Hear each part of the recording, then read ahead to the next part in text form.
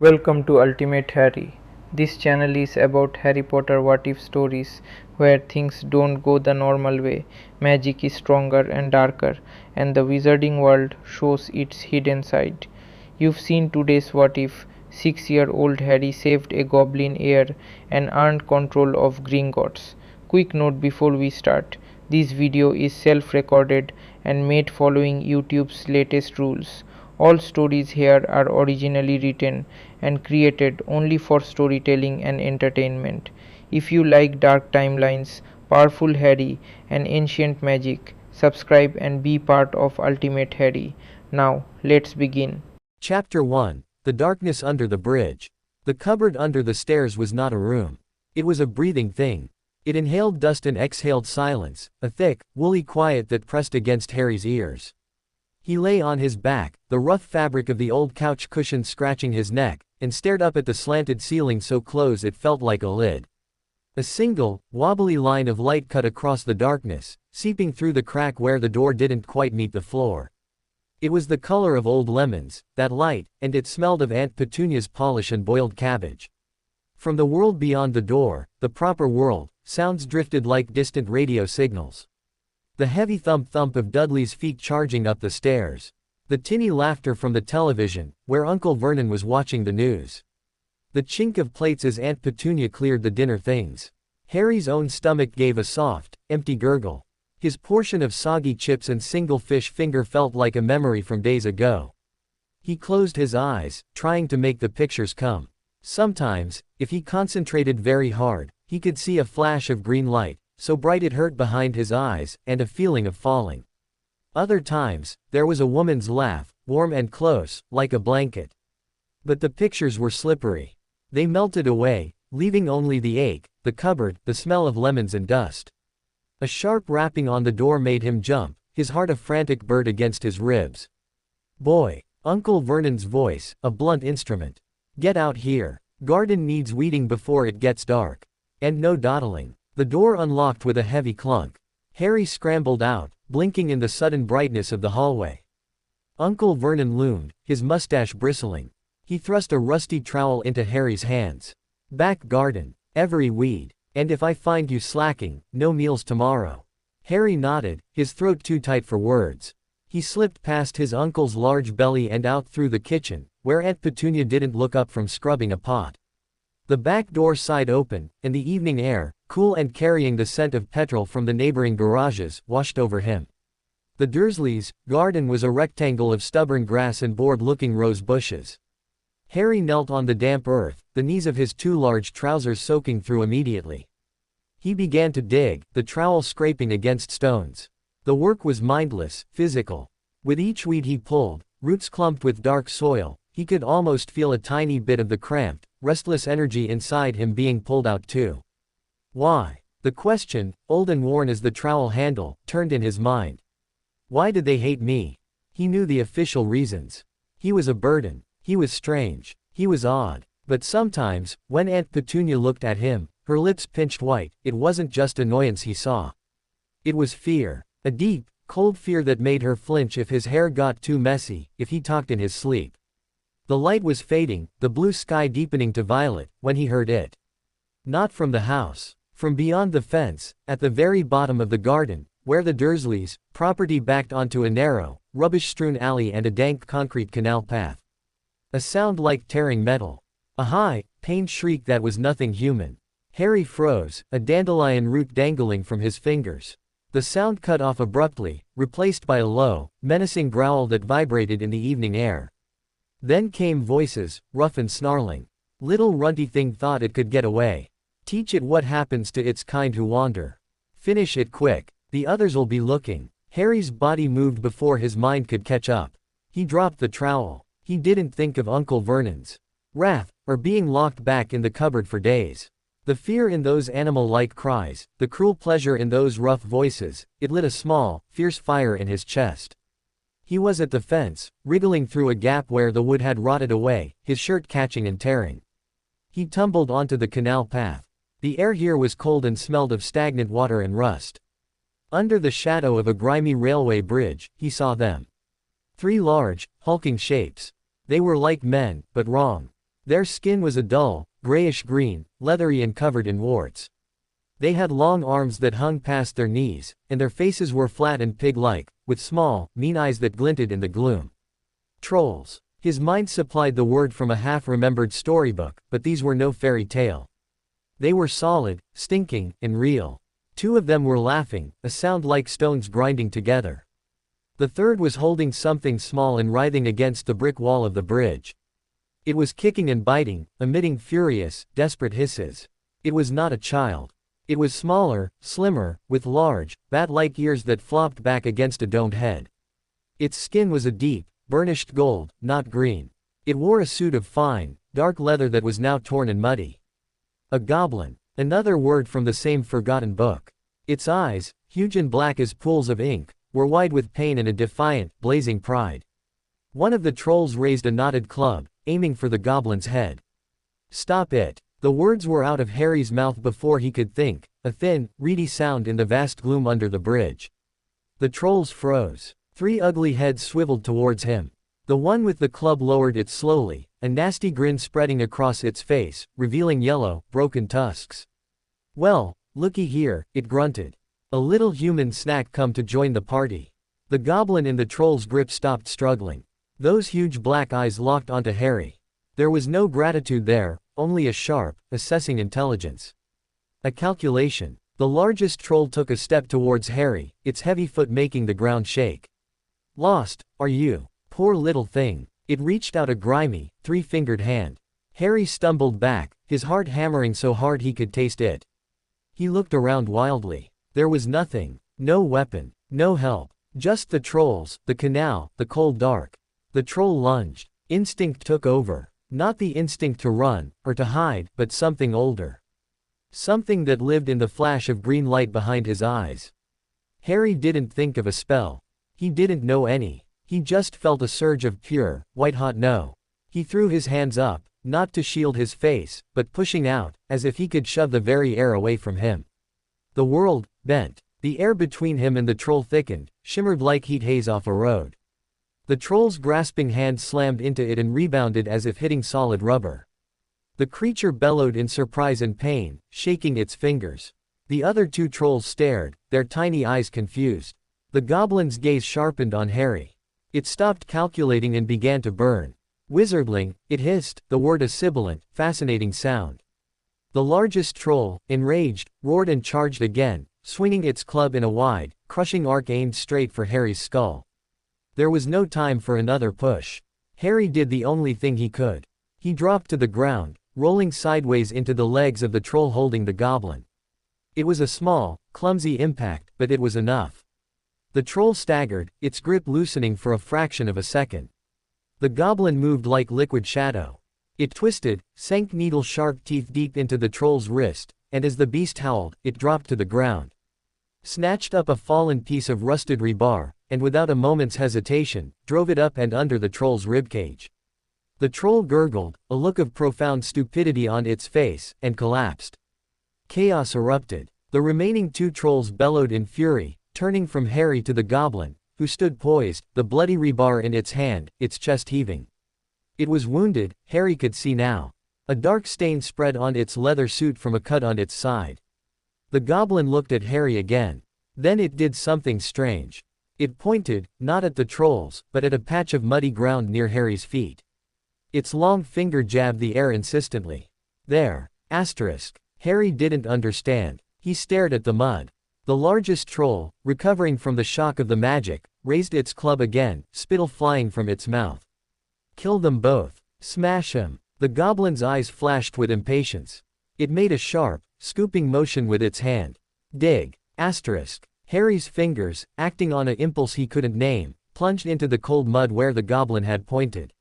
He scraped aside wet leaves and filth. His nails hit something hard and smooth. He closed his hand around it and pulled. It was a stone. A perfectly round, black river stone, worn smooth by water. It felt warm in his palm. The lead troll was 2 steps away, club high. The warmth in the stone pulsed. A strange, clear picture flashed in Harry's mind, not a memory, but an instruction. A simple, undeniable command of intent. He didn't shout. He didn't even speak. He just looked at the charging troll, clutched the stone, and thought, with every fiber of his terrified, furious 6-year-old being. Stop moving. Asterisk. The stone grew hot. A wave of force, silent and invisible, erupted from Harry's small body. It didn't shimmer this time. It just was. The troll froze. Not like a creature choosing to halt. It froze like a statue, 1 foot off the ground, club suspended in midair, a grotesque monument to violence. Its tiny eyes bulged, confused and terrified. The last troll skidded to a stop, looking from its frozen companion to the small, muddy boy with the stone, to the deadly, poised goblin. Fear, crude and simple, washed over its face. With a grunt of terror, it turned and fled, its heavy footsteps fading into the darkness down the canal path. Silence fell, broken only by the drip of water and Harry's ragged gasps for air. The stone cooled in his hand, becoming just a rock again. He dropped it, his fingers tingling. The frozen troll remained, a terrifying sculpture in the gloom. The goblin limped forward, its movements precise despite its injury. It stopped a few feet from Harry, looking up at him. It was barely taller than Harry himself. Those immense black eyes took him in. The ragged clothes, the 2 big trousers, the lightning-shaped scar partly hidden by his messy hair. Wizardling, it said again, its voice raspy but clear. You interfered. Harry's voice was a whisper. They were hurting you. A goblin's fate is a goblin's concern. But there was no anger in the words. Only that intense assessment. You wielded magic without a wand. You used a focusing stone without training. You imposed your will upon the world. A powerful, reckless will. It glanced at the frozen troll. A temporary binding. It will wear off by moonrise. But effective. The goblin took another step closer. It reached into its torn jacket and pulled out a small, gleaming object. A coin. But unlike any coin Harry had ever seen. It was gold, but a deeper, redder gold than Aunt Petunia's necklace. It was stamped not with a queen's head, but with a complex, beautiful symbol, a stylized helmet over crossed swords. The goblin held it out. Take it. Harry, mesmerized, reached out. His small, dirty hand closed over the coin. It was warm, almost alive. My name, said the goblin, drawing itself up with clear, painful effort, is Ragnarok. Son of Griphook. Grandson of Ragnar, of the Deep Delve clan. Heir to the vaults of the Iron Fist. Each title was spoken with a weight that filled the space under the bridge. You have saved the heir of Gringotts. By our oldest law, older than your wizard wars, older than your ministries, a life debt is incurred. And it must be paid. Harry stared at the coin, then at the goblin, Ragnarok. The words meant little, but the gravity in the creature's voice pressed down on him. How? Harry whispered. Ragnarok's lips peeled back in something that was not a smile. It was a baring of sharp teeth, an expression of formidable promise. The debt is not paid with gold, wizardling. Gold is transitory. The debt is paid with ownership. With right. Its black eyes held Harry's, reflecting the dying light. You have earned a claim. A claim upon the bank itself. It swayed, the pain from its wound finally overwhelming its pride.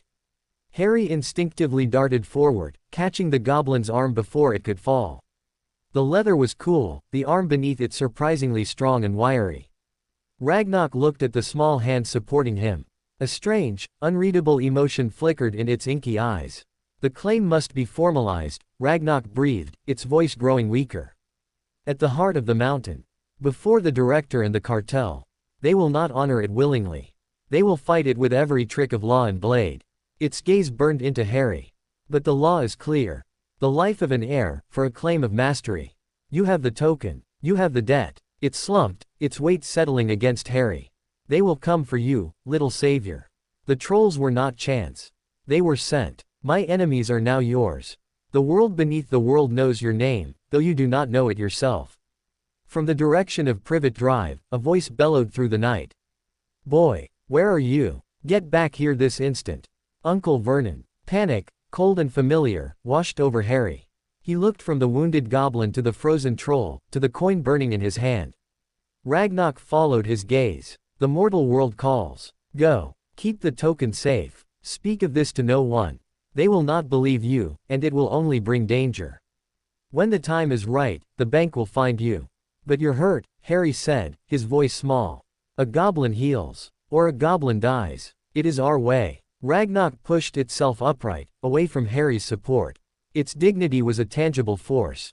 Go. Another roar from Uncle Vernon, closer now. Harry stumbled back, the coin clutched so tight its edges bit into his palm. He took one last look at the impossible scene, the noble, bleeding goblin standing defiant before a statue of a monster, under a bridge in Little Whinging. He turned and ran, scrambling back through the hole in the fence, leaving the darkness and the magic behind.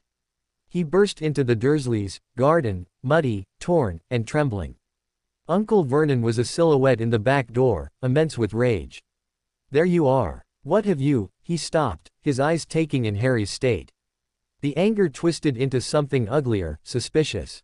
"What have you been doing?" "Nothing," Harry whispered, his fist closing tighter around the coin, hiding it. "I fell." He was pushed inside, past Aunt Petunia's horrified gasp at the mud, up the stairs. The cupboard door was opened.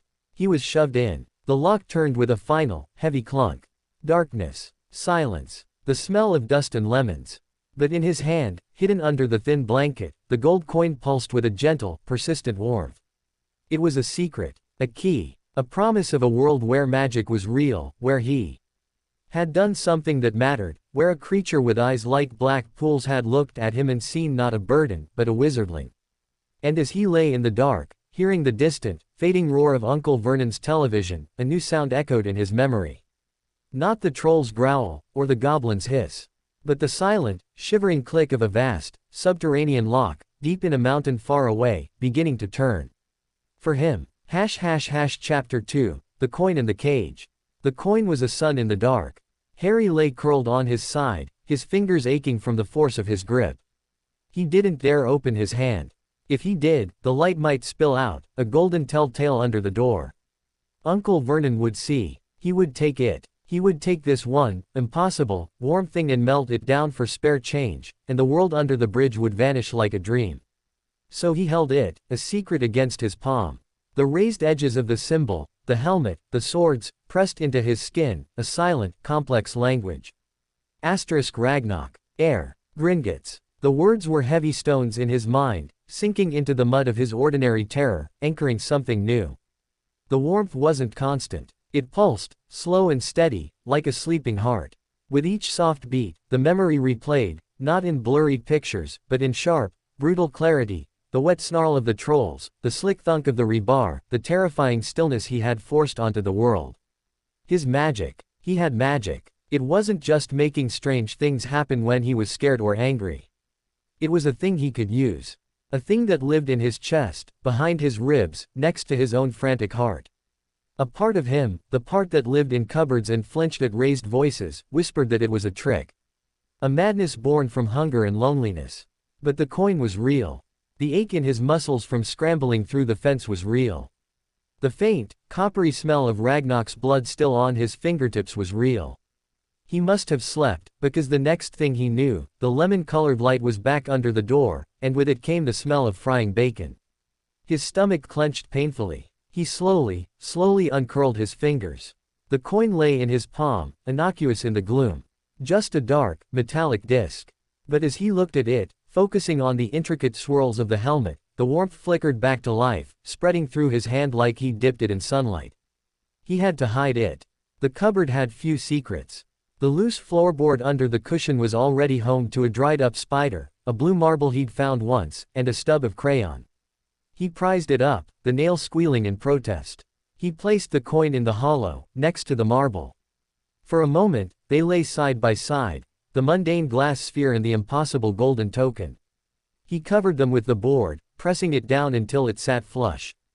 It felt wrong, burying sunlight. The door unlocked. Aunt Petunia's sharp face peered in. "Up. You're cleaning the upstairs bathroom today. And you'll do it properly. No breakfast until it shines." The day was a slow march through fog.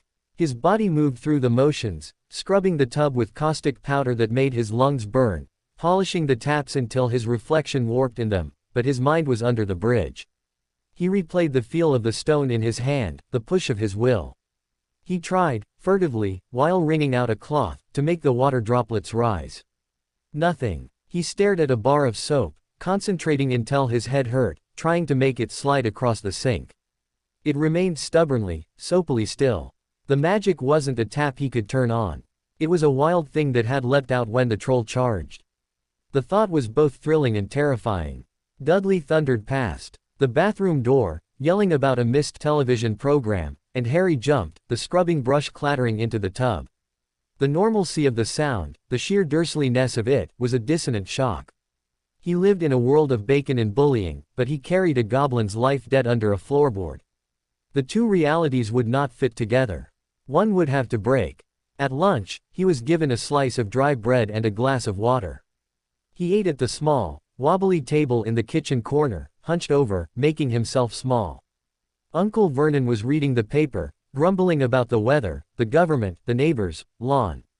Ordinary. Safe. Freakish business up in Scotland, Vernon muttered, turning a page. More of those odd lights. Meteorologists don't know what to make of it. Probably some secret military nonsense. Aunt Petunia's pruning shears snipped viciously at a potted plant by the window. Don't encourage it, Vernon, she said, her voice tight. Speculation. It's just northern lights. In July. Vernon scoffed. Harry kept his eyes on his bread. Scotland. Lights. The words fizzed in his brain. Were they connected? Was that where the mountain was? Where Gringotts was? The doorbell rang. All three Dursleys froze. It was not a delivery day. Aunt Petunia's shears went still. Uncle Vernon lowered his paper, his eyes narrowing. Who could that be? Dudley, from the living room, bellowed, I'll get it.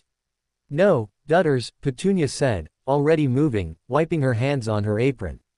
It might be those canvassers again. Harry watched, a cold trickle of dread starting in his stomach.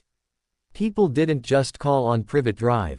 It was a rule. Aunt Petunia opened the front door. Harry couldn't see from his corner, but he heard her voice, pitched high and terribly polite. Yes, can I help you? The voice that answered was deep, gravelly, and spoke with a precise, formal cadence that didn't belong on a suburban doorstep. Good afternoon. My apologies for the intrusion. I am looking for a delivery. A small package, meant for this address. It may have been misdirected. Package. No packages here. You must have the wrong house. Petunia's voice was getting thinner, sharper. I assure you, the address is correct. Number 4, Privet Drive. Perhaps if I could come in and consult. Absolutely not. Uncle Vernon had lumbered into the hallway, his presence filling the space. We don't buy things at the door. Good day, sir. There was a pause. Harry could feel it, a pressure in the air seeping from the hall into the kitchen. Of course, the gravelly voice said, not offended, not angry.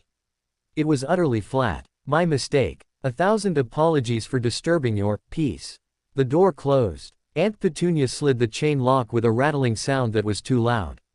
She and Vernon stood in the hallway, silent. Harry didn't breathe. Odd fellow, Vernon blustered finally, walking back into the kitchen. Very odd. Dressed like a bank manager from a bad film. Dark suit. Eyes like a rat. He didn't look right, Petunia whispered. She was pale. Her eyes darted towards the kitchen, and for a fleeting second, they locked onto Harry. The fear in them was naked and cold. It wasn't fear of the man at the door. It was fear of what his coming meant. Fear of Harry. Probably just a nutter, Vernon said, but he didn't sound convinced. He picked up his paper again, but his hands were trembling slightly. Boy, finish up. You've got the gutters to clear this afternoon. The afternoon sun was hot and glaring. The aluminium ladder wobbled as Harry climbed, a bucket of slimy leaves hooked over his arm. From his perch, he could see over the fences into other, identical gardens. Normal gardens with normal families having normal barbecues. The world stretched out, neat and predictable. He looked down at his hands, grimy with old leaf mold. He tried to remember the feeling of the troll freezing. The power had come from a place of pure need. A need to stop, to protect. Could he call it without the fear? He focused on a single, crisp brown leaf stuck to the guttering. He didn't want to freeze it. He just wanted it to move. To twitch. He imagined it lifting, turning over. He pushed the thought at it, the same way he'd pushed his no at the troll. Nothing. He sighed, a small, defeated sound. Maybe it was a one-time thing. A fluke. A shadow fell across him. Not a cloud. The sky was a hard, porcelain blue. This shadow was localized, sharp-edged. It came from the large oak tree at the end of the Dursleys' garden. Harry looked up. Perched on a thick branch, partly obscured by summer foliage, was a creature. It was about the size of a large cat, but leathery and thin, with immense, translucent wings that glinted like oil on water. Its face was pointed, intelligent, and vicious. It was staring directly at him with slit-pupiled yellow eyes. Harry's blood turned to ice. It wasn't a troll. It was something else. Something that watched. The creature's head cocked. It raised one clawed hand. Between its fingers, it held something small and metallic that caught the sun, a tiny, sharp blade. It wasn't a threat. It was a demonstration. A message. We see you. Asterisk. With a soft, papery rustle, it folded its wings and melted back into the dense leaves, vanishing as if it had never been. Harry clung to the ladder, his knuckles white. The normal world of gutters and barbecues shattered like glass. The man at the door hadn't been a mistake. The trolls under the bridge hadn't been chance. Ragnarok's enemies were here, in little whinging, watching from trees. He worked mechanically for the rest of the afternoon, his skin crawling.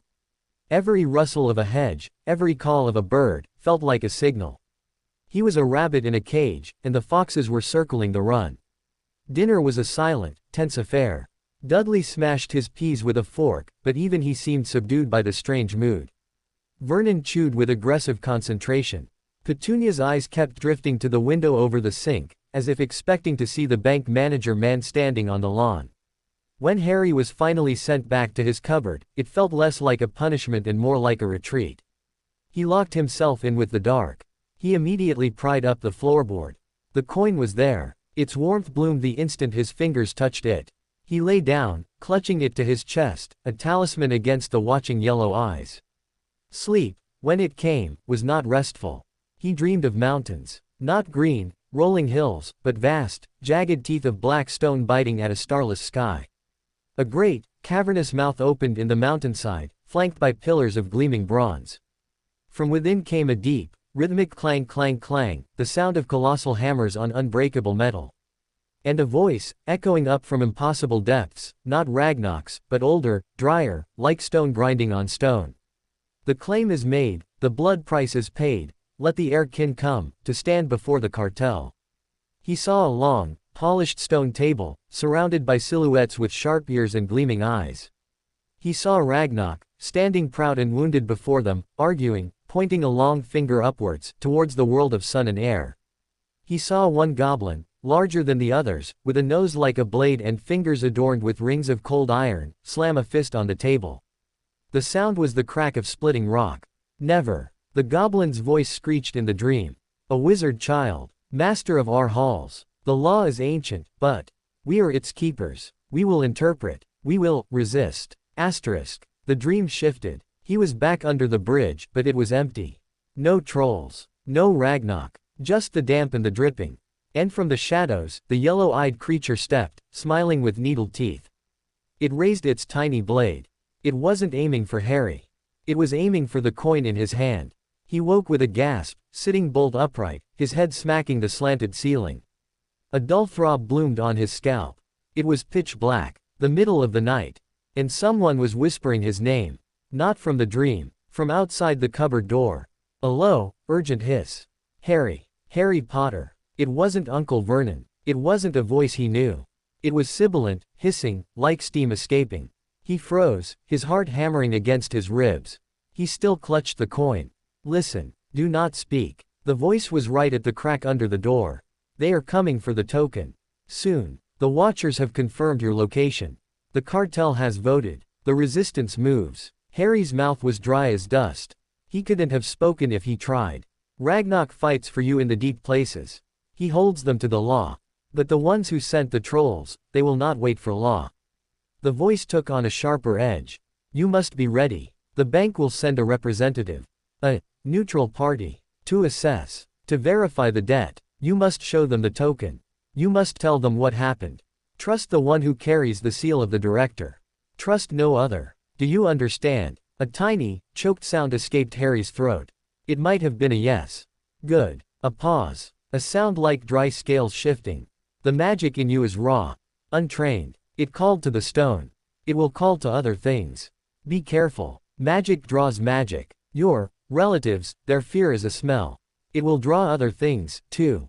Worse than trolls. The voice began to fade, as if its owner were melting back into the walls. Hold fast, wizardling. The mountain knows your name. The vaults stir in their sleep. Silence. Harry sat in the dark, trembling. The whisper could have been another dream, but the clarity was terrifying. The Watchers. The cartel. The resistance. Words like weapons. The bank will send a representative. Asterisk. He looked down at the coin in his hand. In the absolute blackness, it gave off a faint, golden glow, just enough to illuminate his small, scarred hand. It was no longer just a secret. It was a beacon, and he was trapped in a cupboard at the end of Privet Drive, with enemies circling in a single, fragile promise of help from a world he couldn't even see. He had to get out. Not just from the cupboard. From this house. From this life. The Dursleys, fear was a cage, but the danger outside was a wilderness. And he was 6 years old. The coin's glow pulsed, steady, patient. Somewhere, deep in a mountain of stone and gold, a goblin heir was fighting a war of words and ancient law for him. Somewhere, yellow-eyed creatures with sharp blades were watching his window. And somewhere, a neutral party was preparing to walk up a suburban garden path. The walls of the cupboard, which had always felt like the limits of the world, now felt as thin as paper. On the other side of them, impossible forces were gathering, and he, Harry Potter, was at the center of the storm. He curled tighter around the warm gold, a small, determined knot in the darkness. He would be ready. Or he would be dead. Chapter 3, The Man with the Limp. The whisper hung in the cupboard long after the voice had faded. It stained the silence, turning it from empty to watchful. Harry didn't sleep again. He lay with the coin pressed between his palms, a prayer held tight, listening to the ordinary sounds of the sleeping house, the groan of pipes, the sigh of the fridge, Dudley's distant snores. Every creak was a footstep. Every rustle of the wind in the privet hedge was the scrape of a claw. Morning arrived not with light, but with a deeper gray seeping under the door. The usual dread of the coming day was gone, burned away by a sharper, cleaner fear. He wasn't just waiting for chores and hunger. He was waiting for a war to knock on the door. When Aunt Petunia unlocked him, her face was pinched, her eyes shadowed. She looked at him not with her usual irritation, but with a cold, distant scrutiny, as if checking a lock on a cage that might have been tampered with. Kitchen. You're polishing the silver today. All of it. Every piece. The silver service only came out for Vernon's boss's dinners. It lived in a felt-lined box in the dining room, a symbol of a respectability the Dursleys clung to like a life raft. The task was a punishment of pure tedium, designed to waste hours in silent, monotonous labor. Harry didn't care. The rhythmic swipe of the cloth, the acrid smell of the polish, it gave his hands something to do while his mind raced. The bank will send a representative. A neutral party. What did a goblin banker look like? Like Ragnarok, but in a suit. The man at the door yesterday, dark suit, eyes like a rat, Vernon had said. Was that him? But the whisper had said to trust only the one with the seal of the director. How would he know? He polished a gravy boat, his reflection a warped, silver smear. A small, thin boy with messy hair and 2 large eyes. He didn't look like someone who could freeze a troll. He didn't look like someone a goblin heir would owe a life debt to. He looked like what he was, a child in a too big apron, covered in polished smudges. The doorbell rang. Harry's cloth stilled. His heart gave one hard, sickening thud against his ribs. Aunt Petunia, who had been viciously deadheading roses in a vase, froze. From the living room, the television went silent. Heavy footsteps approached the front door. I'll get it, Uncle Vernon's voice boomed, a forced, territorial sound. Harry strained to hear. The door opened. There was a long, tense silence. Then Vernon's voice again, less certain this time. Yes. The voice that answered was not the gravelly one from yesterday. This one was different, softer, older. It had a dry, papery quality, and a slight, musical lilt that was somehow both gentle and utterly firm. Good morning. My most sincere apologies for disturbing you again. My colleague called yesterday regarding a misplaced item. I am here to follow up. My name is Eldritch. I represent Gringotts Wizarding Bank. Gringotts. The word hung in the air of the pristine hallway like a swear word. Bank. Vernon spluttered. We don't bank with you. We bank with the Royal British Bank on the High Street. Now clear off before I call the police. The item in question is not monetary, Mr. Dursley. It is a token. A family heirloom, if you will. We have reason to believe it was delivered here, to your nephew, Harry Potter, in error. We must retrieve it. It is a matter of some contractual urgency. Every word was polite, immaculately so.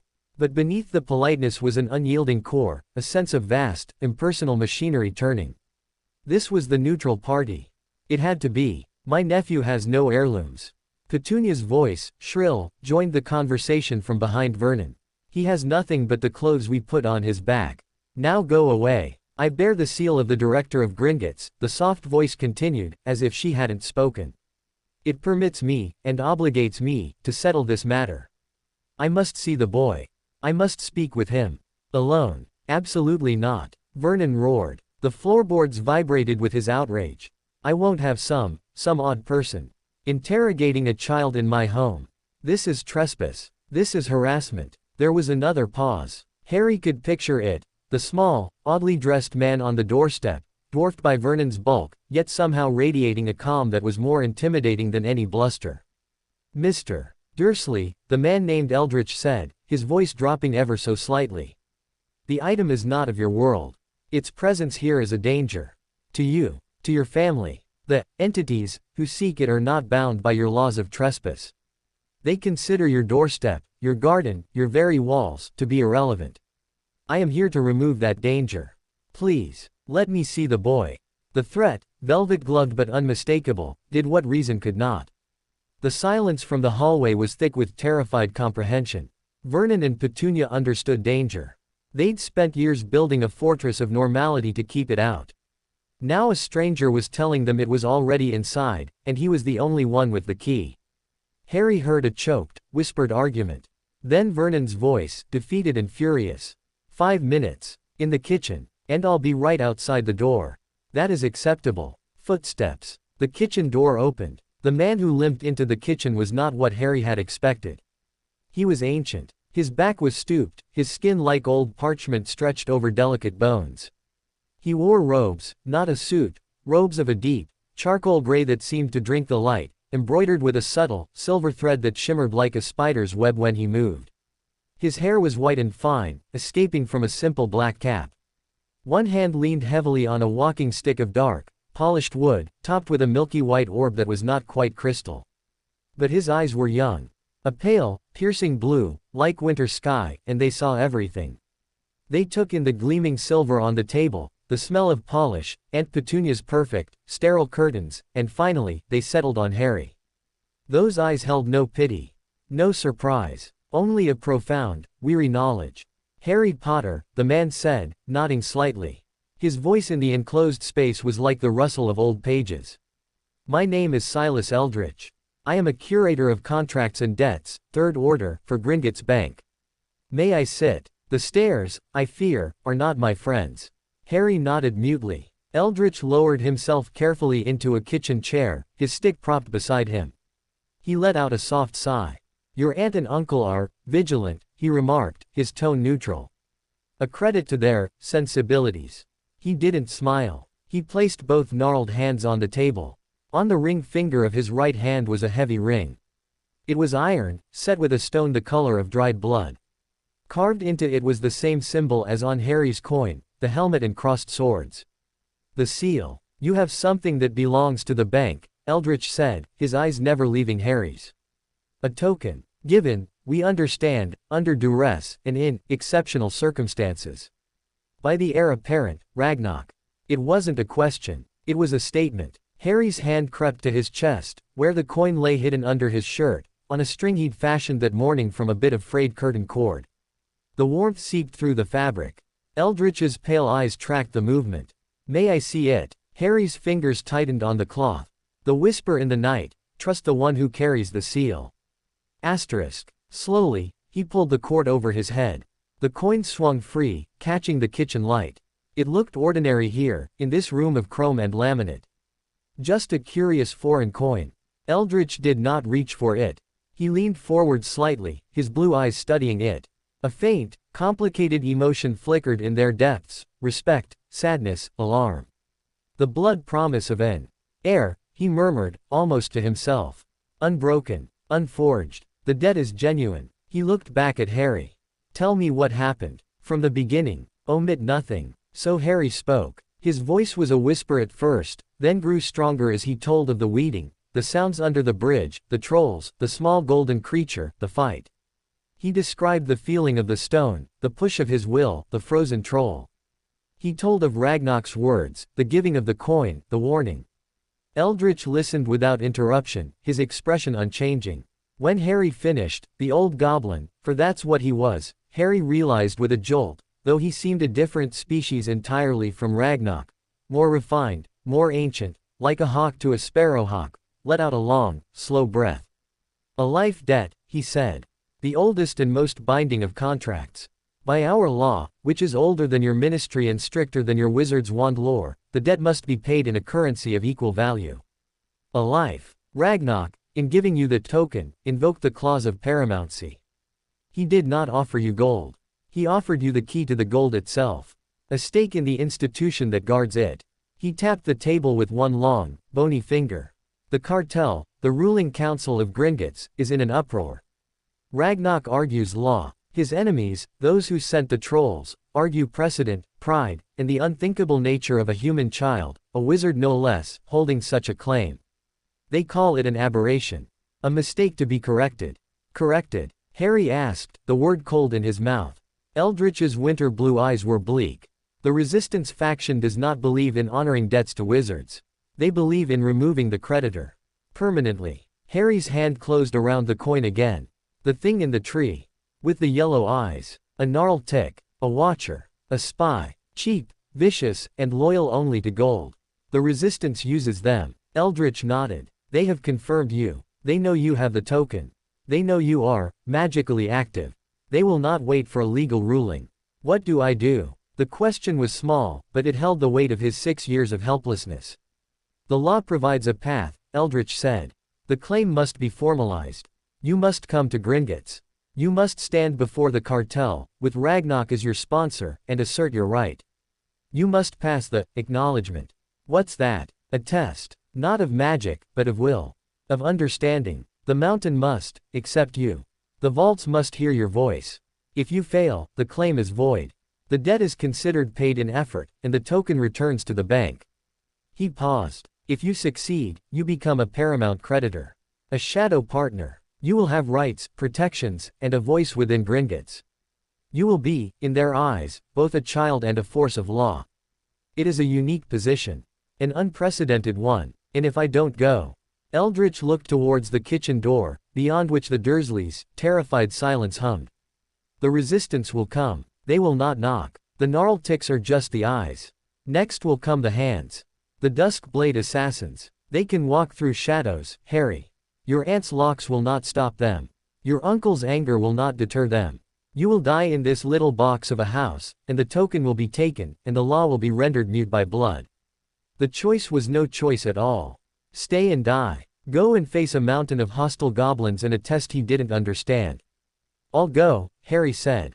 His voice didn't shake. A faint glimmer of something like approval touched Eldritch's ancient face. Brave. And sensible. He pushed himself up with his stick. We must leave now. The longer we wait, the greater the chance the resistance moves. Now. Panic. Sharp and sudden, lanced through him. Leave. Now. The cupboard was a prison, but it was his prison. The unknown beyond it was a yawning chasm. The bank's methods of travel are discreet, but not invisible. We will depart from a neutral location. You will need to bring the token.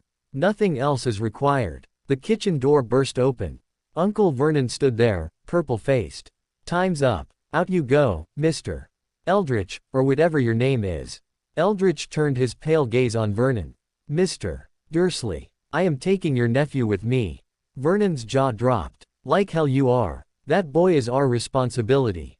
You can't just. He is in mortal danger staying here, Eldritch said, his soft voice cutting through Vernon's bluster like a scalpel. Danger I suspect you have always feared, though you called it by other names. I am offering him protection you cannot provide. The kind of protection his parents would have wished for him. The mention of Harry's parents struck Petunia, who had appeared behind Vernon, like a physical blow. She went as white as the fridge.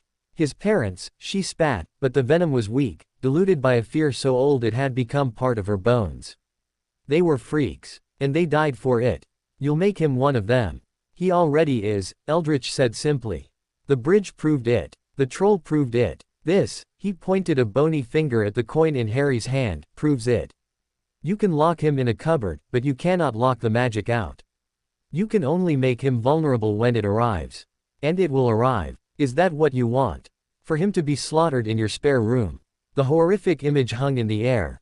Vernon deflated, his anger seeping away to reveal the cowardice beneath. He didn't care if Harry was in danger.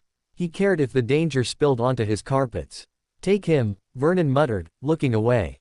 Take him and good riddance. We never wanted him anyway. The words, which Harry had heard in 100 different ways, landed differently now. They didn't burrow in and hurt.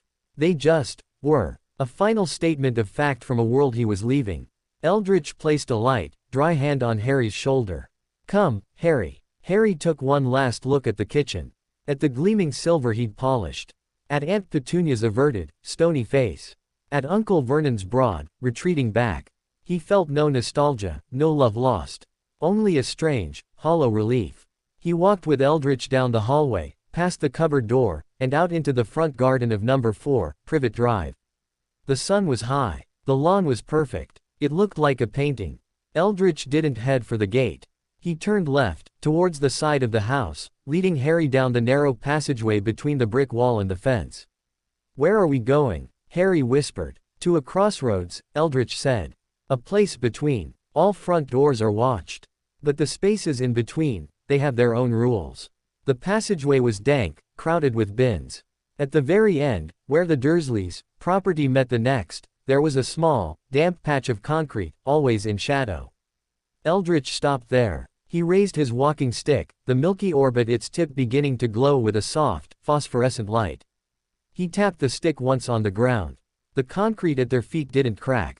It rippled, like water. The gray surface swirled, colors bleeding into it, copper, bronze, deep volcanic gold. It solidified into a perfect, circular disc, about 3 feet across, set into the ground like a manhole cover. Embossed upon it was the helmet and sword symbol. A banker's step, Eldritch said. One of many secret paths. Step onto it with me.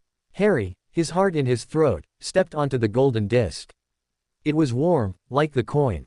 Eldritch tapped his stick, on the symbol twice. Clink, clink, asterisk. The world didn't spin. It dropped. The garden, the bins, the sunlight, all fell away upwards, replaced by a blur of streaking stone and distant, glowing mineral veins.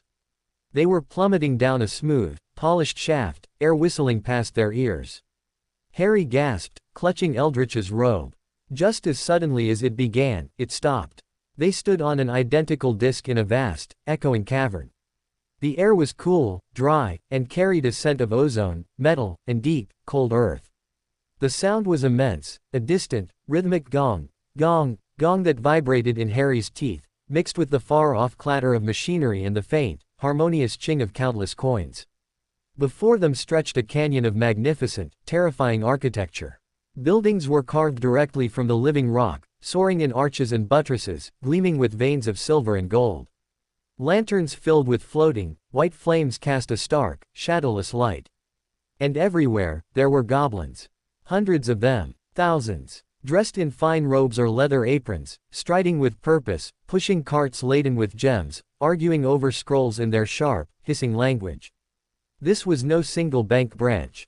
This was a city, a nation. Gringotts. Eldritch looked down at Harry, whose face was tilted up in awe and terror.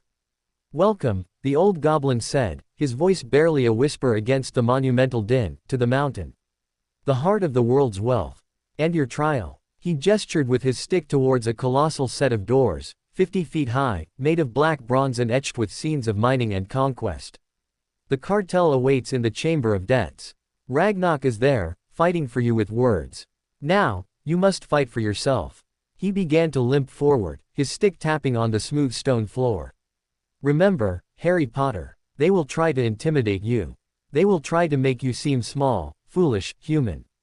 Do not let them. You carry the promise of an heir. You wielded a magic that is yours alone. You are not here as a supplicant. You are here as a claimant. They approached the giant doors. 2 goblin guards in armor of burnished steel and holding wicked-looking poleaxes crossed their weapons, barring the way. Their eyes, black and hostile, glared down at Harry. Eldritch raised his hand, showing his seal ring. The guards sneered but stepped aside. The doors began to swing inwards with a groan that shook the floor. Beyond lay a vast, circular chamber, lit by a single shaft of crystalline light falling from a pinpoint in the ceiling miles above. In the center was a round stone table. Around it sat a dozen goblins, each more severe and imposing than the last. And standing before them, one side of his fine leather suit still stained dark, was Ragnarok. His eyes found Harry's immediately, flashing with a fierce, proud fire. At the head of the table, a goblin with a face like a hatchet and iron rings on every finger rose slowly to his feet.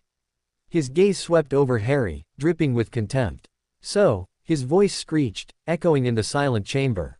"This is the wizardling who presumes to own a piece of our mountain." He smiled, a cruel, thin gash in his leathery face. "Let the acknowledgement begin." Chapter 4, The Acknowledgement. The silence in the Chamber of Debts was a physical presence, thick and cold, pressing down on Harry's eardrums after the cavern city's roar. The dozen pairs of eyes fixed on him were not like the gnarled ticks. They held no animal hunger. They held calculation, ancient grudges, and a cold, intellectual contempt that was far more frightening. Ragnarok stood as a solitary pillar of defiance. He gave Harry the barest nod, a flicker of that same assessing intelligence from under the bridge, now mixed with something harder, a warning, and a demand. "Stand." Eldritch's dry hand remained on Harry's shoulder, a light, anchoring weight. "You approach the cartel," the old goblin murmured, his voice meant only for Harry. "Bow only to the table itself. It represents the mountain, nothing else." Harry's legs felt like water. He forced them forward, one step, then another, onto the smooth, jet-black floor that reflected the shaft of light from above like a dark mirror. He stopped a few paces from the immense round stone table. He remembered Eldritch's words. He gave a short, stiff bow, not to the goblins, but to the carved stone surface before him. A low, derisive murmur rippled around the table. The hatchet-faced goblin at the head, who Eldritch had named Director Ragnarok, a namesake, but no friend, leaned forward, his iron rings scraping against the stone. "So, the human child understands the forms. How quaint." His voice was a dry rustle, like snakeskin over rock. "I am Director Ragnar. You stand in the chamber of the cartel of Gringotts. You hold a token that does not belong to you. You are here because an impulsive heir invoked a law best left in scrolls. State your name and your business." Harry's throat was parchment. He clutched the coin under his shirt, its warmth a tiny sun against his chest. "I'm Harry Potter," he said. His voice came out small, but it didn't break. "Ragnarok gave me this. For saving him, he said there was a debt." "A debt?" Another goblin, with a nose hooked like a talon, barked a laugh. "A child's understanding. You stumbled. You flailed. You used a crude, wandless burst of accidental magic. That constitutes a rescue. That warrants a paramount claim. It was not accidental." The voice was Ragnarok's, clear and sharp as a struck bell. He didn't raise it, but it cut through the chamber. He saw a threat. He assessed it. He used a focusing stone, a river rock, to channel his will with precision. He imposed a stasis field on a mountain troll. That is control. That is intent. That is magic worthy of the debt. A rock. Talon Nose scoffed. He picked up a stone. Any infant could have done the same. But they did not. Ragnarok fired back, his black eyes blazing. He did. In that moment, he was not a child. He was a magical being fulfilling the oldest compact, a life for a life. The law does not specify age. It specifies action. His action saved the line of the Deep Delve clan. The debt is incurred. The token was given. The claim is valid. Director Ragnar raised a skeletal hand, silencing the brewing argument. His pale, lashless eyes never left Harry. The law is clear on the incurring of a life debt. It is less clear on the qualifications of the creditor. The acknowledgement exists to clarify this. The mountain must recognize the claim. The vaults must hear the voice. We, he gestured to the cartel, are merely the facilitators. The magic of this place is the judge. He gestured to the center of the stone table. A patch of the surface, directly in the beam of light, shimmered and flowed like mercury, resolving into a shallow, circular basin. The acknowledgement has 3 tests, Director Ragnar intoned. The test of worth. The test of will. The test of word. You may refuse at any time. Refusal voids the claim. Do you understand? Harry's mouth was dry. He glanced at Ragnar. The Goblin Heir gave a single, firm nod. Go on. Asterisk. I understand, Harry said. Then place the token in the basin. Slowly, Harry pulled the cord over his head. The coin swung, catching the crystalline light, spinning flashes of deep gold around the chamber. He could feel the cartel's collective gaze lock onto it, a covetous, hungry thing. He stepped forward, the sound of his cheap trainers on the stone absurdly loud. He reached out and placed the coin in the center of the silvery basin. It sank slightly, as if into water, and lay there, pulsing. The test of worth, Director Ragnar said. The mountain measures the weight of your spirit. Not your gold, not your power, your value. The basin began to glow. Not from the coin, from the stone itself. A deep, subterranean green, like moss on deep rock. The light rose in tendrils, wrapping around the coin, then reaching out, questing, towards Harry's outstretched hand. He didn't pull back. The green light touched his fingers. It was cool, not cold. It climbed up his hand, his arm, a gentle, probing vine. He felt a strange sensation, not in his skin, but deeper. It was as if something was sifting through him, turning over the pages of his short, harsh life. He saw flashes, the cupboard, the darkness, the sting of a hand, the empty ache in his stomach. The green light flickered, dimmed, as if unimpressed. Then it found other things. The flash of green in his dreams, not fear, but a memory of love, a sacrifice. The fierce, protective no that had roared to life under the bridge. The stubborn, quiet defiance that had kept him breathing in the dust under the stairs. The warmth he felt for the small, wounded creature who had looked at him with pride, not pity. The green light brightened. It pulsed, stronger, warmer. It coiled around his arm, not probing now, but almost, approving. Then it retreated, flowing back into the basin, leaving his skin tingling. The coin in the basin had changed. It was no longer a flat disc. A single, perfect drop of something clear and hard as diamond had risen from its center, beating on the surface like a tear. A soft hiss went around the table.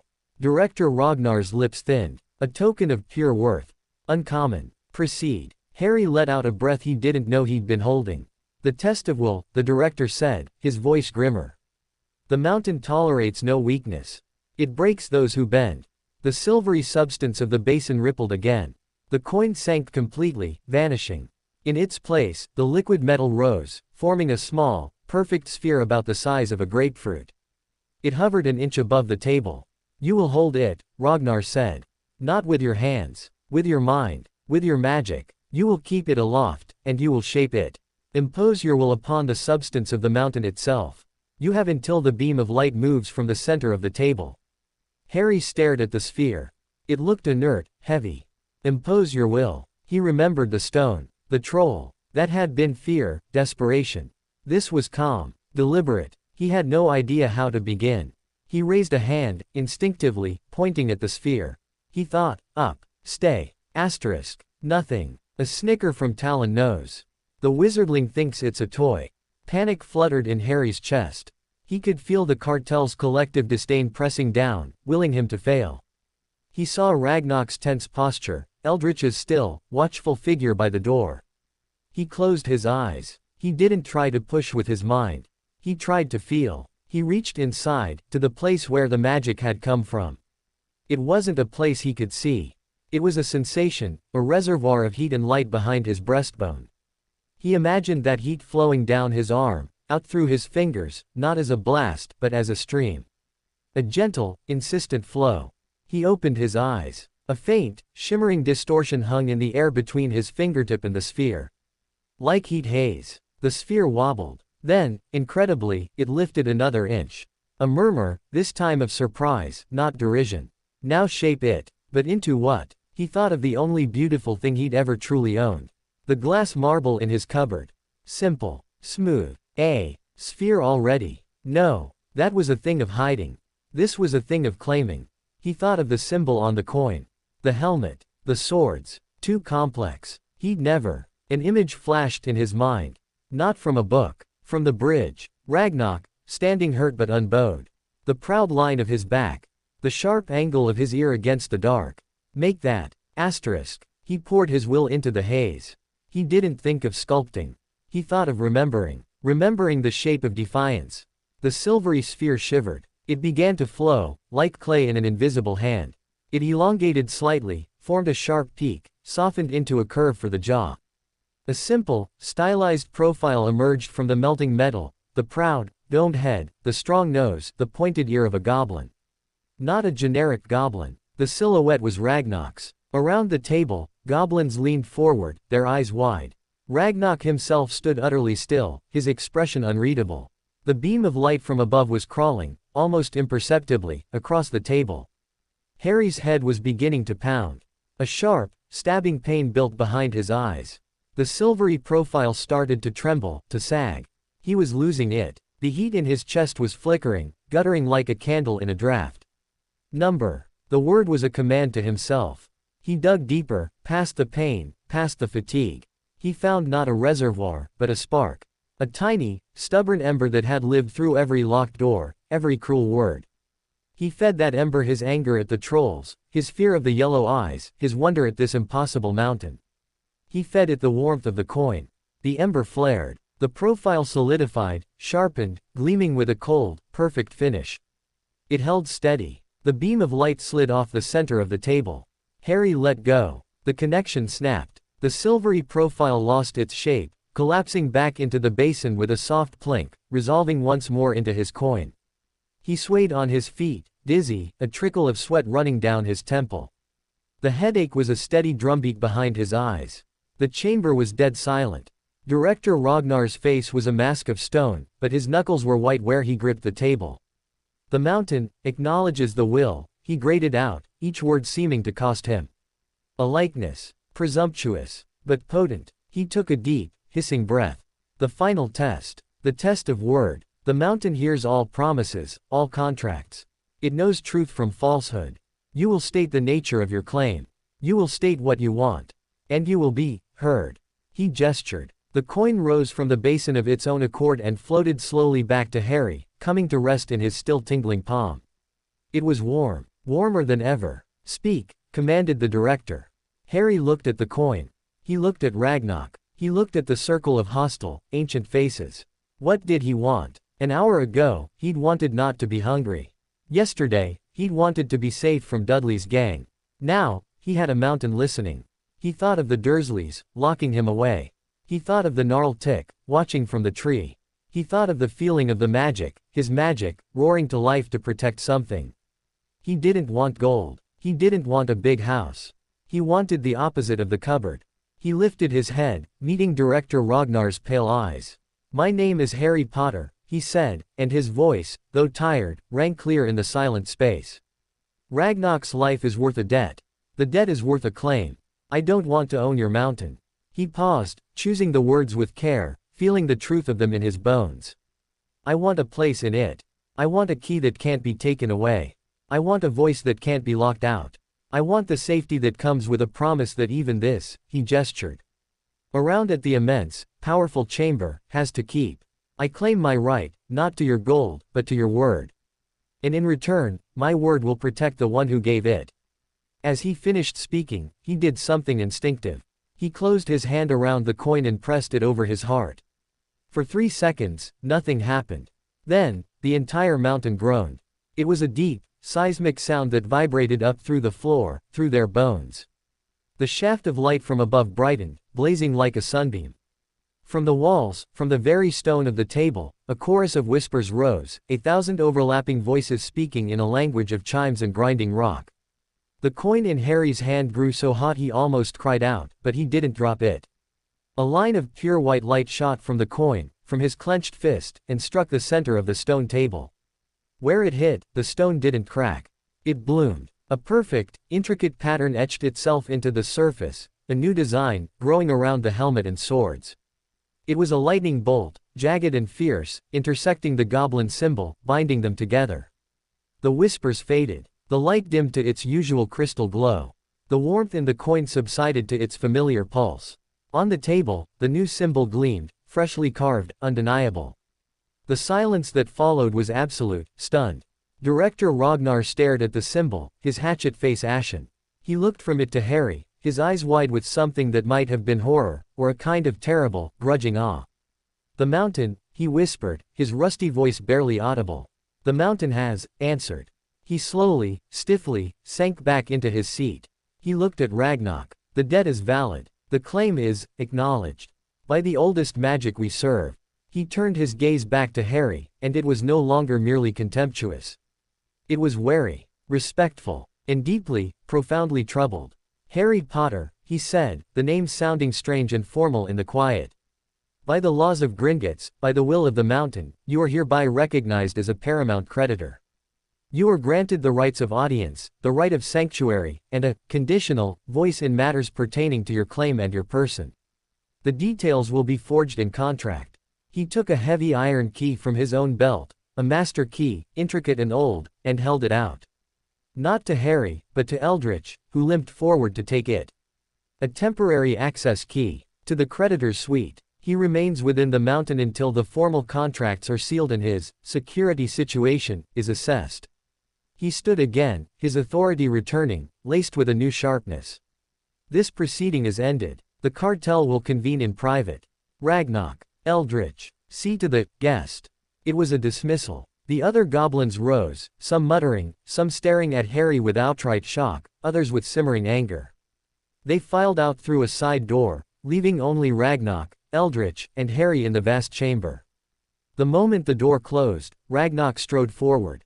He didn't smile. He placed a hand on Harry's shoulder, his grip strong.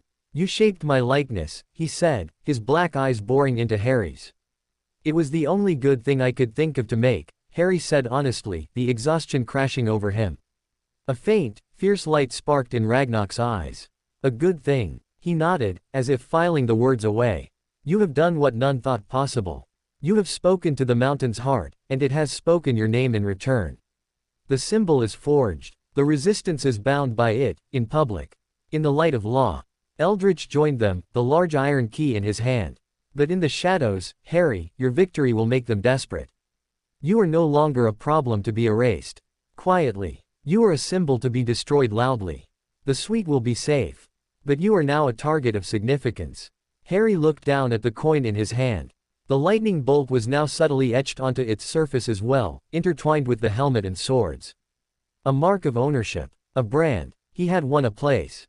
He had a key. But as Ragnar and Eldritch led him out of the Chamber of Debts, through the bustling, noisy cavern city where goblins now glanced at him with sideways, curious, or hostile stares, Harry understood.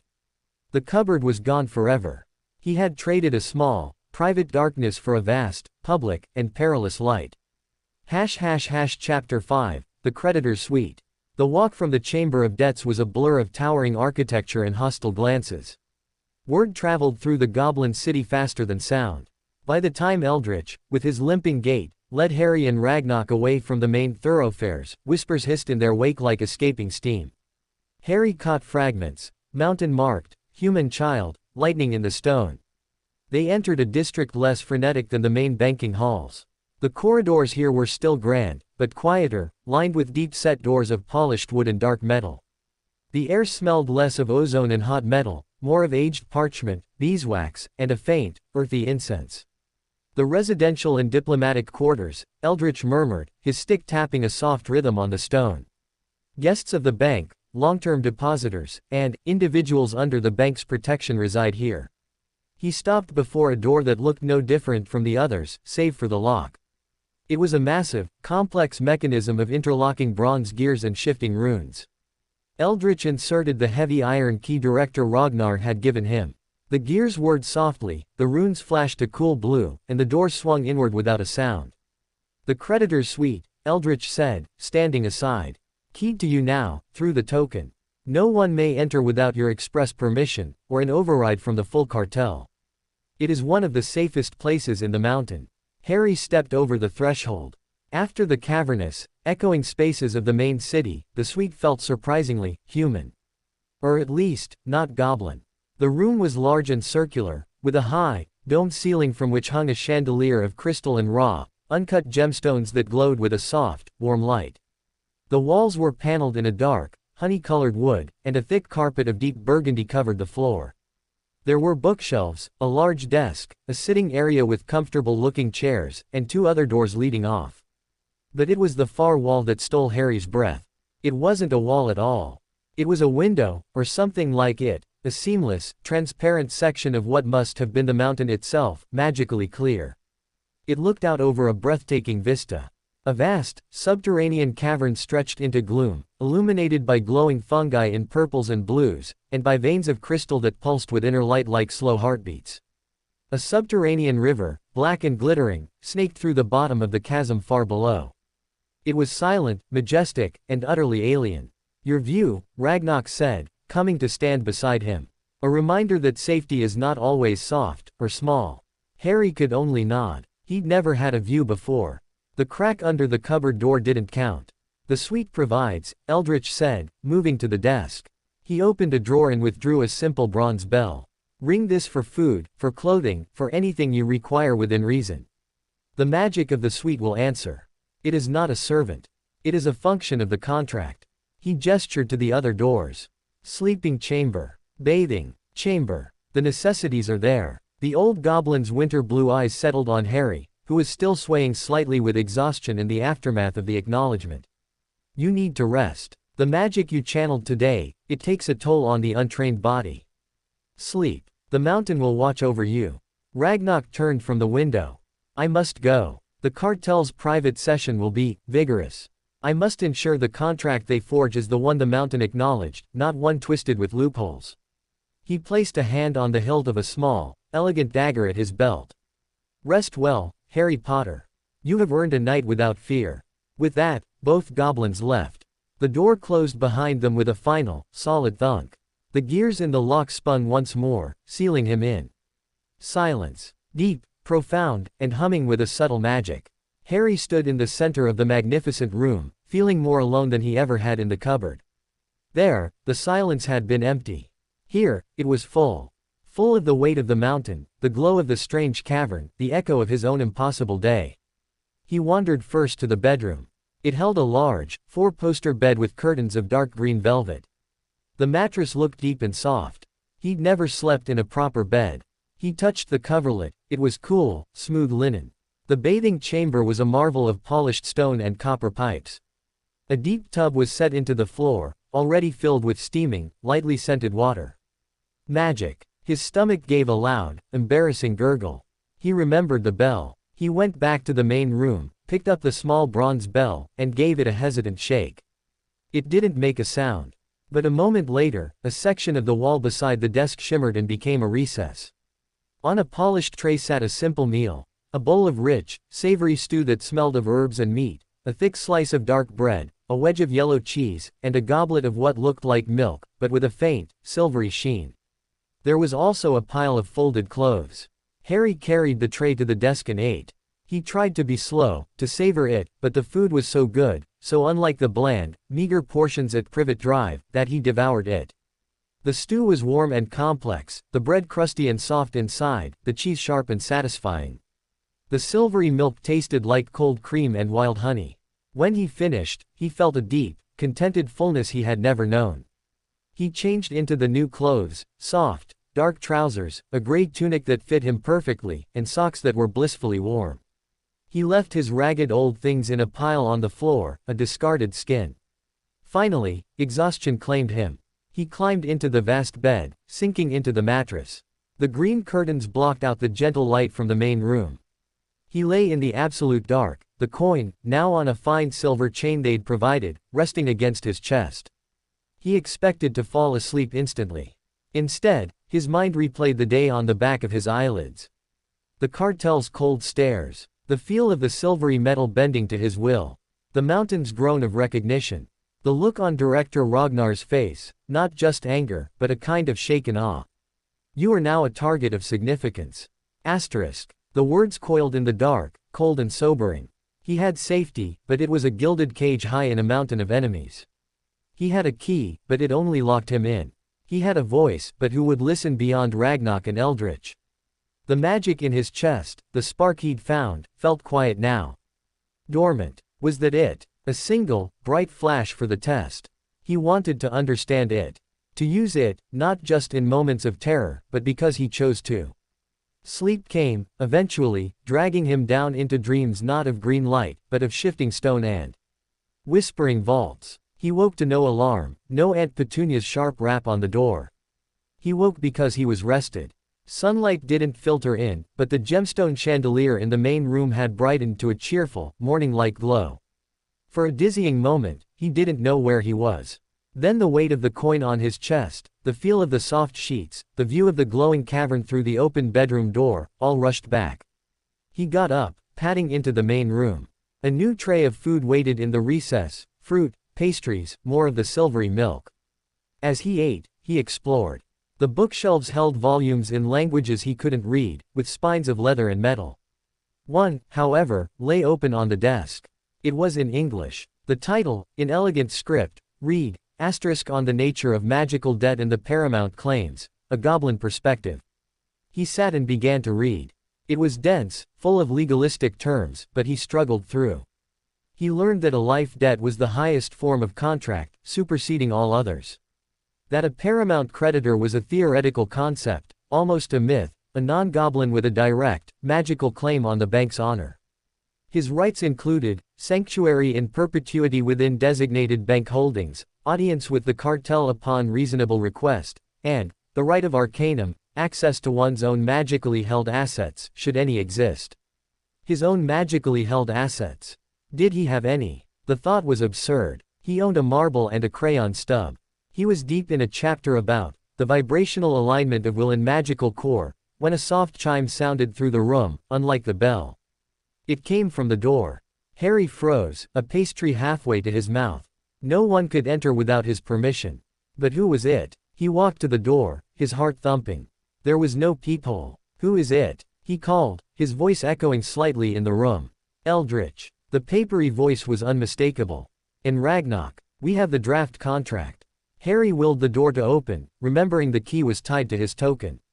The gears whirred, and the door swung inward. Eldritch stood there, looking even more weary. Ragnarok was beside him, his expression grim, but with a fierce light of triumph in his eyes. He carried a thick scroll of parchment, sealed with globs of dark wax imprinted with various symbols. They fought, Ragnarok said without preamble, stepping inside. For hours. They tried to insert clauses about age of majority, magical guardianship, fiduciary control by a bank-appointed wizard representative. He spat the last words as if they were poison. I argued the mountain acknowledged a will, not an age. The symbol is bound to you, not a trustee. In the end, the law was too clear. This, he held up the scroll, is as clean as we could make it. It states your rights, your protections, and the bank's obligations. It also states yours. Mine, Harry asked. A paramount creditor is not a passive holder of stock, Eldritch said, limping to the table and sinking into a chair with a soft groan. You have a responsibility to the integrity of the debt. You cannot sell the claim. You cannot willingly compromise the security of the bank. And, there is a stipulation. To prevent the claim from being a purely abstract, legal ghost. Ragnarok unrolled the scroll on the desk, weighing down the corners with crystal paperweights from a dish. The writing was in a beautiful, spidery hand, in both English and the angular goblin script. Ragnarok pointed a long finger to a clause near the bottom. You are required to undergo, let's call it an education. In our ways. In magic. A paramount creditor who is ignorant is a danger to themselves and to the stability of the contract. The bank will provide tutors. In goblin history, law, and metallurgy. And, as you have no magical guardian, a tutor in the controlled use of your magic. Harry's heart leapt. A tutor in magic. The spark in his chest flickered in response. Who? He asked. The magical tutor is the point of contention, Eldritch said softly. The cartel, and especially the resistance faction, would prefer a wizard of their choosing. Someone, malleable. We have insisted on a neutral party, agreed upon by all signatories. The search will begin. It may take time. In the interim, your other studies will commence. He tapped another clause. You are also granted a monthly stipend. A small sum, drawn from the bank's operating fund, to cover personal needs. It will be available to you in the common currencies of the magical world. Money. He'd never had money. The concept was as alien as the glowing fungus outside his window. "And my security situation?" Harry asked, remembering Eldritch's warning. Ragnar's face darkened. "The suite is safe. Outside of it, within the mountain, you will be accompanied by a guard when moving about. I have volunteered members of my own clan's honor guard. They are loyal to me, and thus to the integrity of my debt." He looked at Harry. "The resistance is quiet. That is what worries me. Director Ragnar has publicly affirmed the contract. To move against you openly now would be to defy the mountain's own judgment. So they will plot in the deep dark. They will look for weaknesses. For opportunities. The first opportunity will be your tutors," Eldritch said. "They will be vetted, but the resistance is clever. You must be cleverer. Learn, but trust slowly." It was overwhelming. Contracts, stipends, tutors, guards, hidden enemies. Harry looked from the dense parchment to the two goblins. "What do I do now?" "Now," Ragnar said, a hint of that fierce pride returning, "you sign your name. And then you begin." He produced a strange pen. The nib was not metal, but a sharp, pointed black stone. "A blood quill. It uses a drop of your blood for ink. It binds the signature to your magical core. There is no going back." Harry took the quill. It was cool in his hand. He looked at the line at the bottom of the scroll. "Harry James Potter, Paramount Creditor. Asterisk." He pricked his finger on the stone nib. A bead of crimson welled up. He touched it to the parchment and began to write his name. A strange sensation flowed up his arm, not pain, but a deep, resonant connection, as if a thread was being spun from his heart to the words on the page. As he finished the T in Potter, the blood on the parchment shimmered and turned a permanent, deep gold, matching the color of his token. The wax seals at the top of the scroll glowed briefly, then hardened, now bearing a new, tiny imprint alongside the others, the lightning and helmet symbol. "It is done," Eldritch breathed. "The contract is live. The mountain feels it." Ragnar rolled the scroll with reverence. "A copy will remain here with you. The master goes to the Vault of Covenants." He looked at Harry. "Your first tutor will arrive after noon. History. Be ready." The two goblins left soon after, taking the master contract with them. Harry was alone again, but the room felt different. It was no longer just a sanctuary. It was a headquarters. His. He spent the time before noon at the window, watching the slow, majestic flow of the underground river. He tried, as he had in the Dursleys' garden, to move things with his mind. A quill on the desk. A book on the shelf. Nothing. The spark remained quiet, sleeping. Exactly as a ghostly chime echoed through the suite, signifying noon, the main door chimed again. Harry took a deep breath. "Enter." The door opened. The goblin who entered was ancient, even older than Eldritch. She was small. Her back bent almost double, her skin like wrinkled brown leather. She leaned on two canes. Her eyes, nearly lost in folds of skin, were a startling, clear amber. She wore simple robes of undyed wool. She shuffled in, her canes tapping, and looked around the room before her gaze landed on Harry. She did not bow. She did not smile. "I am Keeper Grissom," she announced, her voice like pebbles grinding in a stream. "I am here to teach you why you should not exist. Sit." The lesson had begun. Chapter 6, Keeper Grissom's History. Keeper Grissom's amber eyes were chips of ancient, petrified sap. They held no warmth, no curiosity, not even the professional disdain of the cartel. They simply saw. Harry felt transparent under that gaze, as if his 6 years, his fears, his meager magic, were all laid out like bones on a stone slab. "You are a paradox," she stated, not moving from her spot just inside the door. "A knot in the tapestry. My task is not to untie you, but to show you the threads you have tangled. Sit." Harry sat at the large desk. Keeper Grissom shuffled forward, her twin canes making soft, syncopated taps on the carpet. She did not take the other chair. She stood before the desk, leaning heavily on her supports, her gaze level with his. "We will begin at the beginning. Not your beginning, the beginning." She took a slow, rattling breath. Long before wizards scribbled their first shaky runes, before they learned to channel their chaos through sticks of wood, the mountains were ours. The deep places. The places of metal and gem, of weight and patience. We built not with spells, but with will and craft. Our magic is in the making. In the finding. In the keeping. She paused, letting the words sink into the silent room. The glowing cavern beyond the window seemed to listen. Wizard magic is different. It is external, a force you shape and throw. It is fire and lightning. It is change, often violent. Our magic is the slow growth of crystal, the enduring strength of forged iron. You see the difference? Harry nodded slowly. He thought of his push under the bridge, a burst of force. He thought of the silvery metal in the acknowledgement, shaping, forming. That had felt different. More like making. For millennia, our paths did not cross. They could not. Your kind lived in the sun, chasing beasts and growing things. Ours lived in the stone, following the veins of the earth. Then, your kind discovered gold. Not for its beauty, but for its power. A symbol, a means to trade, and you found that we had it. A sharp, bitter note entered her voice. You came not as explorers, but as thieves. You used your flashy, disruptive magic to blast open our outer tunnels, to confuse our guards with illusions, to take what was not yours. The first wars were not wars of armies. They were wars of nature. Your chaos against our order. You called us hoarders. We called you locusts. Harry sat very still. This was not the history he'd imagined. This was not a story of friendly bankers. There was no victory. Only exhaustion. A treaty was forged. The Treaty of Tinatul Piatra. The Stone Realm Accord. Wizards would cease their raids. In return, goblins would safeguard wizard wealth, for a price. Gringotts was born not from friendship, but from mutual distrust. A fortress to hold your gold, run by us, according to our laws, on our territory.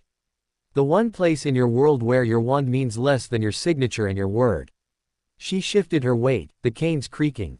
For centuries, it worked. A cold, efficient peace. Wizards got security. We got profit, and more importantly, we got a window into your world. We learned your weaknesses, your politics, your endless, petty wars. We held your fortunes while you slaughtered each other above. We grew rich. We grew powerful. And we never forgot. Her amber eyes bored into him. The life debt law is from that time. From the deep code, before the treaty. It is a goblin law. For goblins. It was meant to bind clans together, to prevent civil war over honor. A life for a life. Then, 500 years ago, a foolish wizard saved a goblin child from a runaway mining cart. The child was an heir. The wizard invoked the law. She almost smiled, a terrible stretching of leathery skin. He was a clever man. He did not ask for gold. He asked for a seat on the cartel. He wanted a voice. What happened? Harry whispered, enthralled despite the cold delivery. The cartel obeyed the letter of the law. They gave him a seat. A seat of rotten wood, in a disused antechamber. They called him paramount creditor. They gave him a voice that echoed in an empty room. They voted on nothing of consequence in his presence. They fed him information that was either useless or false. He grew frustrated, then angry. Then he made a mistake. He tried to use his wizard magic to enforce his will within the mountain. She fell silent for a long moment. The distant gong from the city's heart seemed to mark time. The mountain, she said softly, does not like wizard magic used in coercion within its bones. It reacted. The floor swallowed him. The treaty was investigated. It was found that while he had broken no written goblin law, he had violated the spirit of the accord by using hostile magic. His claim was voided. His body was never recovered. A chill crept up Harry's spine. He thought of the mountains grown during the acknowledgement. It had felt like acceptance. What would it feel like as anger? You are the second, Keeper Grissom said flatly. A child, untrained. But you did not ask for a seat. You asked for a place. You asked for a promise. And the mountain answered you. It gave you a symbol. It did not swallow you. For the first time, a flicker of something other than stone entered her eyes, pure, intellectual bewilderment. This is the paradox. The mountain is not sentimental. It does not care for children. It cares for balance, for law, for the integrity of its own being. Why did it acknowledge you? It was a question she clearly had no answer for. The resistance, she continued, believes you are a trick. A wizard plot using a child as a puppet to gain true influence. They believe the mountain was confused, or that Ragnarok somehow manipulated the old magic. They will seek to prove you are unworthy. Or to make you unworthy. And the others, the cartel. The cartel is divided. Director Ragnar fears the precedent. He fears the unraveling of the careful separation. But he is a traditionalist. The mountain's judgment, however baffling, is supreme. He will uphold the contract, even as he seeks to limit its power. Others see opportunity. If a human can be bound so closely to the bank, perhaps the bank can extend its influence into the human world in new ways. You are a piece on a board, Harry Potter. You have been placed in a game you do not know how to play, with rules written in a language you cannot read. She finally moved, shuffling around the desk to look out the window at the cavern. My job is to teach you the language. To show you the board. Not so you can win. So you can understand why you will likely lose, and what that loss will cost. The lesson continued. She spoke of goblin clans, the deep delves, Ragnoks, the iron fists, the directors, the silent miners, the gem gazers. She explained their alliances, their rivalries, their specialties within the bank. She described the layers of Gringotts, the public halls, the private vaults, the forges, the deep vaults where things older than the treaty slept. It was not a story. It was a map of a labyrinth, and she was showing him all the dead ends and pit traps. When the ghostly chime signaled the end of the hour, Keeper Grissom turned from the window. Enough for today. Your mind is small. It will only hold so much. She fixed him with her amber stare. Tomorrow, we will discuss the Goblin Wars with the British Ministry. 1612, 1752, 1891.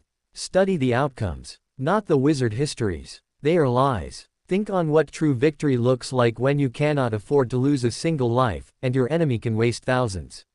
She shuffled towards the door. Keeper Grissom, Harry said, before she could leave. She stopped, but didn't turn. The wizard. The first one. What was his name? She was silent for so long he thought she wouldn't answer. Then her gravelly voice scraped out, he is nameless in our records. A lesson, not a person. But in your histories, I believe he was called Alaric Malfoy. The door opened and closed behind her, leaving Harry alone with the weight of centuries of distrust, and a name that echoed with a familiar, cold aristocracy. He sat at the desk, his head buzzing. He was a piece on a board. A paradox. A knot. He looked down at his hands. Small, human hands. Then he looked at the symbol on the coin around his neck, the lightning bolt forged with the goblin helmet. The mountain had answered him. Not a Malfoy. Not a powerful wizard. A 6-year-old boy from a cupboard. Why? Asterisk. The spark in his chest, dormant since the acknowledgement, gave a faint, almost imperceptible pulse. Not in response to fear or need. It was a quiet, private glow, like the crystals in the cavern outside. He didn't want to be a piece on a board. He didn't want to be a paradox to be solved. Keeper Grissom had given him the map of the labyrinth. But as he stared out at the vast, dark beauty of the underground world, a new, stubborn thought took root. Maybe he didn't have to navigate the labyrinth at all. Maybe, just maybe, he could learn to move the walls. Chapter 7, the first lesson in moving walls. The days in the mountain took on a new rhythm, as strange and deep as the echoing gongs that marked the hours. Keeper Grissom arrived each afternoon, a stooped, relentless hourglass of grim history. Harry learned of the 1612 uprising, sparked not by greed, as the wizard books said, but by a ministry decree attempting to regulate goblin-forged blades as dangerous magical artifacts. He learned of the 1752 conflict, the War of the Least Cavern, where the ministry tried to claim a section of Gringotts for a new flow network hub, and the goblins flooded it with molten silver in response. Victory, Grissom croaked, is not the enemy dead. Victory is the enemy understanding the price is too high. We are few. You are many. So we make the cost of crossing us, ruinous. Harry's mind stretched to hold concepts of centuries-long grudges and economies of violence. It was a cold, calculating worldview, utterly foreign to the hot, immediate rages of privet drive. His other tutor, for metallurgy and deep craft, was a surprise. His name was Borin, a middle-aged goblin from the Gem Gazer clan with thick, lensed spectacles and fingers permanently stained with fine dust. He was shy, speaking in a near whisper, but his eyes lit with a fanatical fire when discussing war. He didn't teach Harry to smith. He taught him to see. Borin's first lesson was in the suite itself. He placed a single, rough lump of gray rock on the desk. What is it? A rock, Harry said. Borin made a soft, disappointed click with his tongue. He handed Harry a heavy loupe, a magnifying lens. Look, not at the rock, at what the rock holds. Harry peered through the glass. The gray surface became a landscape of glittering, microscopic points, flecks of pyrite like fool's gold. A vein of something milky. A speck of deep, royal blue. Every stone is a world, Borin whispered. A story of pressure, heat, and time. The magic is not in taking the metal. It is in hearing the story first. In understanding what the mountain has chosen to make. Our craft is conversation, not theft. He taught Harry the names of ores, their properties, their songs, when struck. He spoke of iron as stubborn, loyal bone, of silver as captured moonlight, good for promises and poison, of gold as the sun's sleep, heavy with dreams of value. It was the opposite of everything Harry had known. The Dursleys saw things for their use, a drill made holes, a lawnmower cut grass. Borin saw the soul of the metal before it was even born. Magic, however, remained a locked door. His spark slept. He tried, in the quiet hours, to call it. To lift a quill, to summon a flicker of light. Nothing. The frustration was a slow burn. He had the key, the acknowledgement had proved it, but he couldn't find the lock. A week after his arrival, his first guard detail arrived. 2 goblins in the burnished steel armor of the Deep Delve Honor Guard, introduced by Ragnarok. The leader was a severe female goblin named Karga, with a scar running through one eyebrow and a gaze that missed nothing. Her second was a younger, watchful male named Tarek. You will accompany the creditor within the mountain, Ragnarok instructed them. His safety is your clan's honor.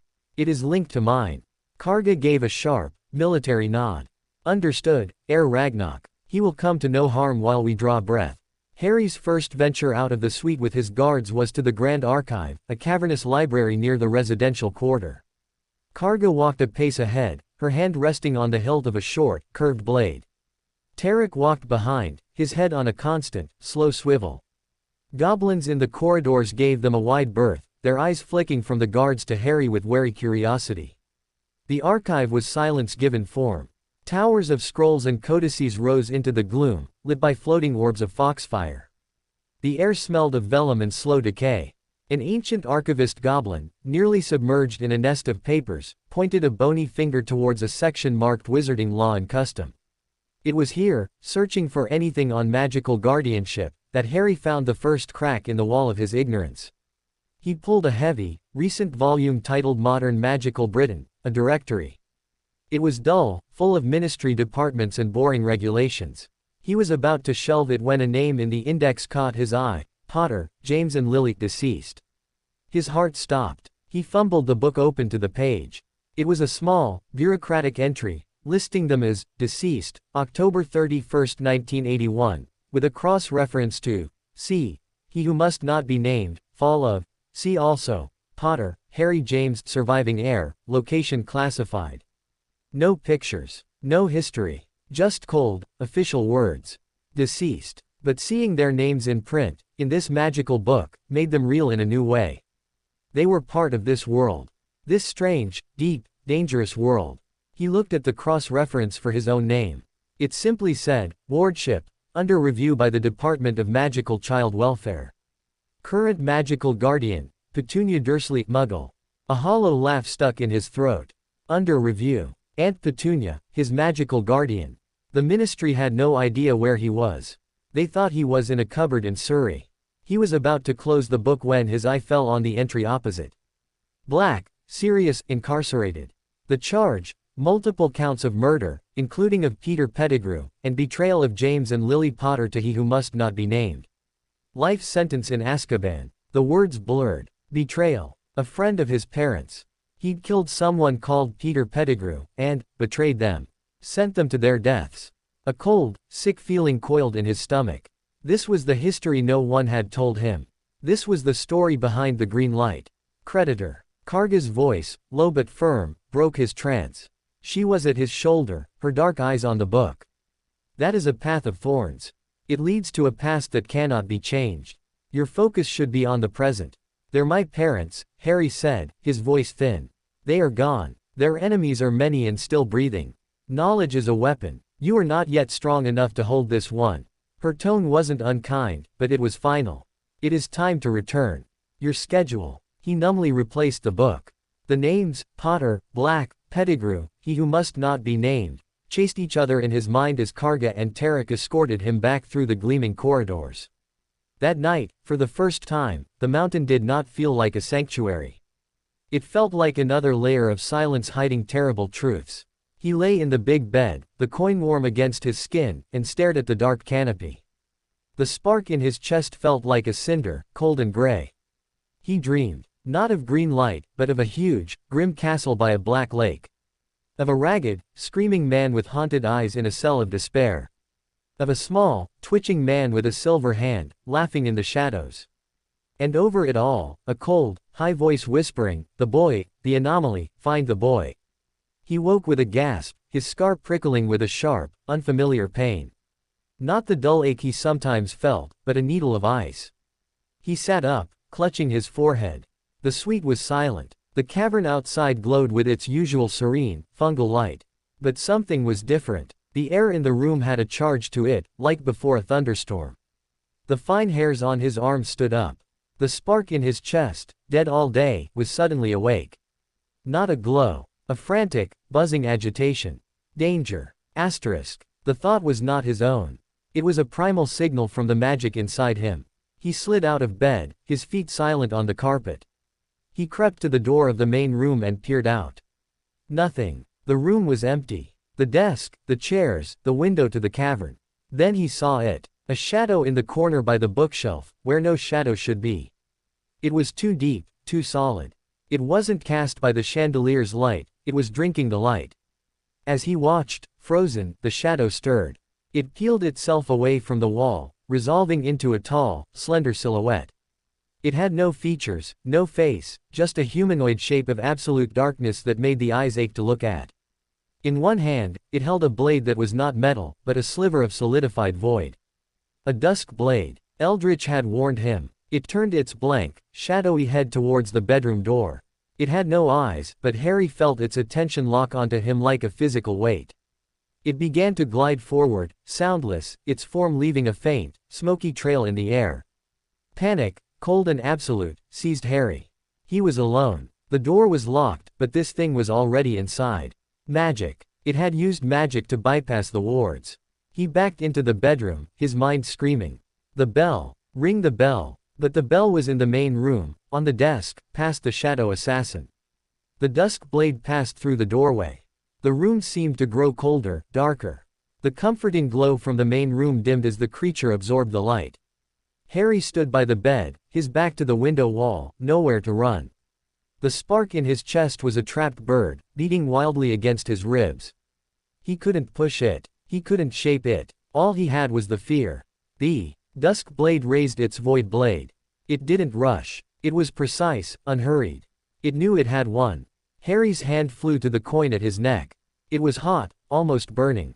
The mountain's promise asterisk, a desperate thought screamed. Sanctuary. Asterisk. But the mountain was stone. It had rules. It had allowed this creature through.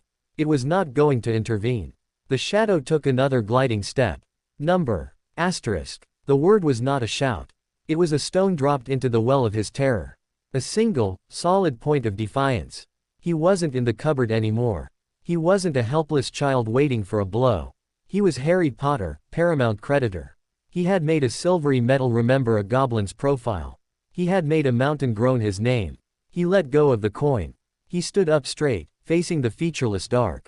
He didn't try to summon his magic to his hands. He didn't think of pushing. He thought of the suite. His suite. The safe place. The walls that were his. He thought of the contract, the symbol on the stone table, the unbreakable word. He poured that feeling, of ownership, of right, of a promise sealed in blood and magic, into the spark.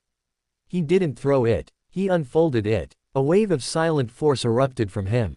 But it wasn't the crude push from under the bridge. It was a command. A declaration of law. You are not permitted here. Asterisk. The air in the bedroom crystallized. It didn't freeze the dusk blade. It rejected it. The shadowy figure halted, its void blade inches from Harry's chest. It shuddered. A sound like tearing silk filled the room as the very space around it seemed to fray. The darkness of its form began to boil, to unravel at the edges. It tried to take a step back, to retreat into the shadows from which it came. Harry took a step forward, his small form trembling with the effort. The command was a living thing in the room, sustained by his will. He pointed a finger, not at the creature, but at the door to the main room. Leave. Asterisk. With a final, silent scream that was felt rather than heard, the dusk blade disintegrated.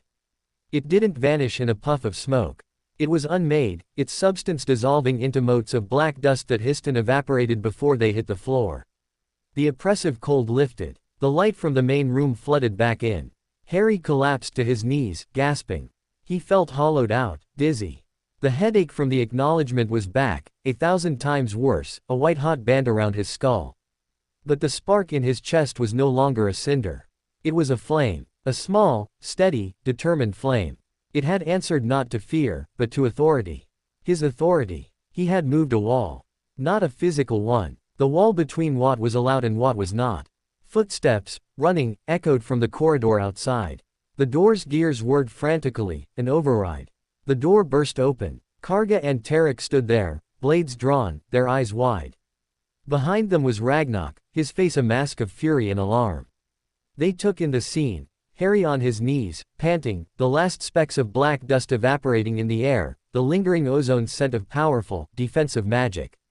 Ragnarok crossed the room in 3 strides, kneeling before Harry. What happened? Dusk blade, Harry managed to whisper. It came from the shadow. I told it to leave. Ragnarok's black eyes swept the room. He saw no sign of forced entry, no breach of the door's magic. His gaze returned to Harry, and the fury in them was replaced by something hotter, fiercer. You invoked the sanctity of your claim. You used the law as a shield, and a sword. He looked at the spot where the assassin had vanished. You didn't just banish it. You annihilated its magical signature. The mountain enforced your will. He stood, turning to Karga. The resistance grows bold. They attempt assassination within a sanctified space. This is an act of war against the mountain's own judgment. Karga's scarred face was grim. The wards were not broken. They were bypassed. This implies inside knowledge. A traitor in the Wardsmith Guild, or higher. Ragnarok's jaw tightened. Double the guard. Rotate the watch. I will take this to the cartel at first light. They can no longer pretend the resistance is a fringe concern. He looked back at Harry, who was struggling to his feet. You are unhurt. Harry nodded, though his head throbbed. I'm okay. You are more than okay, Ragnarok said, his voice low. You have passed a test far more telling than the acknowledgement. You have defended your claim with its own power. The mountain will remember that. And so will your enemies. As Karga and Tarek began a meticulous sweep of the suite, Ragnarok guided Harry back to the bed. Sleep. You are safe. The suite is now aware. It will not be so easily fooled again. Harry lay down, exhaustion dragging at him. But as he closed his eyes, the flame in his chest burned clear and bright. He had found the lock. The key was not just magic. It was will, purpose, and the unshakable weight of a promise. He had a voice. And tonight, for the first time, he had used it to say no in a language even the shadows had to obey. The game had changed. The piece on the board had just taken its first move. Chapter 8, The Aftermath and the Uninvited Guest. Sleep, when it finally came, was a black pool Harry sank into without dreams. He surfaced hours later to the gentle glow of the suite and a skull that felt stuffed with hot, prickly wool. The memory of the shadowy blade and the silent dissolution of the dusk blade was not a dream. It was a fact etched into the air of the room, a lingering chill that had nothing to do with temperature. He found Ragnarok still there, seated in a chair by the window wall, a scroll of parchment open on his lap. He wasn't reading. He was staring out at the subterranean river, his profile sharp and still as one of the cavern's stalagmites. The cartel session was illuminating, Ragnarok said without turning. His voice was dry, stripped of emotion. Director Ragnar condemned the attack. Publicly. He has ordered an investigation into the Wardsmith Guild. He has authorized a clan-wide purge of known resistance sympathizers from sensitive positions. Harry pushed himself up on his elbows. That's good, right? Ragnarok turned. His black eyes were hard. It is a performance. A necessary one. The attack was too brazen. It shames the mountain itself. He must be seen to act. But the purge will catch small fish. The ones who ordered this. They are too clever, too deep. He unrolled the parchment further. The investigation will find a culprit. A junior wardsmith with gambling debts, or a radical from the Iron Fist clan's lower ranks. They will be punished. The case will be closed. The real planners will watch, and learn, and wait. The cynicism was a cold draft. So nothing changes. Everything changes, Ragnar corrected, standing. The battlefield is now defined. Before, you were a legal anomaly. A problem to be solved with scrolls and loopholes. Now, you are an active threat. You did not cower. You did not die. You fought back with a magic that is uniquely yours, a magic of law and place. You have proven you can wield the claim as a weapon. This makes you exponentially more dangerous to them. And more valuable to others. Others. Ragnar didn't answer directly. He walked to the desk and picked up the bronze bell. He didn't ring it. He studied it. Your magical tutor. The search has been accelerated. The attack has forced the cartel's hand. They can no longer delay, arguing over candidates. A shortlist has been agreed upon. Interviews will be conducted here, in the mountain, under full observation. When? Soon. Ragnar replaced the bell. In the meantime, your education continues. Keeper Grissom will be here shortly. Today's lesson, I suspect, will be particularly pointed. Keeper Grissom arrived as the ghostly chime sounded. She took in the room, her amber eyes missing nothing, the faint, residual magical scar in the air where the dusk blade had died, the tightness around Ragnar's eyes, Harry's own pale, tired face. So, she rasped, lowering herself into her usual stance before the desk. You have experienced the consequence of history. Not in a scroll. In your sleeping chamber. Good. It makes the lesson visceral. Her lecture that day was on goblin law regarding internal treachery and clan vendetta. It was brutal, unforgiving. Punishments were not about rehabilitation, but about balance and deterrence. A thief might lose a hand. A traitor who endangered a clan heir, their entire bloodline could be stripped of status, their assets seized, their names struck from records. You exist because of a life debt, Grissom said, her gaze like a weight. That debt is a chain. It binds Ragnar's honor to your safety. The attack on you was, therefore, an attack on the Deep Delve clan's honor. By our laws, Ragnar is within his rights to declare a blood feud against those responsible. Harry's stomach tightened. Would he? He is considering it, Grissom said flatly. It would be a declaration of war within the bank. It would shatter the cartel's fragile unity. It might be what the resistance wants, chaos, a reason to seize power openly. Or it might be the only way to smoke them out. She tilted her head. Your survival has given him a choice. A terrible one. Remember that. Your existence creates ripples. You are not a pebble. You are a boulder dropped into a still pond. The weight of it pressed down on Harry. He wasn't just a target. He was a catalyst. After Grissom left, Boren arrived for his metallurgy lesson. The gentle gem gazer was uncharacteristically agitated. He placed a small, rough geode on the desk. Break it, he said, his whisper strained. Harry picked up the small hammer Boren always carried. He tapped the geode. It split cleanly open, revealing a cavity lined with perfect, pale purple amethyst crystals. Beautiful, yes, Boren said, but his eyes were sad. Now look closer. He handed Harry the loop. Harry peered at the crystals. Inside their translucent depths, fine, black spider webs of cracks marred the perfection. It's flawed. It is stressed, Boren corrected softly. The mountain formed it under great pressure. It is still beautiful, still valuable, but it is fragile. A single wrong tap, he sighed. The bank is like this now, young creditor. The attack has applied pressure. The cracks are spreading. The beautiful structure may hold. Or it may shatter. He spent the rest of the hour teaching Harry to identify stress fractures in ore, a lesson that felt less about rocks and more about the precarious world he now inhabited. The following days were tense. Karga and Tarek were shadows at his side, their vigilance a constant hum. The atmosphere in the mountain corridors felt different. Goblins glanced away quicker, conversations hushed as he passed. He was no longer just a curiosity. He was the epicenter of a silent quake. A week after the attack, Eldritch limped into the suite, his parchment-skinned face graver than usual. The first candidate for your magical tutorship arrives tomorrow, he announced. Agreed upon by the cartel as a neutral party of impeccable, if controversial, credentials. Who is it? Harry asked. Eldritch's winter blue eyes held a complex mix of apprehension and hope. Her name is Minerva McGonagall, deputy headmistress of Hogwarts School of Witchcraft and Wizardry. A transfiguration mistress of immense skill and stern principle. She is a witch, but she is also a registered animagus, which shows a deep understanding of altering one's own nature, a concept that may intersect with your unique magical expression. She has no known ties to any goblin faction, and a long history of fairness. Hogwarts. The word rang a distant, mysterious bell. The ragged castle from his dream. Will she come here? The idea of a witch in the mountain was strange. She will be escorted to a neutral chamber near the surface gates. You will meet there, with observers from the cartel and from Ragnar's clan. The meeting will be monitored.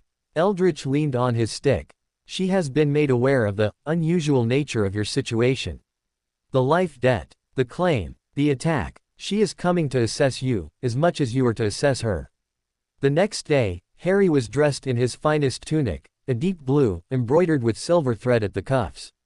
Karga and Tarek, in full armor, flanked him as Eldritch led them not deeper into the mountain, but upwards. They took a banker's step that rose smoothly through the rock, emerging in a broad, high-ceilinged anteroom just inside the main bronze gates of Gringotts. The air here was cooler, laced with the faint smell of London rain and ozone from the Diagon Alley side. The chamber was circular, with stone benches. Director Ragnar was already there, seated with two other senior cartel members. Ragnar stood opposite them, a clear line of separation. In the center was a single, high-backed chair. They didn't have to wait long. A side door opened, and a goblin usher stepped through, followed by the witch. Minerva McGonagall was tall and severe, dressed in emerald green robes, her black hair pulled into a tight bun. A tartan scarf was pinned at her shoulder. Her face was sharp, bespectacled, and bore an expression of such formidable concentration that Harry instinctively straightened his back. Her eyes swept the room, taking in the cartel, Ragnar, the guards, with a quick, analytical precision. Then they landed on Harry. He saw the shock, quickly controlled. She had been told he was a child, but seeing him, small, thin, with his messy hair and the lightning scar faintly visible on his forehead, clearly struck her. Her gaze lingered on the scar for a fraction of a second, and a profound, complicated sorrow flashed behind her glasses before it was sealed away behind stern professionalism. Deputy Headmistress McGonagall, Director Ragnar said, not rising. Welcome to Gringotts. You are here to evaluate Harry Potter as a potential student of magic, under the terms of his recognized status as a paramount creditor. McGonagall inclined her head. Director, I understand the parameters. Her voice was crisp, Scottish, and carried effortlessly in the stone room. She looked at Harry. Mr. Potter, may we speak? At a nod from Ragnar, Harry walked to the center chair and sat. McGonagall conjured a simple wooden stool from thin air with a graceful flick of her wand, a long, sleek instrument of dark wood. She sat facing him, her back straight, ignoring the watching goblins. Mr. Potter, she began, her tone brisk but not unkind. I have been informed of the circumstances that brought you here. Extraordinary circumstances. My role today is to determine if you possess the magical capacity to be taught, and if my methods are suited to your particular needs. She didn't ask about the Dursleys. She didn't mention his parents. She was all business. Magic, for most witches and wizards, is channeled through a wand. It focuses the inherent power. I understand you have performed magic without one. Yes, Harry said. Describe the sensation, not the event. The feeling inside, he thought. The first time, it was like a shout. Inside my chest. Just, no. The second time, in the acknowledgement, it was like making something. Like drawing, but with my mind. The third time, he glanced at the shadowy corner where a cartel member sat. It was like saying a rule. A law. And the world listened. McGonagall's eyebrows rose slightly. Her keen eyes studied him. 3 distinct expressions. Reactive, creative, and authoritative. Unusual for an untrained child.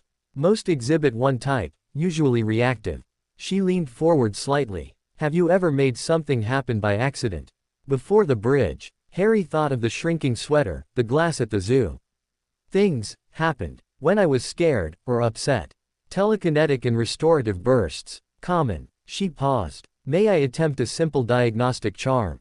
It is non-invasive. It will help me see the state of your magical core.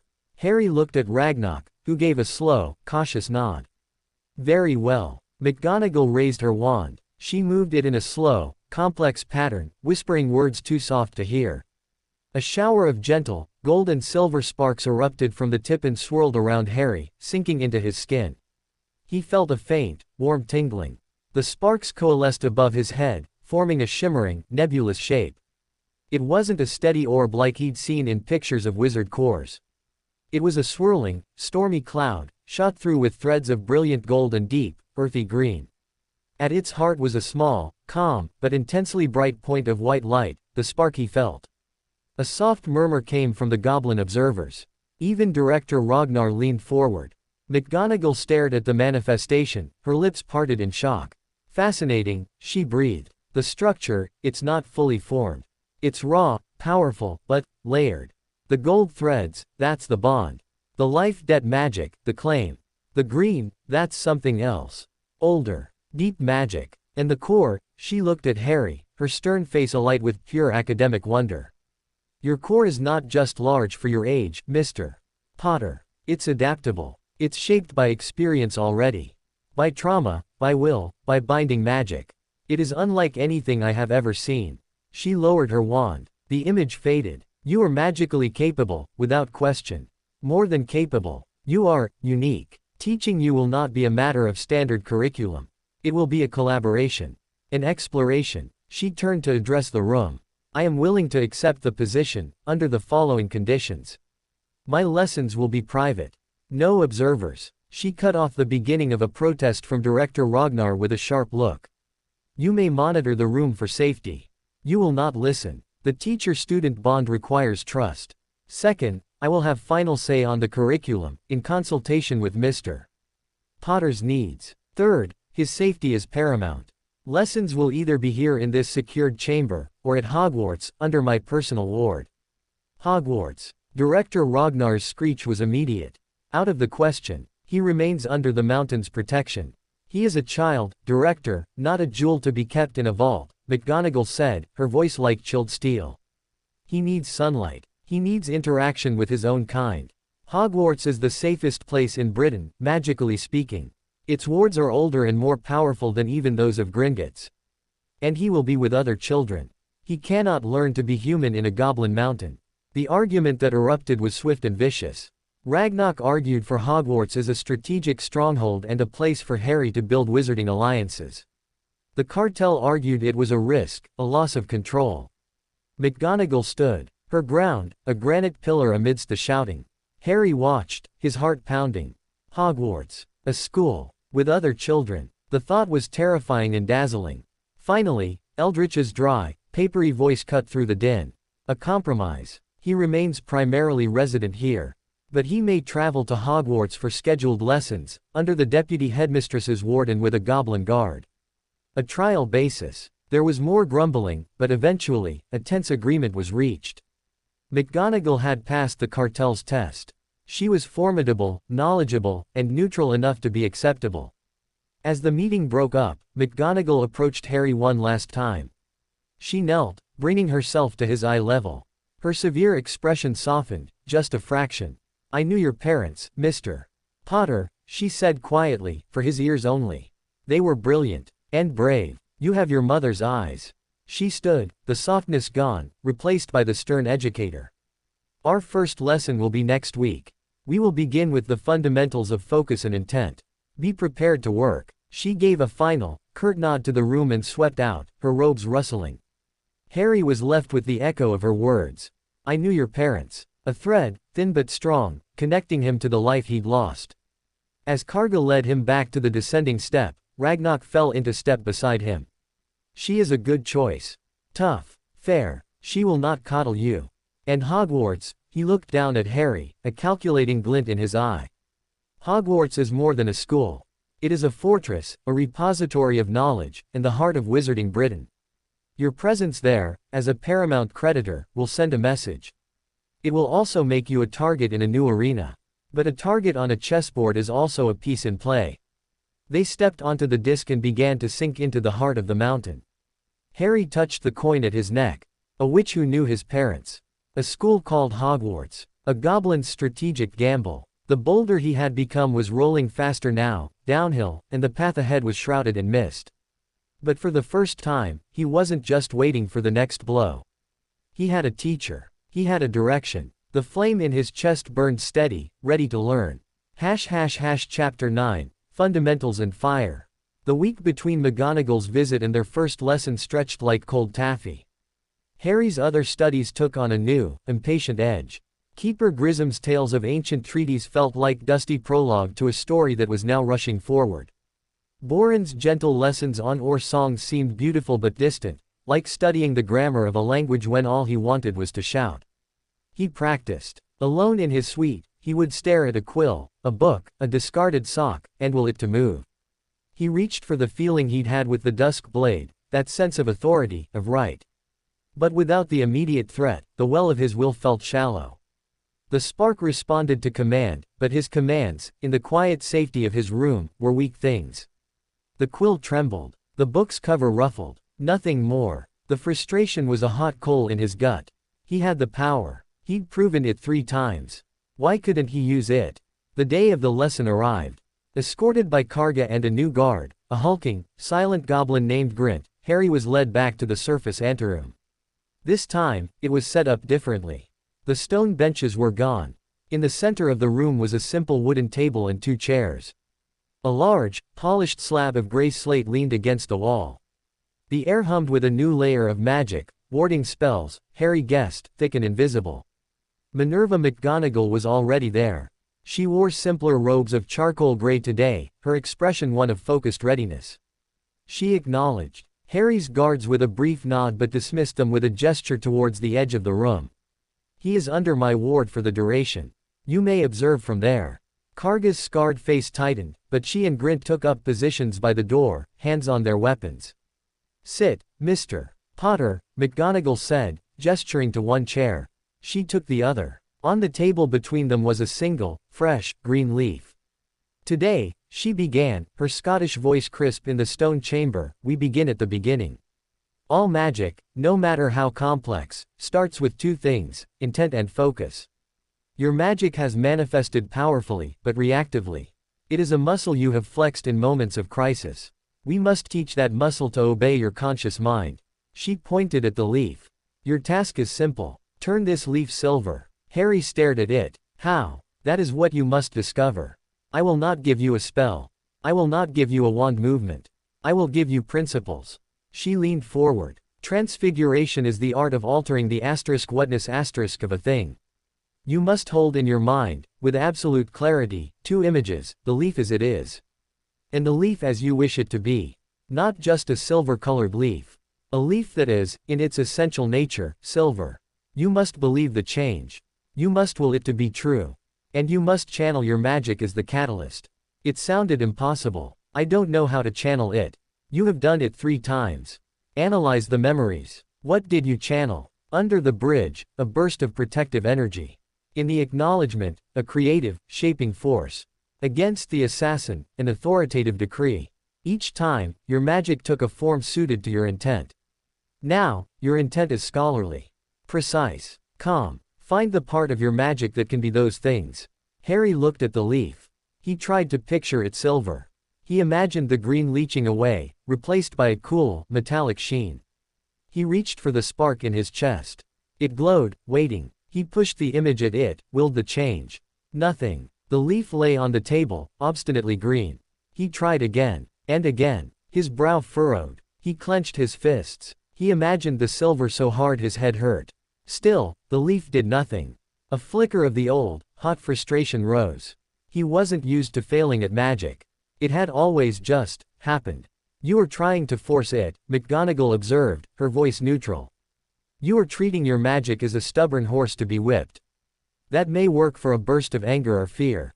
It will not work for transfiguration. Magic is not your enemy. It is you. You must persuade it. How? Harry asked, the word edged with desperation.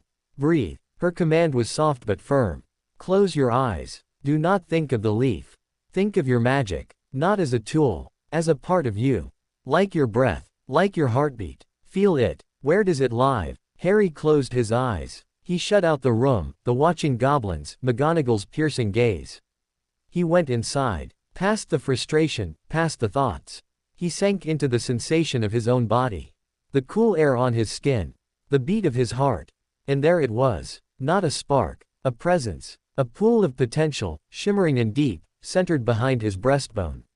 It wasn't separate. It was woven into him, threads of light in his blood, his bones. The gold threads of the debt bond, the green of something older, the white core of his own self, all merged into a single, quiet, powerful hum. Good, McGonagall's voice came, gentle now, guiding. Now, without opening your eyes, picture the leaf.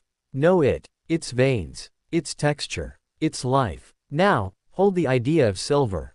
Not as a color, as a substance, cold, malleable, enduring. Let the knowing of silver fill the same space as the knowing of leaf. Do not push. Let the magic in you recognize the connection between the two images. Let it flow towards that point of alignment. Harry didn't push. He invited. He held the leaf and the silver in his mind, side by side, and he softly asked his magic to see the path between them. He felt a shift, a gentle stirring in the pool. A trickle of warmth, not a surge, seeped from his center, down his arms, to his fingertips resting on the table. He didn't direct it. He just let it go, with the intent as its compass. He opened his eyes. The leaf was no longer on the table. In its place was a perfect, delicate silver replica. It caught the light of the chamber's glowing orbs, gleaming dully. He'd done it. No shout, no fear, just quiet will. A sharp, surprised inhale came from Karga by the door. McGonagall did not smile, but a fierce approval lit her eyes. Excellent. A first principle understood. Control, not force. She picked up the silver leaf. It was cool and flexible. A crude transfiguration. It will revert in an hour. But the form is perfect. You have an innate grasp of essence. That is rare. She set the leaf aside. Now, we build. Control is not a single act. It is a discipline. She gestured to the slate against the wall. You will lift that slate. Not with your hands. With your magic. And you will hold it aloft for a count of 100. Harry looked at the slate. It was 4 feet tall, 2 feet wide, an inch thick. Heavy. The principle is the same, McGonagall said. Intent. Focus. But the intent is not change. It is defiance. A defiance of gravity. Hold the image of the slate, weightless, in the air. Your magic must become the support. He approached the slate. He placed a hand on its cool, gritty surface to know its weight. Then he stepped back. He found the pool within, still humming from the leaf. He pictured the slate. He imagined it lifting, floating. He invited his magic to make it so. A shimmer of force, visible as a heat haze, gathered beneath the slate. It trembled. It rose an inch, 2, then crashed back to the floor with a loud crack. Harry staggered, a wave of dizziness washing over him. It was like trying to hold up a falling wall with his bare hands. Again, McGonagall said, unmoved. You lost focus. You saw the weight. You must see the lifting. He tried again. And again. Each time, the slate rose a little higher, held for a few seconds longer, before his mental grip slipped and it fell. His head began to pound. Sweat dampened his tunic. This was a different kind of exertion, mental, spiritual. It drained him faster than any chore at Privet Drive. On the 7th attempt, he got it 6 inches off the ground. He held it, teeth gritted, the hum inside him becoming a strained whine. He counted in his head. 10, 11, 12. At 23, his vision grayed at the edges. The slate slammed down, cracking cleanly in 2. Harry sank to his knees, gasping, the world swimming. Enough for today, McGonagall's voice cut through the buzzing in his ears. She wasn't disappointed. She was assessing. You reached 23 seconds under significant strain. A more than acceptable start. Your magical reserves are deep, but your control is a narrow channel. We will widen it. She handed him a small vial of pearlescent potion. Pepper up. It will clear the head and restore some stamina. Do not become reliant on it. Harry drank it. It tasted of cinnamon and snow, burning down his throat and exploding in his sinuses. Instantly, the crushing fatigue and headache lifted, replaced by a jittery alertness. Your homework, McGonagall said, as if assigning an essay. Practice the leaf transfiguration until you can do it 10 times in succession without fatigue. Practice lifting small objects, a book, a shoe, for increasing durations. The goal is not strength. It is sustainability. And Mr. Potter, she added, her tone softening a degree. What you did here today, many first-year students at Hogwarts take weeks to achieve a stable leaf transfiguration. You have a gift. Do not let frustration be its master. With that, she collected her things, nodded to the guards, and left. The journey back to his suite was a blur. His body hummed with residual magic and potion. His mind replayed the moment the leaf turned, the gentle flow, the alignment. He had asked, and his magic had answered. For the next week, Harry practiced. He transfigured leaves until a small pile of silver lay on his desk. He lifted books, then chairs, holding them aloft while trying to read from another, strengthening his focus muscle. The progress was incremental, maddeningly slow, but real. Keeper Grissom, during her history lesson, noticed the change. Your mind is elsewhere. On the new magic. It's hard, Harry admitted. All true power is, she rasped. A sword is forged in fire and beaten on an anvil. So is a will. This witch is your anvil. Let her beat the softness out of you. Boren, in contrast, saw a connection. You are learning to speak to magic as I speak to stone, he whispered, showing Harry a lump of ore that held a trace of moonstone. You listen for its nature, then suggest a new shape. It is a dialogue, not a command. The day before his second lesson with McGonagall, Ragnarok visited. He examined Harry's pile of silver leaves. Transfiguration. A subtle art. Useful. He looked at Harry. The witch reports progress. The cartel is, intrigued. They did not expect you to take to wizard magic so readily. It complicates their picture of you. Is that bad? It is unpredictable. They dislike unpredictability. A fierce grin touched Ragnarok's mouth. Good. The second lesson was tougher. McGonagall had him transfigure a matchstick into a needle. It was smaller, more precise. He failed for the first half hour, producing bent, twisted, or still woody hybrids. The principle was the same, but the focus had to be finer, like threading a needle with his mind. He finally managed a passable, if blunt, silver needle. Then she introduced movement. Magic is not static, she said. She placed a small, wooden ball on the table. You will roll it from one end of the table to the other, using a sustained, gentle telekinetic push. No bursts. A constant stream. This was harder than lifting. Lifting was a steady state. This was a controlled application of force over time and distance. His first attempt sent the ball shooting off the table to shatter against the far wall. His next barely nudged it. It was grueling, exacting work. But with each failure, McGonagall would offer a razor-sharp correction. You are leaning your body. Your body is irrelevant. It is the mind. Or, the flow is pulsing. Smooth it. Imagine it is syrup. By the end of the 2-hour session, Harry could, with intense concentration, roll the ball in a slow, wobbly line from one end of the table to the other. He was drenched in sweat, his mind felt raw, but there was a fierce pride burning alongside the exhaustion.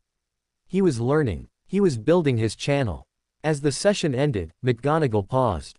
Next week, we will begin basic ward theory.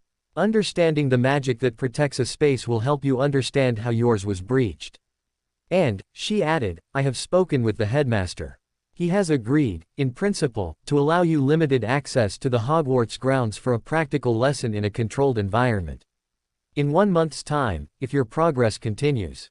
Hogwarts. Not just a chamber. The real place. The flame in Harry's chest, which had been a steady pilot light during the hard work, flared with a new, excited heat. He was no longer just surviving, or reacting. He was climbing. One difficult, deliberate step at a time. And for the first time, looking ahead at the path of sweat and focus, he wasn't afraid of the height. He was starting to believe he could reach it. Chapter 10, The Echo in the Vault. The promise of Hogwarts hung in the air of Harry's suite like a distant, tantalizing scent. It colored his daily routines with a new urgency. His pile of transfigured objects grew: silver leaves, blunt needles, a slightly lopsided tin cup that had once been a stone paperweight. His telekinetic control improved from a wobbly push to a steady, if still childish, shove. He could lift a heavy tome for a full minute now without his vision blurring. Keeper Grissom's lessons began to include wizarding political structures, the ministry, the Wizengamot, the delicate, often corrupt dance between wealth and power. Gringotts holds the vaults of the oldest families, she croaked, tracing a bony finger down a list of names that included Malfoy, Black, and, to Harry's surprise, Potter. We see their transactions, their investments, their secrets. Gold does not lie. It flows towards power and away from weakness. Remember this when you walk among them. Boren, in his gentle way, began teaching Harry the basics of wordsmithing theory. Not the practical magic, that was for McGonagall, but the philosophy. A ward is a promise made by a place, he whispered, showing Harry diagrams of interlocking runes. It says, this is mine, this is safe, this is forbidden. Your sweet's ward was a promise broken by a stronger, sneakier lie. To mend a ward, you must understand the language of the stone, the intent of the maker, and the nature of the breach. Harry's mind, stretched by history and metallurgy, now bent itself around abstract concepts of magical security. He started seeing his suite not just as a room, but as a network of whispered promises in the stone. It was during one of these lessons with Borin, a week before his scheduled trip to Hogwarts, that the summons came. The main door chimed, not with the soft tone of a visitor, but with a deep, resonant bong that vibrated through the floor. Borin fell silent, his dust-stained fingers pausing over a diagram of copper wire ley lines. The door opened without Harry's command. Eldritch stood there, his face unreadable. Behind him were two goblins Harry didn't recognize, clad in the severe black robes and silver chains of the cartel's internal auditors. Creditor Potter, Eldritch intoned, his papery voice formal. You are required to attend a verification of assets. Please come with us. Verification? Harry asked, standing up. A formality, one of the auditors said, his voice slick as oil. All paramount creditors must undergo a full audit and magical attunement to any vaults held in their name. To ensure the records are accurate. Ragnarok had never mentioned this. Harry felt a prickle of unease. He looked at Eldritch. The old goblin gave a barely perceptible nod. It was not a reassurance. It was an instruction. Go along. Be careful. Asterisk. All right, Harry said. Karga and Grint fell in behind him as he followed Eldritch and the auditors out of the suite. They did not go up towards the surface. They went down. They descended through a series of banker's steps that grew colder and quieter with each level. The opulent halls gave way to utilitarian stone corridors, then to rough-hewn tunnels lit by flickering, blue-flamed torches. The air grew thick and still, heavy with the smell of deep earth and old, cold metal. Finally, they emerged onto a narrow ledge overlooking a chasm so vast the other side was lost in gloom. A single, slender stone bridge, without rails, arched over the abyss to a gigantic door set into the far wall. The door was made of a dull, non-reflective metal, covered in complex, interlocking gears and runes that glowed with a sickly green light. The deep vaults, Eldritch murmured. Where the oldest contracts, the most dangerous artifacts, and the most sensitive accounts are kept. The lead auditor produced a complex key of twisted black iron and inserted it into a slot on their side of the bridge. The gears on the door began to turn with a sound like grinding teeth. The bridge remained terrifyingly insubstantial. The vault in question is number 713, the auditor said, his eyes on Harry. A Potter family vault. Last accessed, October 30, 1981. The day before his parents died. The cold in the tunnel seeped into Harry's bones. The audit requires the presence of the vault's air for a magical signature confirmation, the other auditor said, his smile thin. You will cross. Your guards will remain here. The bridge is keyed to bloodline and cartel authority only. Karga stepped forward, her hand on her blade. He does not go alone. The wards will not permit you, the lead auditor said dismissively. Attempt to cross, and you will fall into the abyss. It is the law of the deep vaults. Eldritch's hand tightened on his walking stick. I will accompany him. My authority as a curator extends to procedural oversight. The auditors exchanged a glance. After a moment, the lead one shrugged. As you wish. But only the curator. Eldritch placed a dry hand on Harry's shoulder. Stay close to me. Do not touch anything. Do not speak unless directly asked a question. The magic here is literal. It interprets words as intent. Together, they stepped onto the bridge. It felt solid underfoot, but Harry's stomach lurched looking down into the impenetrable darkness below. The only sound was the grinding of the distant door and their own footsteps. They reached the massive door just as it finished its unlocking sequence. With a final, shuddering groan, it swung inward a few feet, revealing only blackness. Enter, the lead auditor called from the far ledge. Place your hand upon the vault's core obelisk. The magic will do the rest. Eldritch guided Harry inside. The door closed behind them with a definitive, echoing thud, plunging them into absolute darkness. Then, with a series of soft clicks, faint, phosphorescent fungi embedded in the walls awakened, casting a dim, greenish light. They were in a circular chamber, not large, perhaps 30 feet across. The walls were lined not with shelves of gold, but with deep, shadowed alcoves. In the center of the room stood a single, waist-high pillar of pure white marble, the core obelisk. But Harry's eyes were drawn past it. On the far side of the chamber, resting on a simple stone plinth, was a single object. A sword. It was long, elegant, and beautiful in a way that had nothing to do with ornament. The blade was silver, but it shone with its own inner light, a cool, moonlit radiance that pushed back the gloom.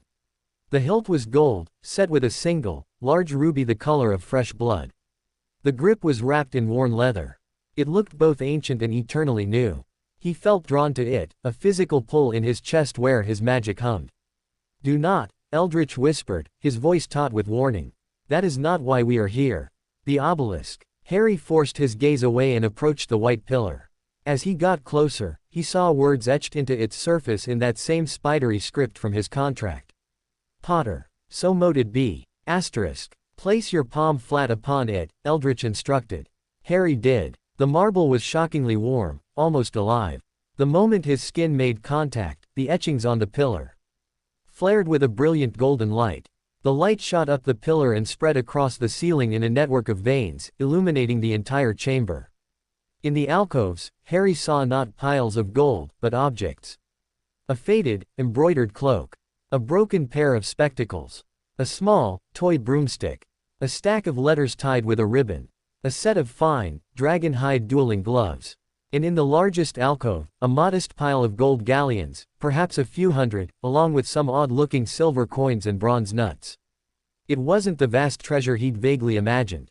It was a ghost's attic. The remnants of a life cut short. The golden light from the ceiling coalesced into a beam that struck the center of the pile of gold. From within the coins, something rose. A small, ornate box of dark wood, inlaid with mother of pearl. It floated to Harry and hovered before him. "The vault recognizes the air," Eldritch said softly. "That is the core asset register. You may open it." Harry reached out and took the box. It was light. He lifted the lid. Inside, on a bed of velvet, lay a single, heavy key, older and more intricate than the one to his suite. Next to it was a folded piece of parchment. He picked it up and opened it. It was a will. Short, formal, written in a strong, sloping hand he didn't recognize. "I, James Charles Potter, being of sound mind, bequeath, to my son, Harry James Potter, all worldly goods, held in trust until his majority or emancipation, appointed guardian, Sirius Black." The name Sirius Black glared up from the page. The traitor. His parents' betrayer. Named as his guardian. Below that, a later edition, in a different, neater script. In the event of the failure of the aforementioned guardian, temporary executorship is granted to the director of Gringotts, to be held in trust until such time as the heir can claim his birthright. Asterisk. So the bank had known. They had been his trustees, in a way, all along. A cold, impersonal safety net. He looked at the key. His birthright. It felt heavy with absence. "The verification is complete," Eldritch said, his eyes on the glowing obelisk. "Your magical signature is now attuned to the vault. You may access it, under bank supervision, as per the trust agreement." Harry placed the will and the key back in the box, closed the lid. The box floated back to the pile of gold and vanished within it. The light in the chamber began to dim, returning to the eerie fungal glow. But as Harry turned to go, his eyes again found the sword on its plinth. It seemed to call to him, a silent song in a frequency only he could hear. His feet moved of their own accord, carrying him towards it. "Harry, no." Eldritch's warning was sharp. But Harry was already reaching out. It wasn't greed. It wasn't even curiosity. It was a deep, aching recognition, like seeing a face from a forgotten dream. His fingers closed around the leather-wrapped hilt. The moment he touched it, the world vanished. He is not Harry. He is someone else, taller, stronger, laughter on his lips. The sword is in his hand, but it is lighter, an extension of his arm. He is in a sun-dappled forest, not a vault. A woman with fiery red hair and lilies eyes is laughing, dodging a jet of harmless silver light he sends from the sword's tip. "Show off," she calls. "You'll wake the gnomes." Asterisk. The scene shifts. It is dark. Rain lashes a rocky outcrop. The sword is heavy with purpose. Before him stands a figure shrouded in black, a mask of white bone for a face. Spells, green and deadly, scream towards him. He raises the sword. The ruby in the hilt burns like a captured star. It doesn't deflect the spells. It absorbs them, drinks them, and the blade shines brighter. He doesn't fight with it like a blade. He fights with it like a shield, like a declaration. You will not touch them. His voice, James's voice, roars into the storm. Asterisk. Another shift. A cozy, cluttered room. The sword lies on a table beside a steaming cup of tea. The red-haired woman is pregnant, her hand resting on her rounded belly. She looks at the sword with a soft, sad smile. It chose you, you know, she says. Godric's folly. It's not just a weapon. It's a promise. A promise to protect what's right. The man, James, picks it up, his expression grave. Then I'll keep that promise, he whispers, his hand resting over hers, over the child within. For all of us. Asterisk. The vault slammed back into focus. Harry staggered, the sword still clutched in his hand. It was warm. Tears he didn't understand were hot on his cheeks. The memories, not his, but vivid, real, echoed in his mind.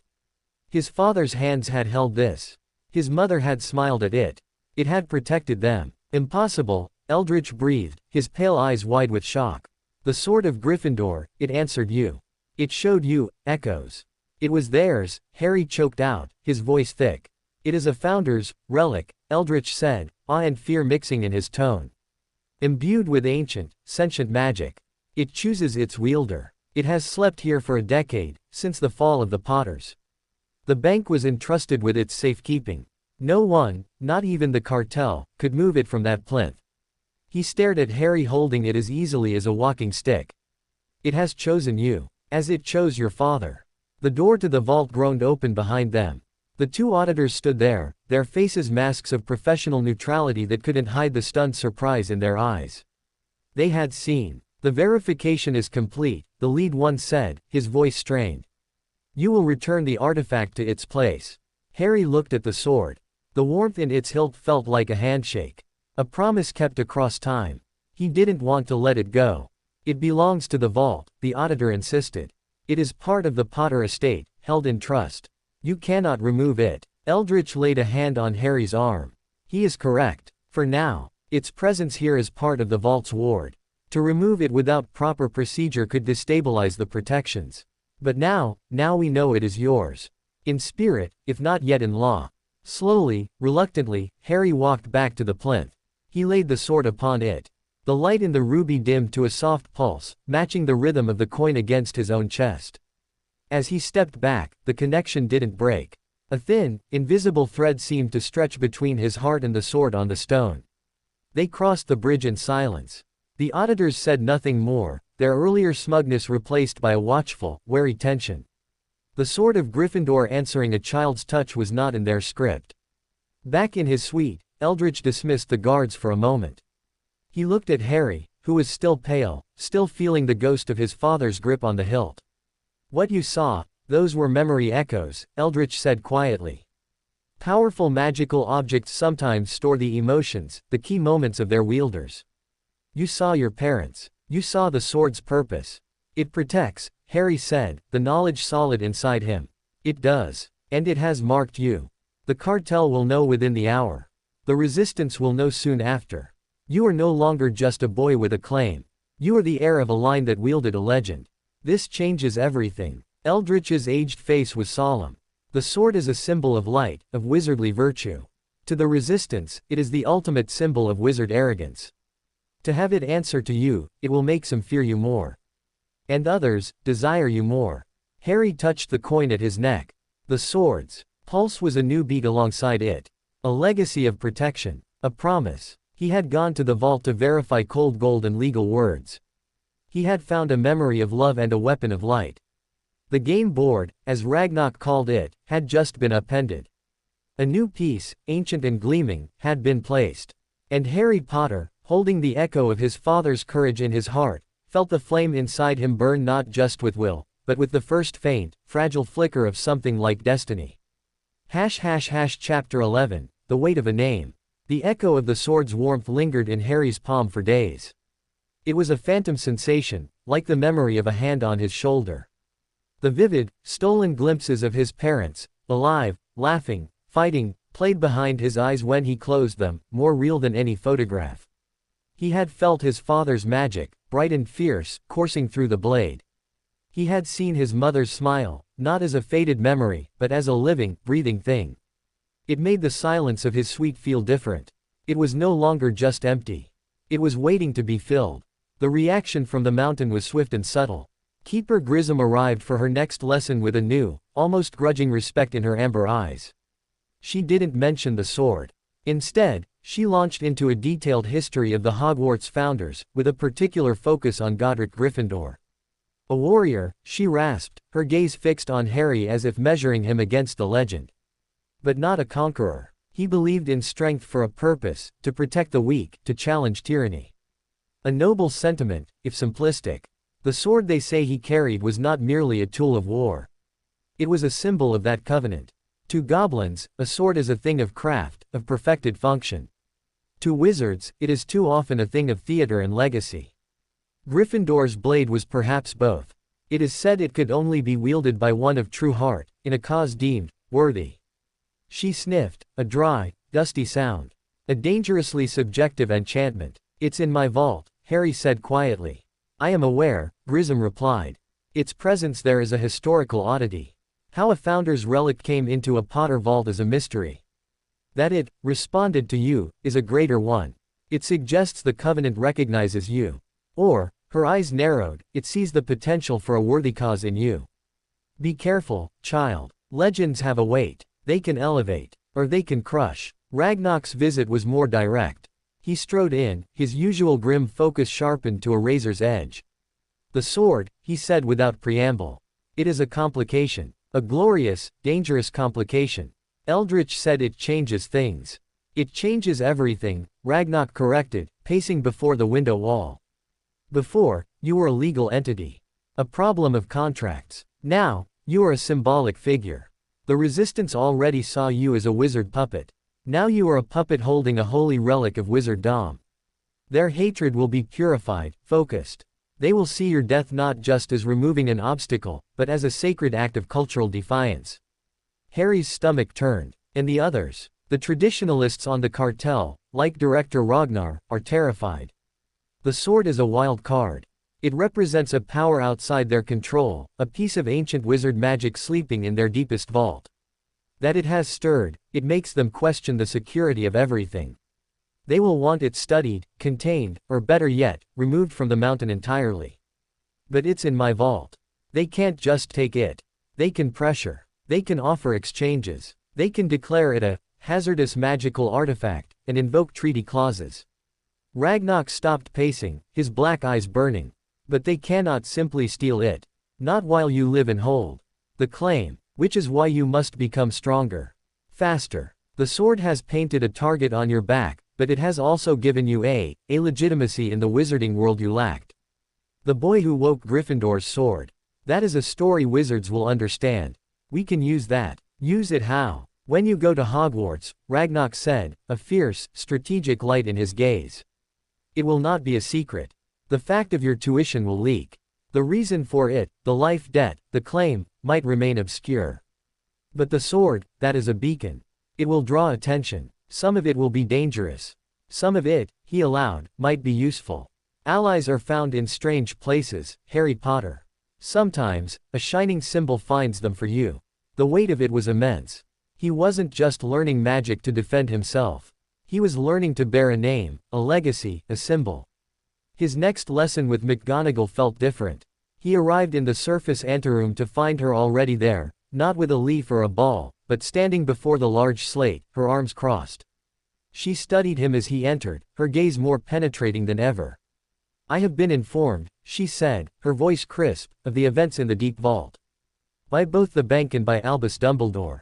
Dumbledore, the headmaster. Another name from the shadows, given substance. The Sword of Gryffindor is an artifact of profound magical and historical significance, she continued. That it responded to you is remarkable.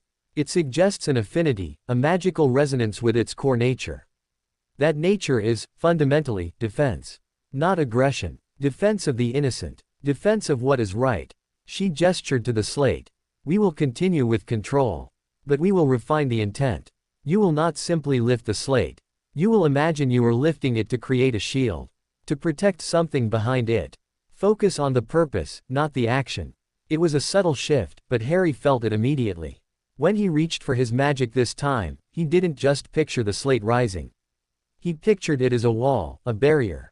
He thought of the sword's light-absorbing curses. He thought of his mother's smile, something to be guarded. The magic flowed more smoothly. The slate rose, not in a jerky shudder, but in a steady, deliberate ascent. He held it aloft, and instead of just counting seconds, he visualized a rain of stones falling against its other side, being stopped. His focus held. The channel of his will felt wider, clearer. After a full minute, he let it down gently. McGonagall gave a sharp, approving nod. Better. Purpose focuses will. Remember that. Magic tied to a cause is stronger, more stable, than magic tied to mere desire. She then set him to transfiguring a block of soft wax. Shape it, not into a specific object. Shape it into a symbol of protection. Let your magic decide the form. Harry held the wax, cool and pliable. He closed his eyes, thinking of protection. The sword, the goblin guards at his door, the feel of the sweet's wards, the memory of his mother standing between him and a flash of green light. He let his magic seep into the wax. When he opened his eyes, the wax had reformed. It was a small, perfect model of a shield. Not a knight's shield, a simpler, round buckler. And etched into its surface, as if by an invisible tool, was a familiar symbol, the lightning bolt intersecting the goblin helmet. He hadn't consciously chosen it. His magic had. McGonagall picked up the wax shield, studying the symbol. Your claim, she murmured. Defined as protection. A personal heraldry. She looked at him. This is advanced magical theory, Mr. Potter. The subconscious imposition of identity upon malleable substance. You are not just learning spells. You are defining your magical signature. The lesson was the hardest yet, but also the most satisfying. He was no longer performing abstract exercises. He was building the architecture of his own power, brick by magical brick. That evening, as he practiced levitating a set of gobstones borrowed from a bemused Tarek, the door chimed. It was Eldritch, but he was not alone. Beside him stood a goblin Harry had never seen. This one was neither ancient like Grissom nor severe like Ragnarok. He was sleek, dressed in impeccably tailored robes of deep midnight blue, his fingers adorned with tasteful rings of platinum and sapphire. His face was sharp, intelligent, and carried a smile that didn't touch his large, calculating eyes. Creditor Potter, Eldritch said, his tone carefully neutral. May I present Lord Silvervein of the Gem-Gazer clan? He sits on the cartel's committee for external assets. Lord Silvervein gave a shallow, perfectly measured bow. A pleasure. The mountain's young claimant. And, I hear, the awakener of sleeping legends. May I? He gestured elegantly towards a chair. Harry nodded, wary. Silvervein sat, crossing his legs, his gaze sweeping the room with an appraiser's eye before settling on Harry. I will be direct, Silvervein said, his voice a smooth, cultured baritone. The sword of Gryffindor is a problem. A beautiful, historically significant, magically potent problem. Its presence in a private vault, even a paramount creditor's vault, creates tensions. It's my family's, Harry said, keeping his voice even. Of course. Legally, incontestably. But legality and practicality are dance partners who often step on each other's toes. Silvervein steepled his fingers. The sword is a magnet for attention. Unwanted attention. From wizarding historians, from relic hunters, from certain dark elements who would love to see such a symbol destroyed or corrupted. Its security is now a bank concern. And bank concerns have costs. Here it comes, Harry thought. The cartel proposes a solution, Silvervein continued. A recategorization. The sword would be moved to a specially constructed, maximally secure display vault in the Numismatic Historical Gallery, a prestigious, public wing of Gringotts. It would be part of an exhibition on magical artifacts of Britain, on loan from the Potter family. You would retain ownership. The bank would bear all security costs. And your family vault would receive a substantial, leasing fee. Paid in gold, or in services. It would be a tidy solution. It protects the asset, generates income, and removes a point of conflict from the heart of our deep storage. It sounded reasonable, clean, but Harry heard the unspoken words. It gets the dangerous wizard symbol out of our most sensitive area. It makes it a public spectacle, not a private power. And it ties you to us with gold. Asterisk. He thought of the sword on the plinth, pulsing softly in the dark. A private memory. A silent promise. To put it behind glass, with a plaque. I'd like to think about it, Harry said. Silvervene's smile tightened imperceptibly. Naturally. There is no rush. But consider the benefits. Security. Profit. And goodwill. The cartel would look very favorably on a creditor who acts in the bank's broader interest. He stood, giving another elegant bow. A pleasure, young sir. Eldritch will convey your decision. He left, leaving a scent of expensive sandalwood and cold calculation in the air. Eldritch lingered. He is the Resistance's voice in silk gloves, the old goblin said quietly once the door closed. The proposal is a test. If you agree, you show you can be bought, that your attachment to the symbol is financial, not spiritual. The Resistance would still hate you, but they would consider you manageable. If you refuse, you declare the sword is non-negotiable, a point of personal power. That makes you more dangerous in their eyes. What should I do? I cannot tell you that, Eldritch said, his winter blue eyes weary. You must decide what the sword means to you. Is it an asset, or is it a testament? After Eldritch left, Harry stood at the window wall, watching the silent river in the cavern below. He thought of his father wielding the sword as a shield. He thought of his mother calling it a promise. A promise to protect. He wasn't ready to wield it. He probably couldn't even lift it properly. But it was his. Not the bank's. Not the cartel's. A piece of his parents, sleeping in the dark. He rang the bronze bell. When the recess appeared, he asked for parchment and a pen. He sat at the desk and wrote, in his careful, 6-year-old script. To the cartel of Gringotts. Thank you for your proposal about the sword. I have decided the sword will stay in my vault for now. It is not for showing. It was my father's. When I am older and can protect it myself, maybe things can change. Asterisk. Sincerely. Harry Potter, Paramount creditor. Asterisk. He didn't mention gold. He didn't mention goodwill. He stated a fact and a future possibility. It was a child's answer, but it carried the unyielding weight of family. He gave the note to Eldritch the next day. The old goblin read it, and for the first time, Harry saw a genuine, faint smile touch his parchment-dry lips. A testament, then, Eldritch murmured. So be it. The rejection would ripple through the mountain. The resistance would seethe. The traditionalists would worry. But as Harry returned to his practice, levitating the gobstones in a slow, orbiting circle, he felt a new solidity inside. He had made a choice. Not as a piece on a board, but as Harry Potter. He had defined a boundary. The weight of the name, of the sword, of the legacy, was still immense. But for the first time, he felt his own shoulders beneath it. They were small, but they were his, and they were learning to stand straight. Chapter 12, The Shadow and the Sun. Lord Silvervene's silken rebuff rippled through the mountain's political waters like a stone dropped in a still pond. Harry's simple note, conveyed by Eldritch, was a declaration of independence more potent than any legal filing. The sword was not for trade. The message was clear: the child could not be bought. The reaction was not immediate violence, but a shift in atmosphere. Karga and Grint's vigilance tightened another notch. The goblins Harry passed in the corridors now offered not just wary curiosity, but sometimes a fleeting, hard stare, a glint of pure resentment from behind a ledger or a cart. The mountain felt colder. Keeper Grissom, in her next lesson, abandoned goblin wizard history for a more immediate topic: economics is warfare. The resistance cannot strike you directly now, she rasped, spreading a complex flowchart on the desk. It showed the interconnected web of Gringotts, investments, in wizard businesses, in magical creature reservations, in raw material extraction across 5 continents. The director has publicly guaranteed your safety. An open attack would be civil war. So they will use other tools. They will try to isolate you.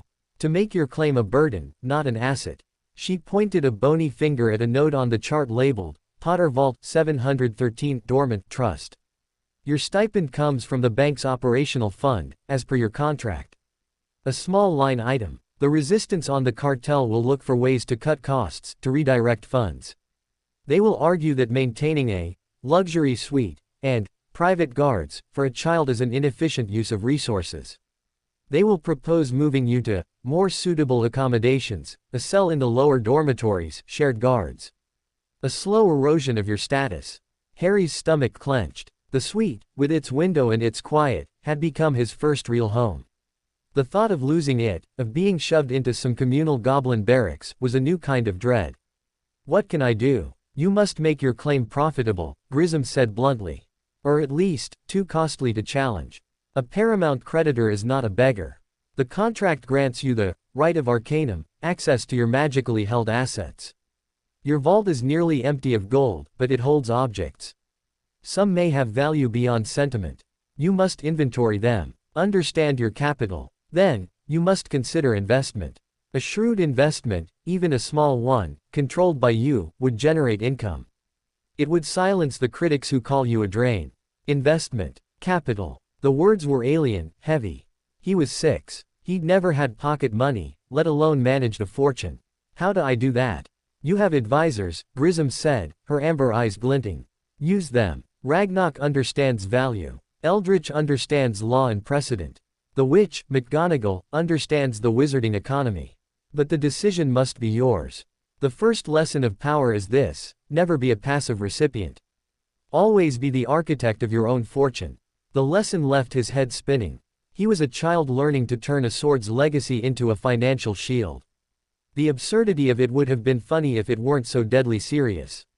He asked Boren, during their next session on mineral harmonics, about objects of power. The gentle gem gazer blinked behind his thick lenses. Value is a song, young creditor. Some objects sing loudly of gold and gem. Others, they hum of older things. Memory, sacrifice, love. These are harder to price, but to the right listener, they are priceless. He looked at Harry thoughtfully. The sword, it does not sing of gold. It sings of blood and roses and thunder. A powerful song. The other things in your vault, you must listen for their songs. That night, Harry lay in bed, the coin worm on his chest, and tried to listen. He cast his mind back to the vault, past the sword, to the shadowed alcoves. The faded cloak, the broken spectacles, the toy broomstick, the letters, the gloves. What songs did they sing? The answer didn't come in a melody. It came in a feeling. A pull, faint but distinct, from one object in particular. Not the sword, something else. The cloak. It had felt soft. Not just in texture. In essence. As if it held an echo of comfort, of hiding. He made a decision. He would go back. He would inventory his vault, as Grissom said. He would listen. He requested an official audit visit through Eldritch.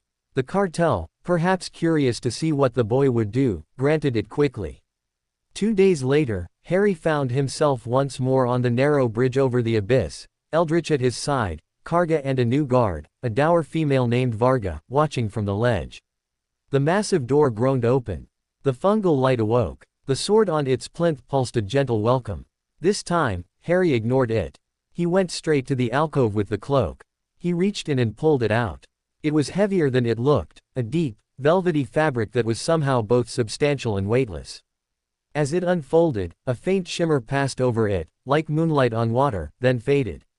It was a rich, dark crimson, lined with silver silk. He held it up. It was large, an adult's cloak. On an impulse, remembering the feel of his father's magic in the sword, he swung it around his shoulders. It settled over him, far too long, pooling on the floor. And then, a strange thing happened. He looked down at his hands, obscured by the fabric. They faded. Not invisibility, exactly. It was as if he became a trick of the light, a smudge. On the air, he took a step, and the cloak swirled silently, making no sound. Eldritch, who had been examining the pile of gold, turned. His pale eyes widened. Merlin's beard, he breathed.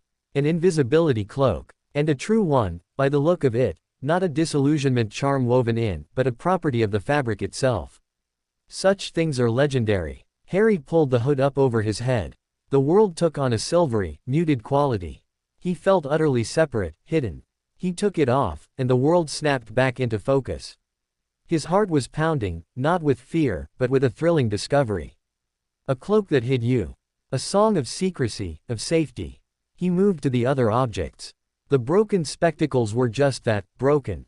But when he picked them up, he felt a faint, intellectual tingle, a whisper of puzzle solved. The toy broomstick, when his hand closed around the handle, gave a joyful little hum, a song of wind and freedom. The letters, tied with a faded ribbon, sang a complex, heartbreaking harmony of love and worry. He didn't open them. That song felt too private. The dragon hide gloves were stiff but supple. When he pulled one on, it tightened to fit his small hand perfectly. A feeling of fierce protection, of warding off heat and blade, seeped into his skin. A song of defense. He had an inventory. Not of gold, but of legacy. A cloak of hiding, a broom of freedom, gloves of protection, letters of love, a sword of promise. And a modest pile of coins. He turned to Eldritch. Are these valuable? Incalculably, the old goblin said, his voice hushed. Not in galleons, necessarily. True invisibility cloaks are heirlooms of a handful of families. The Potters were not known for one. This is a secret. The broom, a child's toy, but enchanted for safety and responsiveness. The gloves are excellent quality. But their true value is in what they represent. This, he gestured around the vault, is not a treasury. It is a portrait. A portrait of a family that valued subtlety, joy, protection, and love. And the ultimate protection. He nodded to the sword. So I have capital, Harry said, the word feeling strange. You have identity, Eldritch corrected gently. Which is the only capital that cannot be stolen. But to the point of your lessons, yes. You could sell the gloves. They would fetch a fine price from a duelist or an orer. The broom, to a collector. But I would not advise it. These are your anchors. They tell you who you are. Without them, you are just a boy with a claim and a sword. With them, you are Harry Potter. Harry carefully folded the cloak. It seemed the most immediately useful. I'd like to take this. To study it, Eldritch considered. It is your property. The trust allows for removal of non-core assets for personal use, with notification. I will file the paperwork. But Harry, a cloak like that is a powerful tool. Do not use it for mischief. And do not rely on it for true safety. It hides you from sight, not from magic. A determined seeker with the right spells will find you. Harry nodded, clutching the soft fabric. A tool. Not for mischief. For listening. For seeing without being seen. Back in his suite, he spread the cloak on his bed. In the light of the gemstone chandelier, it was just a beautiful, old piece of clothing. But when he put it on, the world softened, quieted.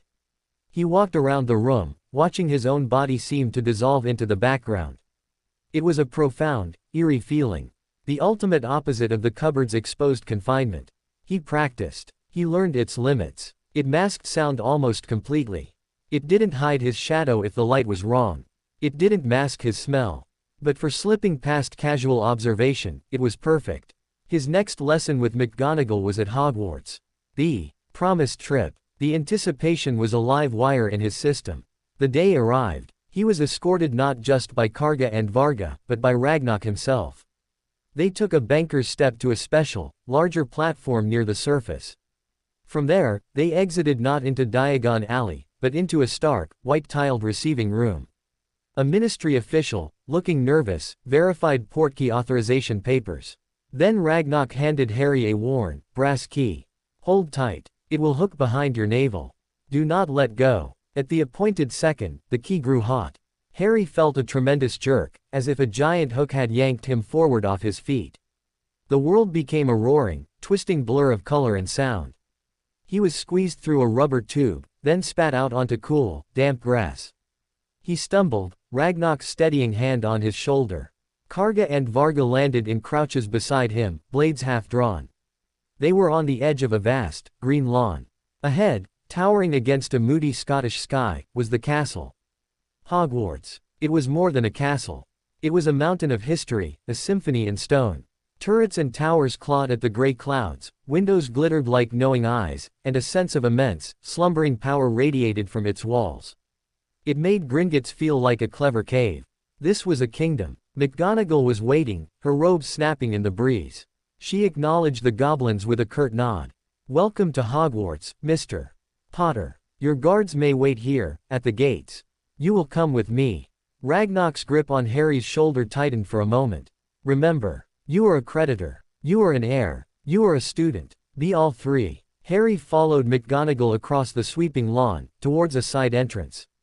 The air was fresh and cold, scented with pine, lake water, and the faint, sweet smell of magic itself, different from the deep earth magic of the mountain. This was wilder, older, freer. He saw students in black robes crossing a courtyard in the distance, laughing. They looked his age, older. Normal. The sight sent a pang through him, a longing so sharp it was physical. McGonagall led him not into the main castle, but to a secluded, walled garden behind the greenhouses. It was a practical space, with stone benches and targets set up for spell practice. Today, she said, turning to face him, we will work on channeling magic for a specific, repeatable effect. The foundation of spellwork. We will begin with the most basic charm, Lumos. She demonstrated. With a precise flick in the incantation, Lumos, the tip of her wand ignited with a bright, white light. The wand is a focus, she explained. It gives the magic a clear path and shape. You do not have a wand. So you must create the focus internally.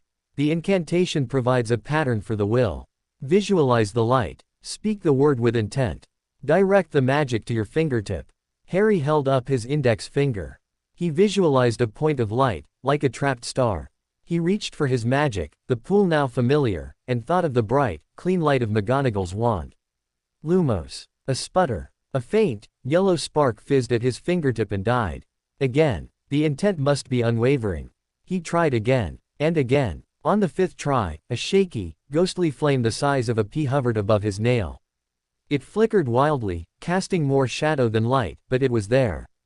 Adequate. Sustain it. He held it, pouring a thin, steady stream of will into it. The flame stabilized, grew to the size of a blueberry, and burned with a steady, cool white light.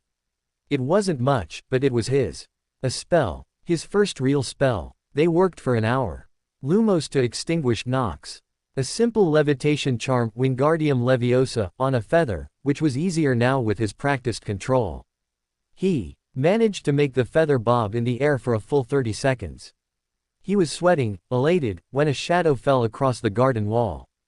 Harry looked up, his Lumos flickering out. A man stood at the entrance to the garden. He was incredibly tall and thin, with hair and a beard of silvery white that seemed to glow with its own light. His robes were midnight blue, embroidered with stars and moons that moved slowly. But it was his eyes that held Harry.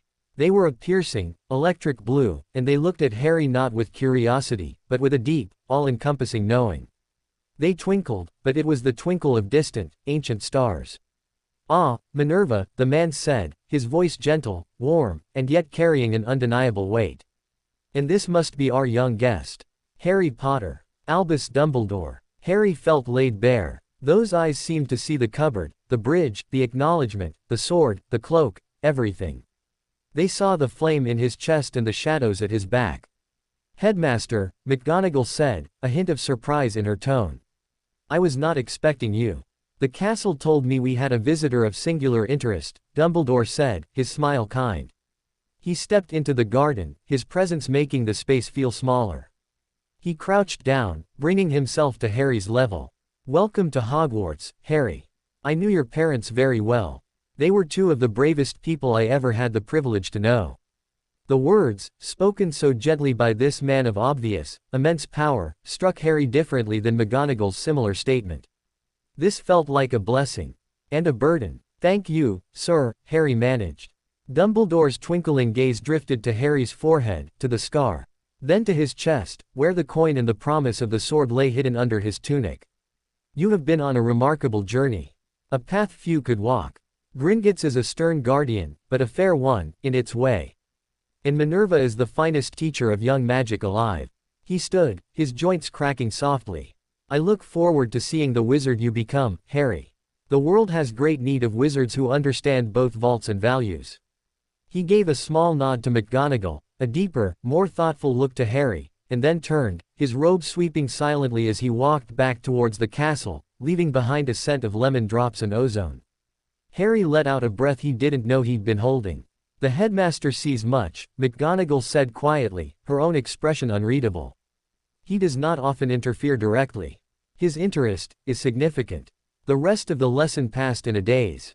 Harry's magic felt jittery, aware. When it was time to go, McGonagall walked him back to the gates where the goblins waited. "Your progress is exceptional," she said as they walked. "But remember, magic is not just power. It is responsibility. You carry more than most. Do not let it bend you. Let it strengthen you." At the gates, Ragnok looked from Harry's thoughtful face to the retreating form of McGonagall. "Well, I met Dumbledore," Harry said. Ragnok's eyes sharpened. "And he sees me." Ragnok was silent for a long moment as they activated the return portkey. "Then the sun has taken notice of the shadow," he murmured as the world began to spin. "The game expands." Holding the brass key, feeling the hook behind his navel, Harry looked back one last time at the towering castle against the gray sky. For a fleeting second, he didn't see a school. He saw a giant chessboard. And he, with his goblin coin and his wizard's spark and his father's sword whispering in a vault, was a piece standing squarely in the center. The shadow had met the sun. And nothing would ever look the same again. Chapter 13, The First Investment. The return to the mountain's embrace was a plunge from color and sky into a world of carved stone and humming gem light. But Harry carried the chill Scottish air in his lungs, the image of Hogwarts etched behind his eyes, and the profound, unsettling weight of Dumbledore's knowing gaze. The goblin corridors felt more like tunnels than ever. Ragnok was silent on the journey back to the residential quarters, his expression one of deep calculation. At the door to Harry's suite, he stopped. Dumbledore's attention is a currency. It can be spent, or it can accrue interest. Do not draw upon it lightly. He is not an ally to the bank, nor an enemy.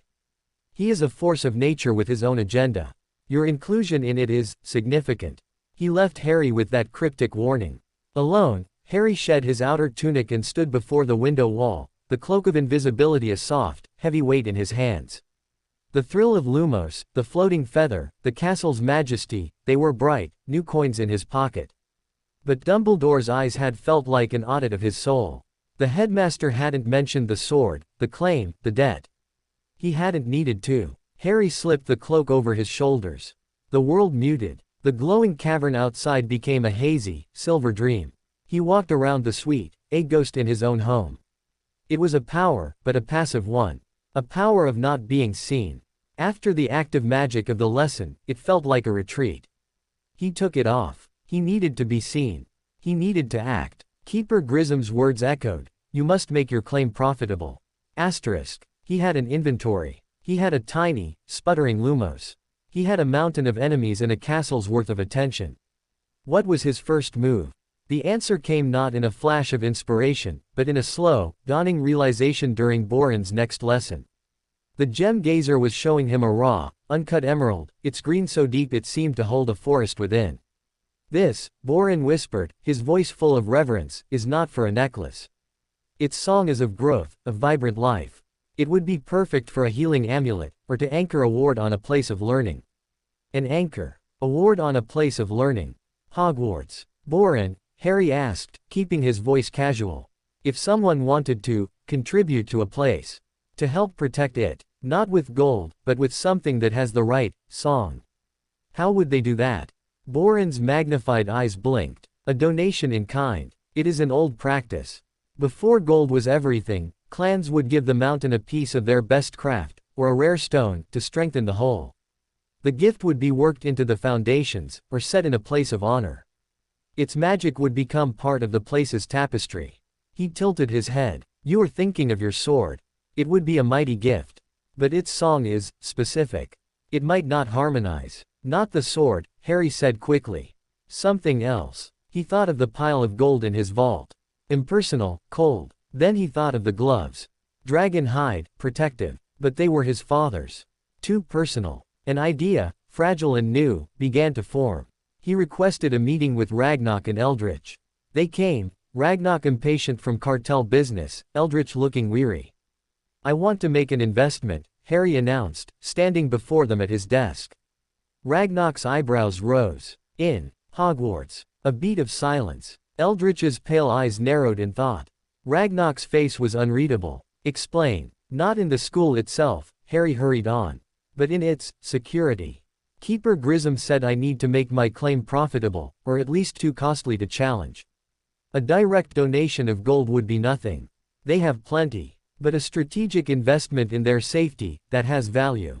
It builds a relationship. It shows I'm not just taking from the bank, I'm using my position to create alliances that benefit stability. He used the word he'd heard in cartel debates. Ragnarok slowly sat down. Go on. My vault has gold. Not much, but some.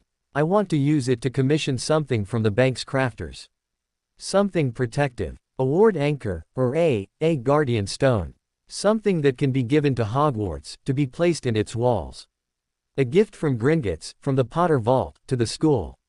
It ties my name, and the bank's, to the safety of a place Dumbledore cares about. It's not for profit. It's for goodwill and strategic positioning. Eldritch let out a soft sigh that was almost admiration. You have been listening, child. That is a move worthy of a seasoned clan head. Risky, but with potential. The cartel will hate it. A gift to wizards. Using bank resources. It uses my resources, Harry corrected. The gold is mine. I pay for the crafting. The bank provides the crafter, for a fee. It's a transaction. But the result is a symbol of alliance. Ragnarok was staring at him, a fierce, proud light kindling in his black eyes. You are learning the game faster than I dared hope.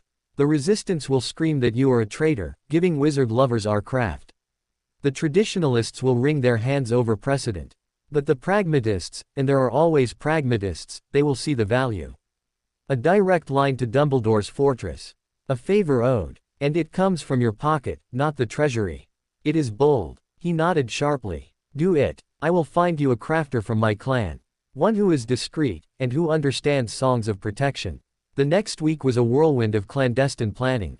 Ragnarok introduced a crafter, a middle-aged goblin named Thrain, with hands like knotted oak and a face that rarely changed expression. He listened to Harry's request, something to anchor protective magic, to harmonize with ancient stone and young minds. Thrain asked to see the gold from the vault. Harry, escorted by a full honor guard detail, made another trip to Vault 713. Thrain didn't even glance at the sword. He went straight to the pile of coins, running his thick fingers through them, listening. This gold has been asleep, he pronounced, his voice a low rumble. It has absorbed the silence of the vault, the echo of the sword's purpose, the memory of those who left it. It is good. It will hold an intention well. He selected 24 coins. This will be enough for the object. My fee will be 3 more.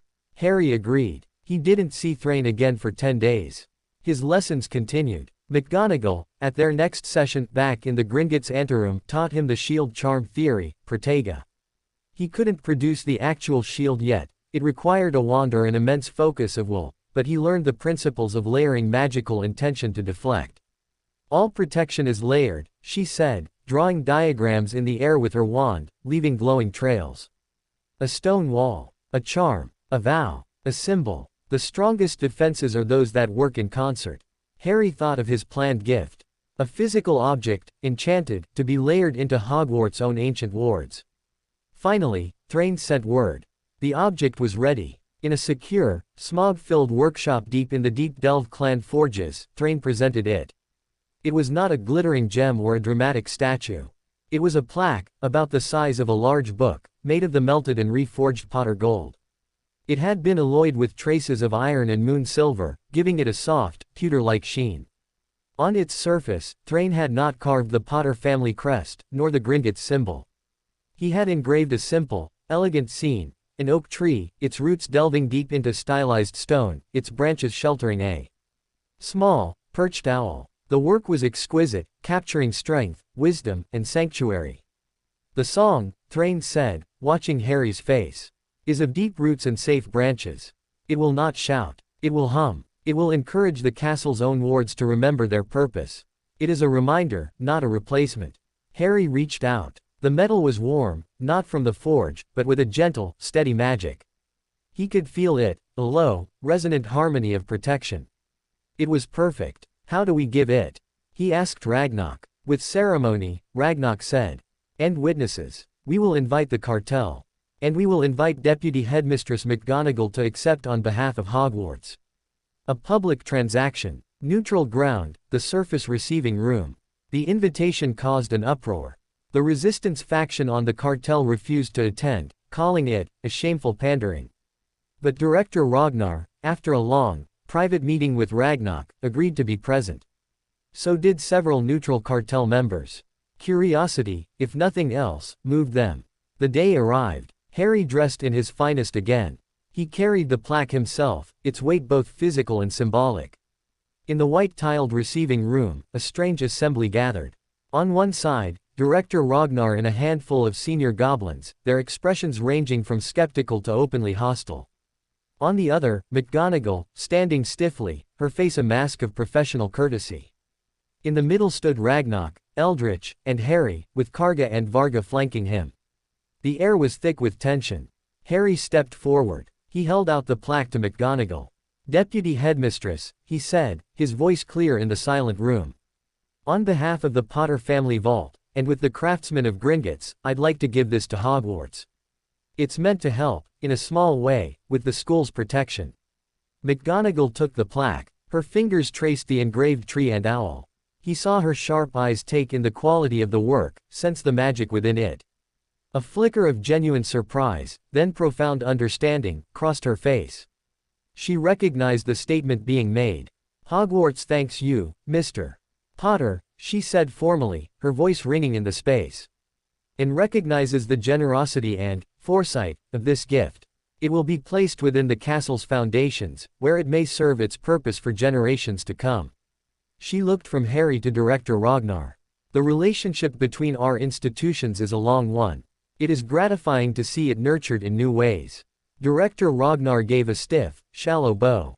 "Gringotts is always pleased to facilitate the wishes of a valued creditor. The craftsmanship, of course, speaks for itself." The ceremony was over in minutes. It was austere, awkward, but it was done. McGonagall left with the plaque. The cartel members filed out, murmuring among themselves. Back in his suite, Ragnarok let out a long breath. "It is done. You have planted a seed. Now we see if it grows in poisoned ground or fertile soil. The resistance will be apoplectic. But Dumbledore will understand the language you just spoke. You did not ask for anything. You gave. And in giving, you claimed a different kind of power." Eldritch nodded. "A power of benefaction. It is a subtle tool, but in the long game, often the most effective." Alone that night, Harry felt drained but satisfied. He had moved a piece. He had spent his first gold, not on himself, but on a statement. A statement of alliance, of protection, of his right to engage with the world beyond the mountain. He stood at the window, looking out at the dark river. He thought of the plaque, now on its way to be embedded in the foundations of Hogwarts. A small piece of his family's gold, singing a song of safety, woven into the fabric of the castle. He wasn't just a claimant anymore. He was a patron, a protector. The roles were piling up, one on top of the other: orphan, survivor, creditor, heir, student, symbol, investor. The weight was immense. But as he felt the quiet hum of the mountain around him and the answering pulse of the coin at his neck, he realized something. He wasn't buckling. He was growing stronger to carry it. And somewhere, in a tower in a distant castle, an old wizard with twinkling eyes was holding a gold and silver plaque, listening to its song, and smiling a small, private smile. The game had a new player. And he played not for gold, but for roots and branches. The board was changing. And for the first time, Harry Potter was the one moving the pieces. Chapter 14, The Poisoned Root. The silence after the presentation was deeper than before, and heavier. It was the quiet of a forest holding its breath, waiting to see which way the predator would leap. The gift to Hogwarts was an anomaly, a stone thrown into the perfectly still, bitterly cold pond of goblin-wizard relations. The ripples were slow, but they spread. Keeper Grissom arrived for her next lesson with a new scroll. She unfurled it on the desk, a map of the British Isles, but not one Harry recognized. It was marked not with cities, but with shimmering ley lines, dragon reservations, centaur territories, and pockets of deep, dark magic labeled with warnings. "You have extended a branch," she rasped, her amber finger tapping the location of Hogwarts. "Now you must understand the forest. The magical world is not a kingdom. It is an ecosystem. Fragile, brutal, predatory. Your gift to the wizard school is seen by some here as a betrayal of our ecosystem. They believe you are introducing a foreign species, yourself, and trying to graft it onto their oldest tree." "I was just trying to help," Harry said, a defensive edge in his voice. Intent is irrelevant to the poisoned root, Grissom snapped. Only consequence matters. The consequence is that the resistance now has proof, they will say, of your true loyalty. And the traditionalists are nervous. You have created a direct link between Gringotts and Hogwarts that bypasses the ministry, the Wizengamot, all the usual channels. You have made the bank a person. In the form of a child. This is unprecedented. Unnerving. She pointed to various points on the map. The ecosystem reacts. The Ministry's Department of Magical Creature Relations will receive complaints. The Goblin Liaison Office will be asked for clarification.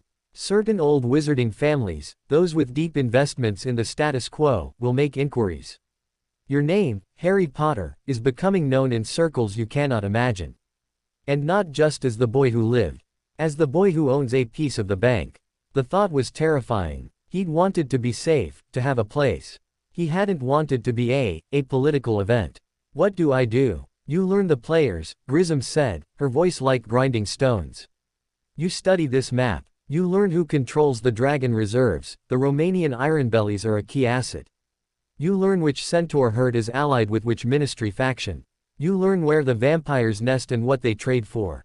You learn that the world is made of chains of obligation and fear, and gold is only one link. She fixed him with her stare.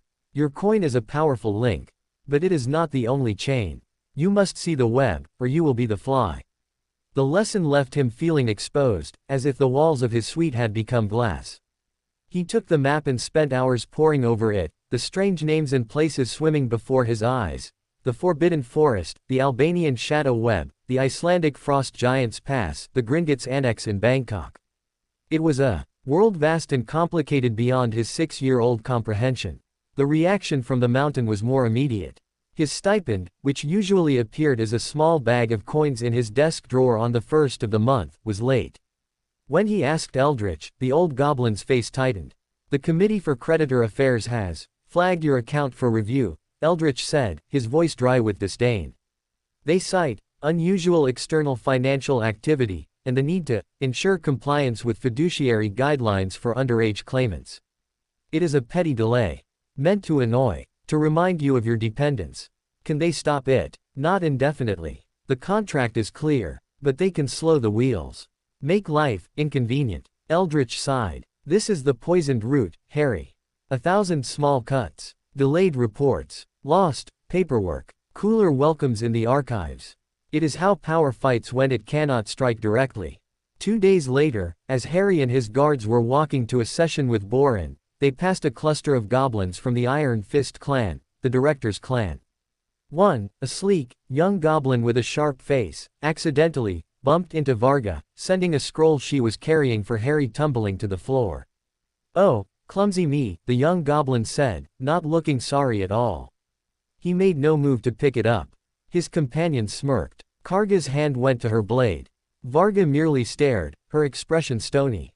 Harry, feeling a hot flush of anger, bent to pick up the scroll himself. As his fingers touched it, the young goblin deliberately stepped on the other end, pinning it. I'll get that, the goblin said, his smile a razor cut. Wouldn't want the precious creditor to strain himself. Harry looked up, meeting the goblin's glittering, hostile eyes. The spark in his chest flared, not with magic, but with a deep, stubborn pride. He didn't tug the scroll. He let go and stood up. It's just a scroll, Harry said, his voice calm. Too calm. You can have it. I've already read what it says. He turned and walked on, leaving the scroll under the goblin's foot. Karga and Varga fell in behind him, their postures radiating silent menace. It was a small victory, a refusal to be baited. But it tasted of ashes. The worst cut came through his magic lessons. McGonagall sent a formal, regretful note via Bank Owl. Owing to increased scheduling conflicts and necessary curriculum reviews at Hogwarts, our sessions must be temporarily reduced to once per fortnight, effective immediately. Asterisk. A scheduling conflict. Harry knew it was a lie. It was pressure. From someone. The Ministry. The cartel. Both. He showed the note to Ragnarok, who crumpled it in his fist, his face dark with fury. They target your growth, your connection to the wizarding world. They seek to stunt you, to keep you isolated here, where they can control the narrative. He slammed his fist on the desk. I will fix this. But even Ragnarok's influence had limits. The next session with McGonagall was cancelled altogether, with a terse note about an urgent inspection by the Board of Governors. Harry's channel to the sunlit world of magic was being pinched shut. He practiced alone, in his suite. Lumos, Nox, levitating books, the shield charm theory. But without McGonagall's sharp corrections, his progress felt hollow, imaginary. The frustration built, a pressure cooker with no release. It was Borin who offered an unexpected, sideways kind of solace. Seeing Harry's gloom, the gentle gem gazer didn't speak of war. He brought a small, flat stone, a river-smooth slate, and a set of fine, metal-tipped etching tools. When the mountain oppresses, Borin whispered, sometimes the best answer is not to push back, but to make a mark. A small, true mark. It reminds the stone who you are. He showed Harry how to hold the tools, how to use a gentle, steady pressure to scratch a line into the slate. Not a picture. Just a line. Then another, intersecting it. A pattern emerging from patience. Harry sat for hours, etching. He didn't think. He just let his hand move. He wasn't making the shield symbol, or the helmet and swords. He was making a net. A web of fine, intersecting lines. It was messy, childlike, but as it grew, covering the slate, he felt a curious calm. He was imposing order on the blank stone. A tiny, personal order. When he finished, the slate was covered in a chaotic, intricate lattice. He showed it to Borin. The gem gazer peered at it through his lenses. Ah, he breathed. A net. To catch, what? Dreams. Fears. He looked at Harry. It is a good mark. It says you are here. You are making connections, even in the dark. It was a small thing. But it helped. A week after the stipend delay, a different kind of message arrived. Not by owl. It appeared on his desk one morning, materializing from a puff of green smoke that smelled of ozone and rotten flowers. It was a single piece of expensive, cream-colored parchment. The writing was inelegant, looping script. To the paramount creditor, it has come to our attention that your unique position may be causing you unintended difficulties. Isolation is the lot of pioneers, but it need not be a permanent state. There are those in the wizarding world who understand the value of ancient agreements and the importance of stable institutions. Should you wish for discourse beyond the confines of stone, a meeting can be arranged. Discretion assured. Asterisk. A well-wisher. Asterisk. No signature. No seal. But the parchment, the script, the faint scent of old money and arrogance, it screamed a certain kind of wizard. One of the old families Grissom had mentioned. Harry took it straight to Ragnok. Ragnok read it, his lip curling. A trap. Woven from silk, but a trap nonetheless. This is from one of the families who profit from the current, strained peace. They see you as a variable. They want to measure you. To see if you can be bought, or influenced, or neutralized. A well-wisher. He sneered. They wish for their own well-being, nothing more. Should I ignore it? No, Ragnok said, his eyes gleaming. You should answer it. But not you. The bank will answer. We will thank the well-wisher for their concern and inform them that all communications for the paramount creditor must be routed through the official Gringotts diplomatic office. We will bury them in bureaucracy. It sends a message. You are not a free agent to be wooed. You are an institution, and they must deal with the institution. It was a clever, defensive move. Harry agreed. But the feeling of being boxed in, of being a prize fought over by unseen forces, grew stronger. The mountain, his sanctuary, was starting to feel like a beautifully appointed prison. He took out his invisibility cloak more and more. He would put it on and wander the suite, a ghost.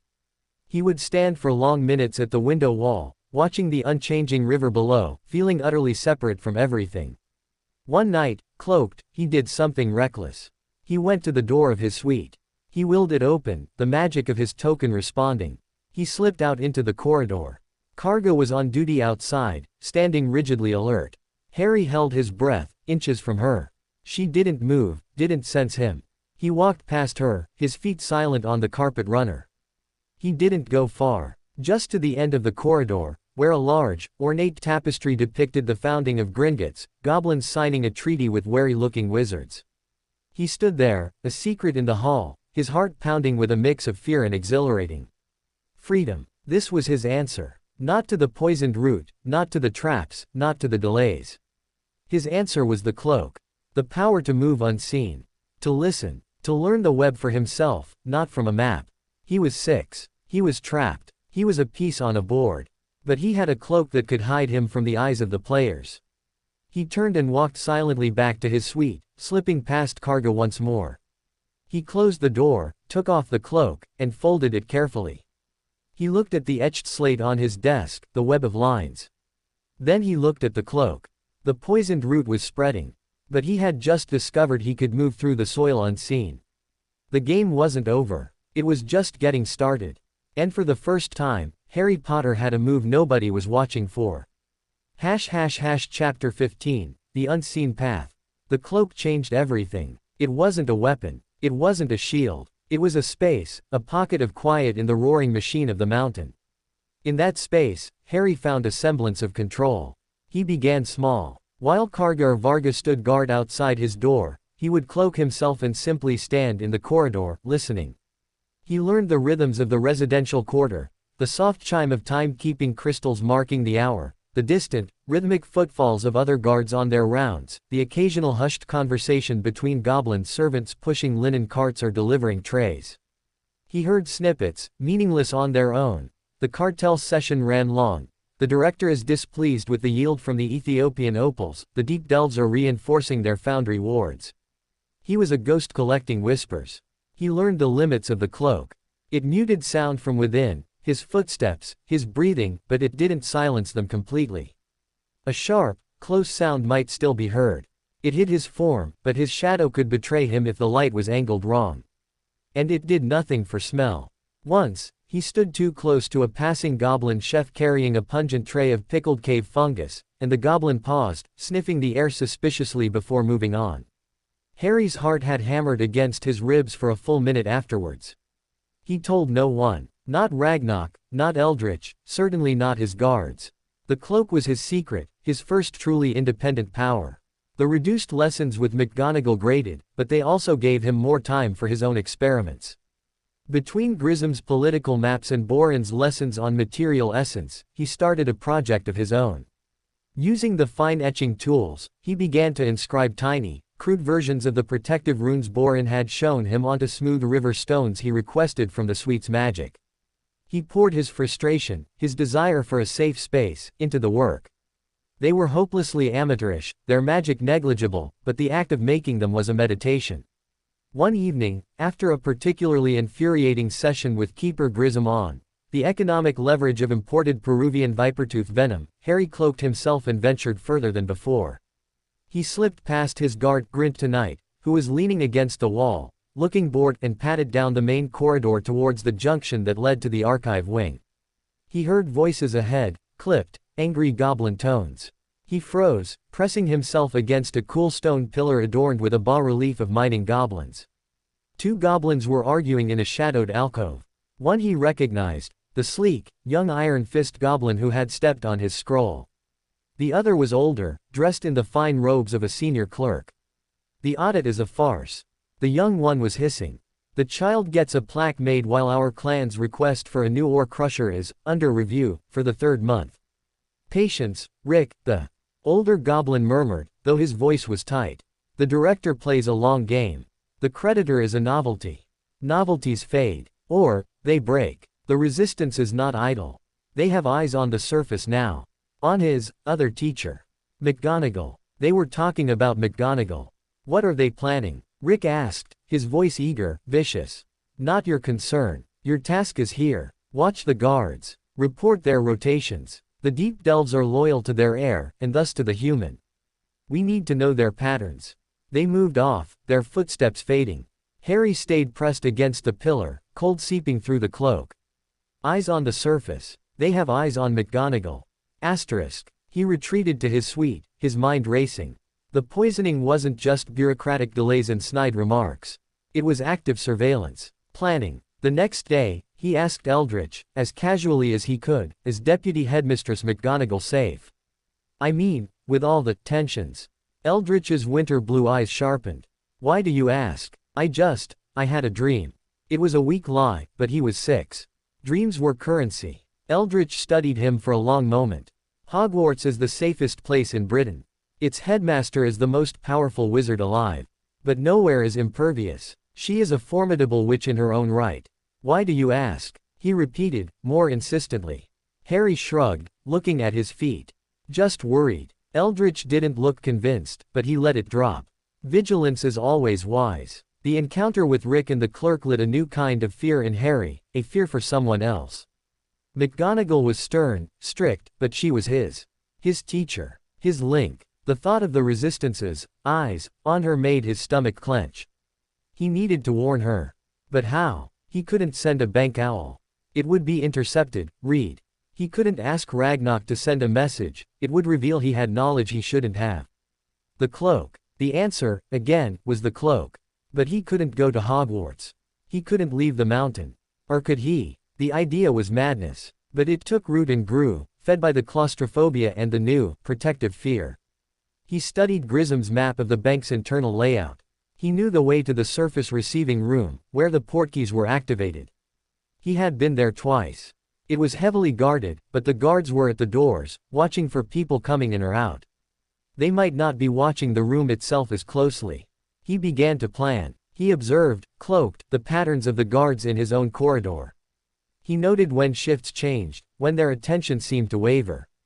He started paying closer attention during his official, escorted trips to the surface for his now rare lessons.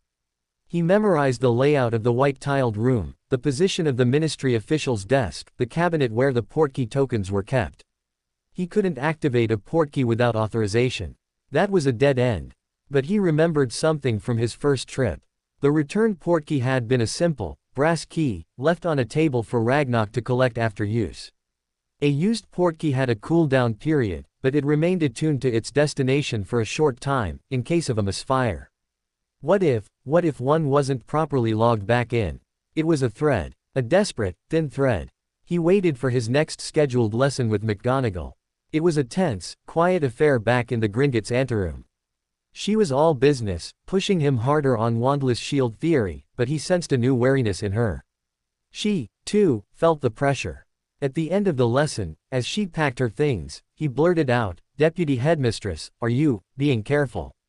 She froze, then turned, her bespectacled gaze piercing. "That is an odd question, Mr. Potter. I heard things. Goblin things. They don't like that I'm learning from you." Her expression softened a fraction. "I am always careful, Mr. Potter. And Hogwarts is well protected. Do not trouble yourself with grown-up politics. Focus on your magic." But her eyes held a flicker of gratitude, and of renewed concern, for him. When she left, Ragnarok escorted Harry back towards the portkey room. The usual ministry official was there, along with 2 Gringotts guards. The used portkey, a bent, silver spoon this time, lay on the official's desk. Ragnarok was arguing with the official about some import tariff form, their voices rising. This was his chance. His only chance. Harry, standing slightly apart with Karga, let his knees buckle. He didn't fake a faint, he was too afraid that would cause a major incident. He just slumped against the wall, sliding down it with a small, distressed sound. "Creditor." Karga was immediately at his side, her scarred face alarmed. Ragnarok and the official broke off their argument, turning. "I'm dizzy," Harry mumbled, putting a hand to his forehead. From the lesson. As Ragnarok strode over, his attention fully on Harry's small, cloaked hand, which had been hidden under his own leg, shot out. His fingers brushed the edge of the desk, found the cool metal of the spoon, and closed around it. In the same motion, he pulled it into the fold of his own robes, his body blocking the view. It was done in a second. Ragnarok felt his forehead. "You are pale. The magic drain. We must get you back." He helped Harry up, supporting him. Harry kept his hand clutched over the hidden spoon inside his robe, his heart pounding so loudly he was sure they could all hear it. The journey back to his suite was a blur of terror. Had the official noticed? Would an alarm sound? But nothing happened. The mountains swallowed them again. In his suite, finally alone, he took out the spoon. It was inert now, its magic spent. But portkeys were often reused. It would be recharged, its destination coordinates reset. But for a few hours, perhaps, it might still hold a trace of its last setting. A ghost of a path to Hogwarts. He couldn't use it officially. But what if he could follow the ghost? He had no idea if it was possible. It was the kind of wild, instinctive idea that had made his hair grow back overnight or landed him on the school roof. Magic he didn't understand, responding to desperate need. He waited until the deep night watch, when the mountain's hum was at its lowest. He dressed warmly. He put the cloak on. He tucked the spoon into an inner pocket. He willed his door open and slipped out. Grint was on duty, leaning against the wall, eyes half closed. Harry moved like a whisper, past him, down the familiar corridor. His senses were hyper-alert. Every distant sound was a potential discovery. He followed the path to the upper levels, avoiding the main thoroughfares, sticking to the service corridors he'd observed on his cloaked wanderings. It took an hour of tense, silent navigation. Twice he had to press himself into a niche as patrolling guards passed. Once, he almost walked into a cleaning goblin pushing a cart. He froze, and the goblin rubbed his eyes, muttering about, seeing shadows, before moving on. Finally, he reached the polished corridor leading to the surface receiving room. The great bronze doors were shut, guarded by two immobile sentinels in full armor. This was the end. He couldn't get past them. But he wasn't trying to get to the room. He was trying to find the path. He found a small, unused antechamber off the main corridor, a storage closet for cleaning supplies, dusty and dark. He slipped inside and closed the door. In the absolute blackness, he took off the cloak and took out the spoon. He held it in both hands. He closed his eyes. He didn't try to activate it. That required a spell, a trigger. He tried to remember. He cast his mind back to the feeling of the portkey travel, the hook behind his navel, the whirl of color, the specific, terrible sense of dislocation ending on the damp grass of Hogwarts. He poured his will into the spoon, not to activate it, but to trace it. To find the echo of the journey it had just taken. He imagined the path not as a teleportation, but as a magical thread, stretched through space, perhaps still vibrating. His magic, the pool inside him, stirred. It didn't roar. It seeped out, a delicate tendril of intent, wrapping around the spoon. He felt a resonance. A faint, fading direction. Like a scent on the wind, almost gone. It was pointing, up. And out. Through the mountain wall. He couldn't teleport. But he knew, with absolute certainty, the direction of Hogwarts from this spot. The spoon was a compass. It was enough. It was a connection. A thread in the dark. He put the spoon away, donned the cloak, and made the long, careful journey back to his suite. He slipped inside just as the pre-dawn shift change was about to happen, his body trembling with exhaustion and triumph. He had no way to send a message. He couldn't go to her. But now, holding the cool metal spoon in his hand in the safety of his bed, he knew which way to look. He had an unseen path. A line on a map only he could feel.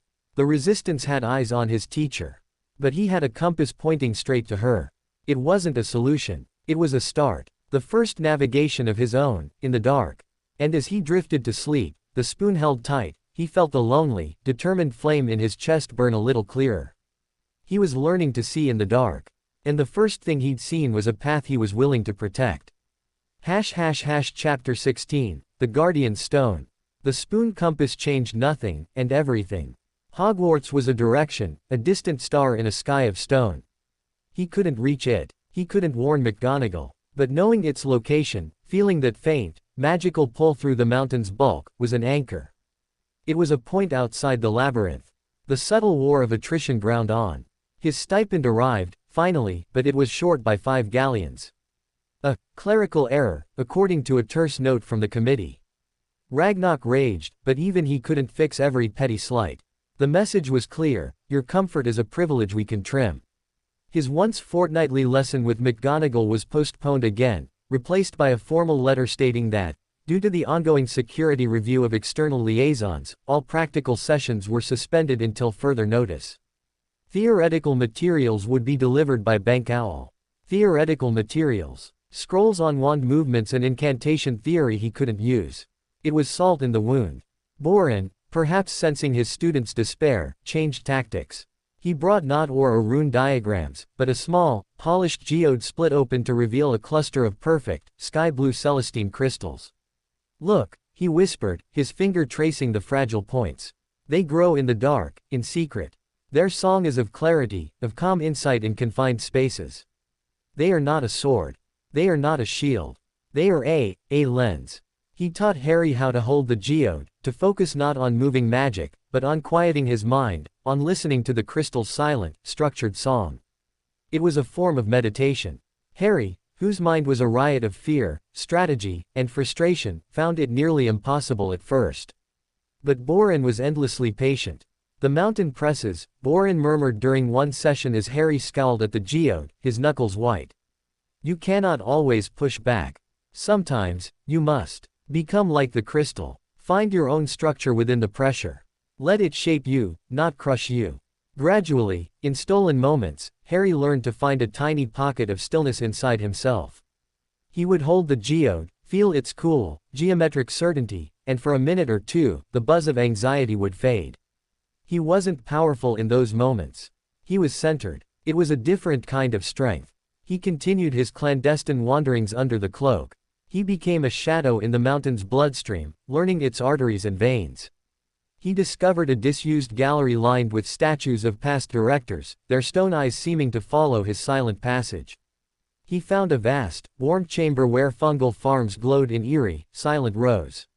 He listened to more conversations, collecting fragments of gossip and grievance like a miser collecting crumbs. He learned that the eyes on the surface were indeed gnarled ticks, hired by a shadowy syndicate within the resistance to watch McGonagall's movements in Hogsmeade and report on any unusual contact. He learned that Director Ragnar was facing a vote of no confidence from his own clan for being too soft on the human creditor issue. He learned that Ragnarok was quietly transferring more of his personal clan assets into liquid forms, a preparation for war, or for a sudden, drastic move. Harry hoarded these secrets. They were his currency in a game where gold was being used against him. Then, a new development. A package arrived, not through official channels, but delivered by a harried-looking house elf who popped into his suite with a crack, dropped a small, cloth-wrapped parcel on the floor, squeaked, "For the Potter boy," and vanished. Wary of traps, Harry used a pair of fire tongs from the hearth to unwrap it. Inside was not a cursed object, but a stone. A palm-sized, river-smoothed stone of gray granite. And nestled against it, held in place by a dab of resin, was a single, vibrant purple flower, a Scottish thistle, perfectly preserved. There was no note, but the meaning was as clear as a shout. The stone was from him, the mountain, the foundation. The thistle was from her, Scotland, Hogwarts, resilience. McGonagall. She had found a way to answer. He picked up the stone thistle. The flower was charmed, clearly, it hadn't wilted. As his fingers closed around the granite, he felt not a magical pulse, but a simple, solid weight. A reminder. I am here. You are there. We are both standing our ground. Asterisk. It was the most encouraging thing he'd received since the cloak. He placed the stone on his desk, the defiant purple thistle a splash of impossible color in the monochrome world of his suite. It became his talisman. When the frustration of his stalled magic or the silent hostility of the corridors threatened to overwhelm him, he would hold the cool granite and look at the flower. A week later, his next, theoretical delivery, arrived via bank owl. Among the dry scrolls on the 4 principles of transfiguration was a single, blank sheet of high-quality parchment. Harry, curious, held it up to the light of the chandelier. Nothing. He cast his feeble lumos, running the light over it. Slowly, as the magical light touched it, words began to appear in McGonagall's sharp, precise script. A hidden message, activated by Lumos' spell. Simple. Brilliant. Mr. Potter, asterisk it began. Theoretical studies are the foundation of practical skill. Review the attached scroll on ward anchor principles with particular attention. A well-placed anchor, even a small one, can stabilize a fluctuating field. External pressures may test the ward, but a true anchor holds firm. Continue your exercises. Precision is born of repetition. Asterisk. It was a lesson wrapped in a metaphor. Ward anchor principles. He remembered the plaque he'd had made, now somewhere in Hogwarts foundations. A true anchor holds firm. She was telling him to hold firm. And she was giving him a real task, study ward anchors. It was something he could do. He devoured the scroll. It was complex, discussing magical resonance, harmonic integration with ambient ley lines, and the use of specific materials to tune an anchor to a desired protective frequency. He cross-referenced it with Borin's rune diagrams and Grisham's maps of magical ley lines under Britain. He started a new project. Using the stipend money he had left after the error, he requested specific materials through boron, chips of clear quartz, a vial of mercury handled with extreme care, and a small sheet of copper. He didn't tell boron what for, and the gem gazer, bless him, didn't ask. Working at night, Harry began his most ambitious attempt yet. He used the copper sheet as a base. With his etching tools, he carefully copied the most stable-looking rune sequence for steadfastness from boron's texts. He inlaid the tiny quartz chips at the intersection points, using the mercury as a magical conductive paste, a dangerous, advanced technique mentioned in the scroll. He wasn't trying to create a ward for the mountain. That was far beyond him. He was trying to create a personal anchor. A focus for his own magic, to help him hold firm. It was painstaking, frustrating work. The mercury was slippery and toxic, he handled it with thick cloths. The runes were wobbly. The quartz chips refused to stick. He ruined 3 copper sheets before he produced something that even vaguely resembled the diagram. Finally, after days of work, he had it. A copper disc about the size of a galleon, etched with a lopsided runic circle, set with uneven quartz points, all held together by a smear of dull mercury. It was ugly. It was amateurish. But when he held it in his palm and reached for his magic, pouring his intention of steadfastness, of holding firm into it, something happened. The disc grew warm. The quartz points glowed faintly, a steady, clear white light. The runes hummed under his fingers, a low, stable vibration. It didn't create a shield. It didn't make him stronger. But it made his magic feel calmer, more focused. The frantic spark in his chest settled into a steadier burn. The oppressive weight of the mountain, the constant low-grade fear, seemed to press a little less. He had made a thing. A true, functional magical object. A guardian stone. He wore it on a leather thong around his wrist, hidden under his sleeve. Its constant, gentle hum was a companion in the silence. It was his answer to the thistle. I am holding firm. Asterisk. The existence of his secret projects, the cloak walking, the compass spoon, the guardian stone, created a duality in his life.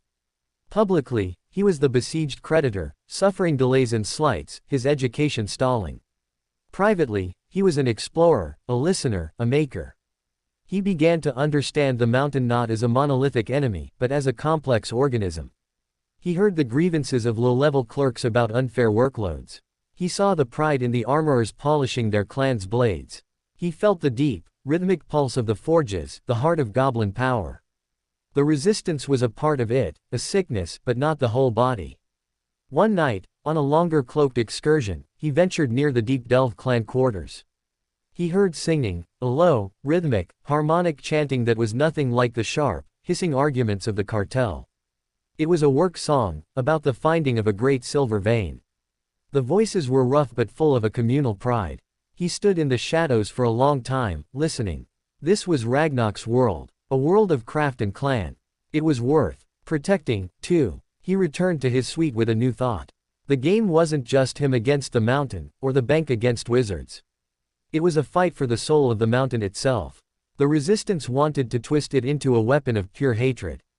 Ragnarok and Eldritch and even Director Ragnar, in their own ways, were trying to preserve its integrity, its laws. And he, Harry Potter, was a stone thrown into the pond.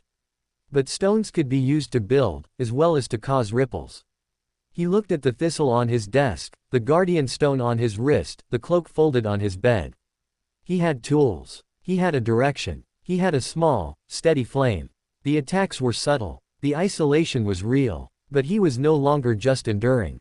He was digging in. He was growing roots in the dark, like boron's crystals. He was becoming an anchor.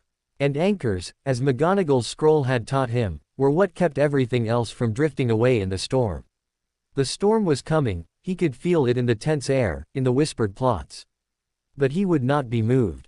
Chapter 17, The Crack in the Stone.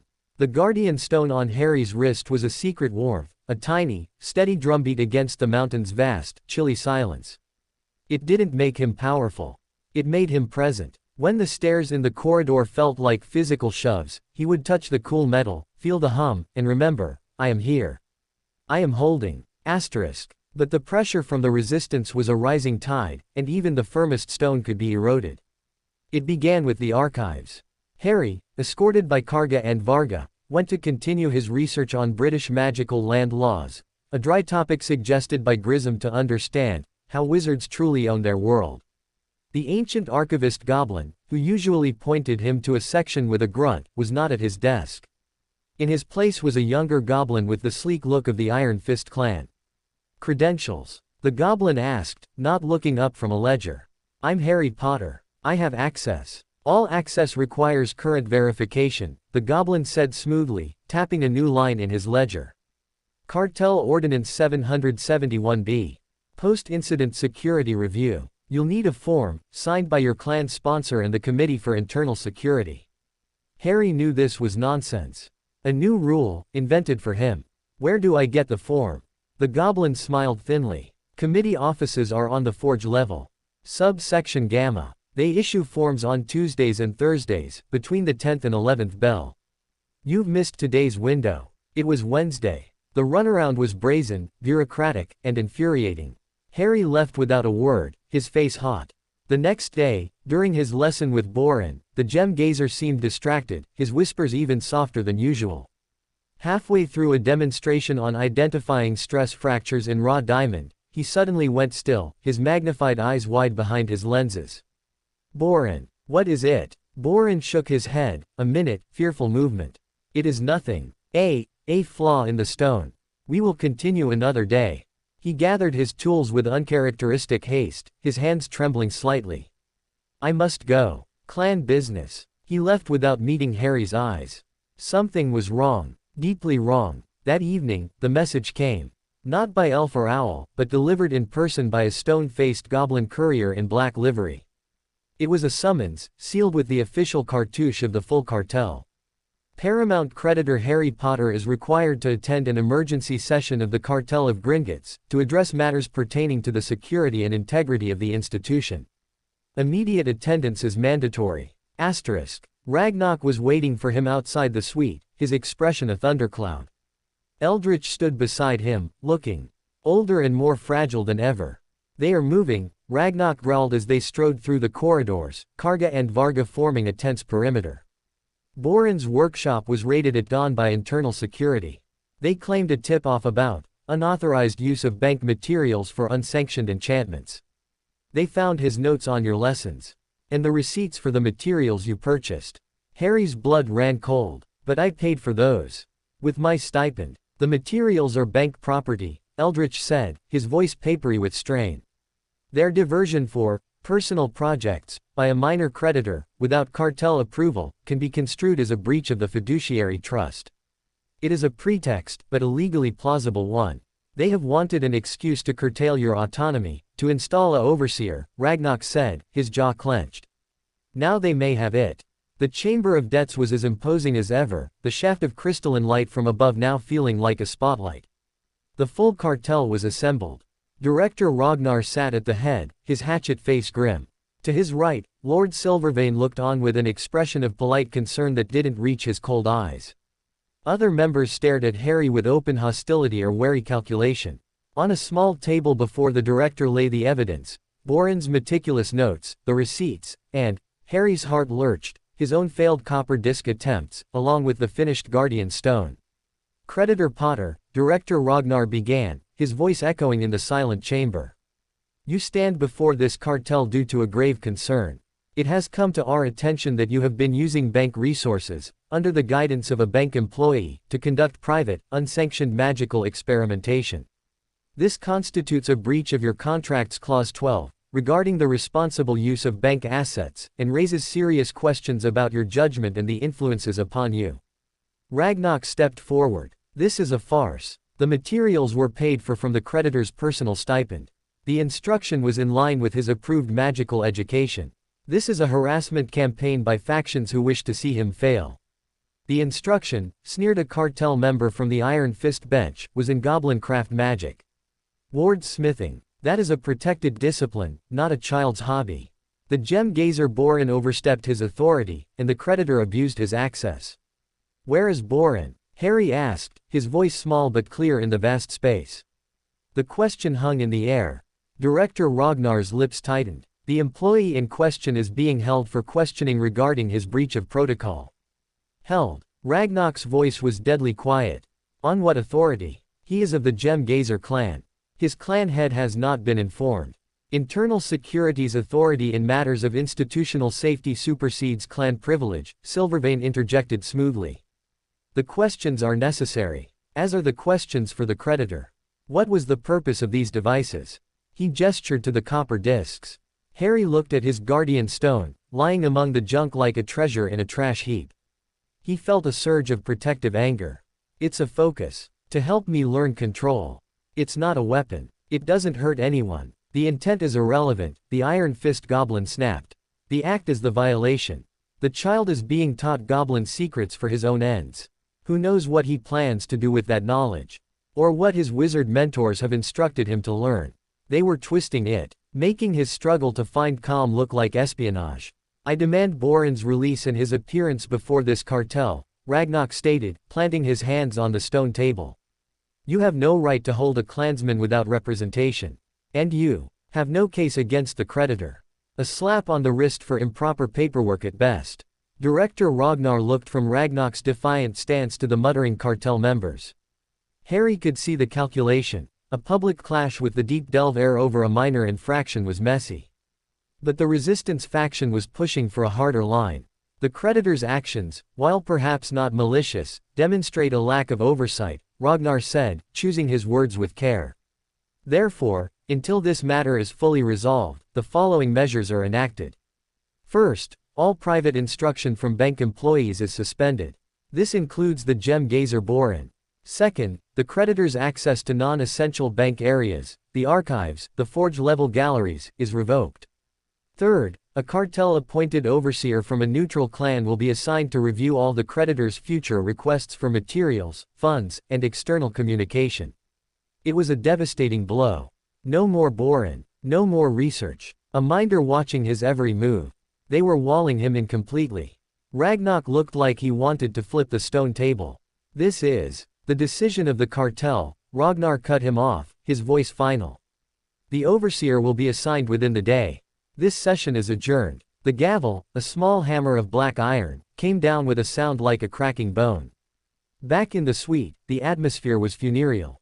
Eldritch sank into a chair, looking defeated. Ragnar paced like a caged wolf. They have Boren, Ragnar seethed. A gentle soul who only wished to teach. They will frighten him, confuse him, try to get him to say you were plotting something. It is an outrage against his clan and against all decency. Harry felt sick. Boren, with his whispers and his love for stones, in a cell because of him. I'm sorry. This is not your fault, Ragnar said fiercely, stopping his pacing. This is their tactic. They attack those around you. They isolate you. They make you doubt your own allies. We must respond, but carefully. An open challenge now would play into their hands. What about the overseer? Harry asked, dreading the answer. A watchdog, Eldritch sighed. Their eyes and ears in your very room. Your independence, what little you had left, is gone. The appointed overseer arrived that evening. His name was Gornik. He was from the Silent Miner clan, supposedly neutral. He was neither old nor young, neither friendly nor overtly hostile. He was blandness personified. He had a face that was easy to forget and eyes that missed nothing. He set up a small desk in the corner of Harry's main room and began filing reports in a neat, quick script. He spoke only when necessary. Creditor, your request for additional parchment is denied. Non-essential. Creditor, your meal selection includes a fruit not on the approved budget list. It will be substituted. Harry felt the walls of his beautiful suite close in until they were as narrow as the cupboard under the stairs. He was watched, judged, and controlled. That night, under the cloak, Harry did not wander. He couldn't risk it with Gornik just outside his bedroom door. He simply stood by the window wall, invisible, watching the unchanging river.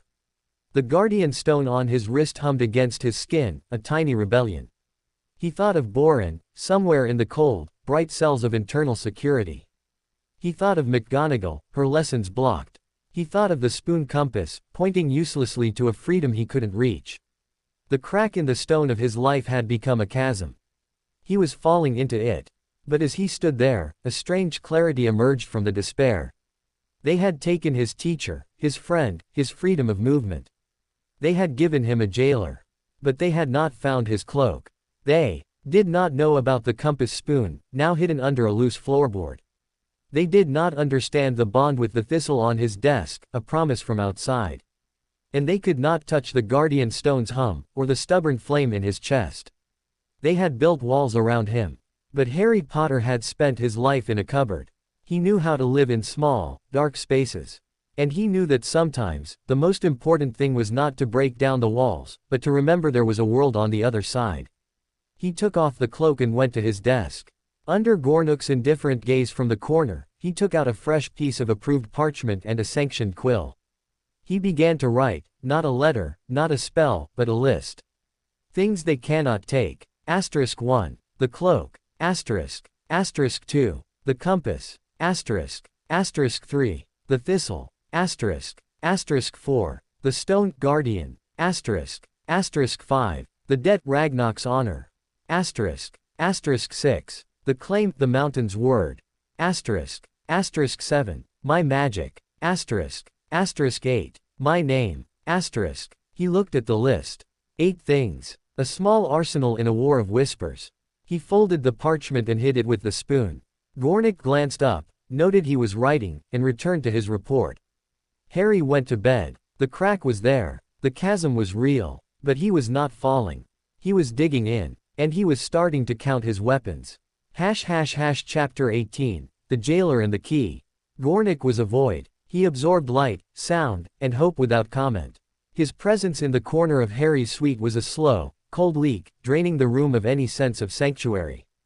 The mountain's hum, once a comforting background pulse, now felt like the grinding of a vast, indifferent machine. Harry's world shrunk to the dimensions of his rooms and the escorted, silent walks to the bath chamber. Lessons with Keeper Grissom continued, but under Gornook's watchful eye they became arid recitations of dates and laws, stripped of her acerbic commentary. She would not meet Harry's gaze, her own fixed on a point over his shoulder. Even she was cowed. The spark in Harry's chest, which had burned steadily through the acknowledgement and the dusk blade attack, guttered. It felt smothered. His magic, when he tried to practice the tiny lumos or levitate a quill under the covers at night, responded sluggishly, as if it, too, was weary of the surveillance. He wore the guardian stone constantly, its hum a fragile lifeline to his own sense of self. He would press his thumb against the cool copper, feeling the vibration, and repeat his list in his mind. The cloak, the compass, the thistle, but the list felt theoretical, like a map of a country he could no longer reach. A week into Gornook's tenure, the overseer broke his usual silence. Harry was attempting to read a dry tome on British magical property law, his eyes glazing over the dense text. Creditor, Gornook said, his voice flat and toneless. Your evening meal. It was not a statement. It was a command to cease his activity. Harry looked up. Gornook was not holding a tray. He was simply staring. Harry closed the book. A moment later, the recess in the wall shimmered and a tray appeared. It held a bland-looking broth, a slice of dark bread, and water. No silvery milk. No fruit. Budgetary restrictions, Gornook explained, seeing Harry's glance. Non-essential luxuries have been suspended pending review of your fiduciary responsibility. It was another small cut. Harry ate in silence, the broth tasteless, the bread dry. After the meal, Gornook spoke again. You will have a visitor tomorrow. The cartel has approved a consultation with a representative from the Department of Magical Child Welfare to assess your living conditions and educational provisions. Harry's spoon clattered against the bowl. The ministry. They were letting the ministry in. This was a new level of invasion. Why? The cartel is ensuring all aspects of your wardship are in order. Given the irregularities, with your magical instruction, it is a prudent step. Gornook's expression didn't change. You will be cooperative. That night, under the cloak, Harry did the only thing he could. He slipped out of his bedroom and stood, invisible, in the main room. Gornook was at his desk, writing by the light of a single, stark crystal. He was filling out forms, line after line, his movements precise and unhurried. Harry watched him for an hour. The goblin never paused, never looked up, never showed a flicker of emotion. He was a perfect functionary, a wall of bureaucratic ice. Despair threatened to drown him. He retreated to his room. He took out the spoon compass from its hiding place. He held it, closed his eyes, and reached for the faint, directional pull towards Hogwarts. It was still there, a ghostly thread. But it felt thinner, farther away. He thought of McGonagall's thistle on his desk. He got up, took it, and held it beside the spoon. The living purple against the dull metal. One a symbol of resilience, the other a path he couldn't walk. An idea, desperate and mad, flickered. The ministry official was coming from the outside. They would use a portkey or the flow. They would have to go back. Could he? No. It was impossible. Gornik would be watching. The official would be escorted. He'd be caught instantly. But the idea wouldn't leave. It sat in his mind, a tiny, stubborn ember. The next day, the ministry official arrived. She was a witch named Mrs.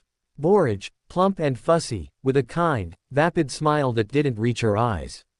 She wore magenta robes and carried a clipboard that smelled of peppermint. Gornik oversaw the entire consultation. He stood in the corner, a silent, ominous statue, as Mrs. Borage cooed over the spacious accommodations and asked Harry inane questions. "And are you eating well, dear? Do you have enough toys?" Is the goblin magic instruction stimulating? Harry answered in monosyllables, his eyes darting between her false cheer and Gornuk's impassive face. He felt like a specimen under glass. Mrs. Borage made notes on her clipboard. "Well, everything seems quite in order. A bit austere for a child, perhaps. And the lack of wizarding peer interaction is a concern the department has noted. But the security is unparalleled. We'll be sure to note that in our report to the Wizengamot Committee on Underage Welfare." She was leaving. She gathered her things, gave Harry a pat on the head that made him flinch, and turned to Gornik. "If you could show me to the exit." The portkey authority said my return token is activated from the main reception. This was it, his one glimpse of an unlocked door in weeks. "Of course," Gornik said. He looked at Harry. "Remain here, creditor." They left, Gornik closing the suite door behind them. Harry heard the lock engage with Gornuk's override key. He was alone. But not for long. His heart hammered against his ribs. It was now or never. A terrible, reckless plan formed in his mind, born of sheer, claustrophobic need. He ran to his bedroom. He threw on the invisibility cloak. He grabbed the spoon compass and shoved it in a pocket. He paused, looking at the thistle on his desk. He couldn't take it. It would be seen. He left it, a promise to return. He willed his bedroom door open, the internal doors responded to him, and slipped back into the main room. He went to the main suite door. He couldn't open it. Gornuk's override had locked it from the outside. Panic rose, bitter in his throat. He was trapped. Then he remembered. The guardianship stone. Its purpose was steadfastness, anchoring. But an anchor also had a chain. A connection. He pressed the copper disc hard against the door's lock mechanism. He poured his will into it, not to open the door, but to feel the lock. To find the echo of Gornuk's key, the signature of the magic that had just sealed it. He imagined the lock as a ward, and his stone as a key seeking a harmonic resonance. The quartz points on the disc flared, bright and painful. The metal grew hot against his palm. He heard a faint, high-pitched whine from the door's gears. They shuddered, turned a fraction, and stopped. It wasn't unlocked, but it was confused. The ward was disrupted, just for a moment. He pushed. The door, so heavy and solid, swung open a silent inch. He slid through the gap into the corridor. Empty. Gornik and the ministry witch would be ahead, heading for the surface. He followed, a ghost in the empty hall. His feet, in soft-soled shoes, made no sound. The cloak billowed silently around him. He held the compass in his cloaked hand, feeling its pull, using it to navigate the turns towards the upper levels, avoiding the main routes. He caught sight of them just as they reached the white-tiled reception room. Mrs. Borage was prattling about flow powder regulations. Gornik stood, waiting for the ministry portkey to be activated. A ministry wizard in official robes stood by a desk, holding a small, brass hourglass, the return portkey. "On 3, madam. Hold the stem." This was it, his only chance. A mad, suicidal chance. He didn't think. He acted. As the wizard said, 2, Harry sprinted, silent and invisible, across the tiles. As the man said, 3, and Mrs. Borage's hand touched the hourglass, Harry threw himself forward, his own hand outstretched within the cloak. His fingers brushed the cool glass of the hourglass at the exact same moment. The hook behind his navel yanked him viciously. The world became a screaming, twisting vortex. He was tumbling, invisible, through a tunnel of force, pressed against the screaming, unseen forms of Mrs. Borage and the portkey activator. It lasted an eternity and a second. Then he was sprawling on hard, cold stone, the breath knocked out of him. The cloak was tangled around him. He heard a gasp, a shriek. Merlin's beard. What was that? A turbulence. Mrs. Borage's voice, shrill with alarm. Standard magical cross-current, madam, a new, bored voice said. Nothing to worry about. Welcome to the Ministry of Magic Atrium. Harry lay still, curled in a ball under his cloak, on the floor of the immense, bustling atrium he could only hear. The sound was overwhelming after the mountain's silence, hundreds of footsteps, echoing voices, the flutter of paper wings from memo airplanes zipping overhead. The air smelled of rain, old wood, and burnt coffee. He had done it. He was out. But he was in the heart of the wizarding government, invisible, with no way back, and Gornik would discover his absence within minutes. Terror, cold and sharp, lanced through him, momentarily eclipsing his triumph. He was a 6-year-old boy, alone and on the run in a world he didn't know. But he was free. And he had a compass in his hand, humming with a direction that was now, miraculously, closer. Chapter 19, The Ministry of Stone. The floor of the ministry atrium was cold, polished stone that seeped through the cloak and chilled Harry's bones. He lay frozen, a tangle of invisible limbs, as Mrs. Borage's fussing voice receded, such a bumpy ride. I shall have words with the portkey office. And the general hubbub of the place washed over him like a tidal wave. Footsteps passed perilously close, polished leather shoes, scuffed boots, the click of high heels. A memo airplane, a slip of folded parchment with wings, zipped past his head, rustling the cloak's fabric. He didn't dare move. He had to think. Gornik would have returned to the suite by now. He would find it empty. The alarm would be raised. The entire, furious machinery of Gringotts' internal security would be activated. They would assume he was still in the mountain, hiding. But they would also contact the ministry. A missing paramount creditor was an international incident. He had minutes, maybe less, before the search expanded here. He had to get out of the atrium. But to where? The spoon compass in his clenched hand pulsed with its directional tug, pointing like a needle. That way. Deeper into the ministry. Or out. Cautiously, he uncurled. Still under the cloak, he got to his knees, then to his feet. He was a slight boy. He made himself smaller, a compact, unseen shape against the base of a towering fountain that dominated the center of the hall. Through the silvery haze of the cloak, he glimpsed shimmering, golden statues of a witch, wizard, centaur, goblin, and house elf, water cascading around them. The symbolism was lost on him. All he saw was cover. He began to move, following the wall, keeping the compass hidden in his palm but feeling its insistent pull. It led him away from the main bank of golden fireplaces, the flow network, he guessed, and towards a bank of gilded elevators. Wizards and witches streamed in and out, talking loudly about cauldron bottom thickness, werewolf registrations, and Quidditch scores. He couldn't get in an elevator. It was too enclosed, too risky. He spotted a sign pointing to stairs, levels 1 to 6. Asterisk. The compass was pulling him down. He found the stairwell entrance, a heavy, oak door. He waited until a pair of harried-looking wizards burst through it, arguing about budget reports, and slipped in behind them before it swung shut. The stairwell was quieter, lit by flaming torches in brackets. It spiraled down into the earth, level after level. He started descending, his soft shoes making no sound on the stone steps. The compass grew warmer in his hand, the pull more distinct. He passed doors marked with plaques. Level 2, Department of Magical Law Enforcement. Level 3, Department of Magical Accidents and Catastrophes. The air grew colder, damper. The cheerful noise from the atrium faded, replaced by an eerie, institutional silence broken only by the distant echo of a door slamming or a solitary set of footsteps. Level 4, Department for the Regulation and Control of Magical Creatures. The pull from the compass sharpened, wanting him to go further down, but also tugging him towards this door. He paused. Why here? Was McGonagall here? Unlikely. Then he remembered. Goblin Liaison Office. It would be a subdivision of this department. The ministry's official channel to Gringotts. If Gringotts reported him missing, this is where the alert would come.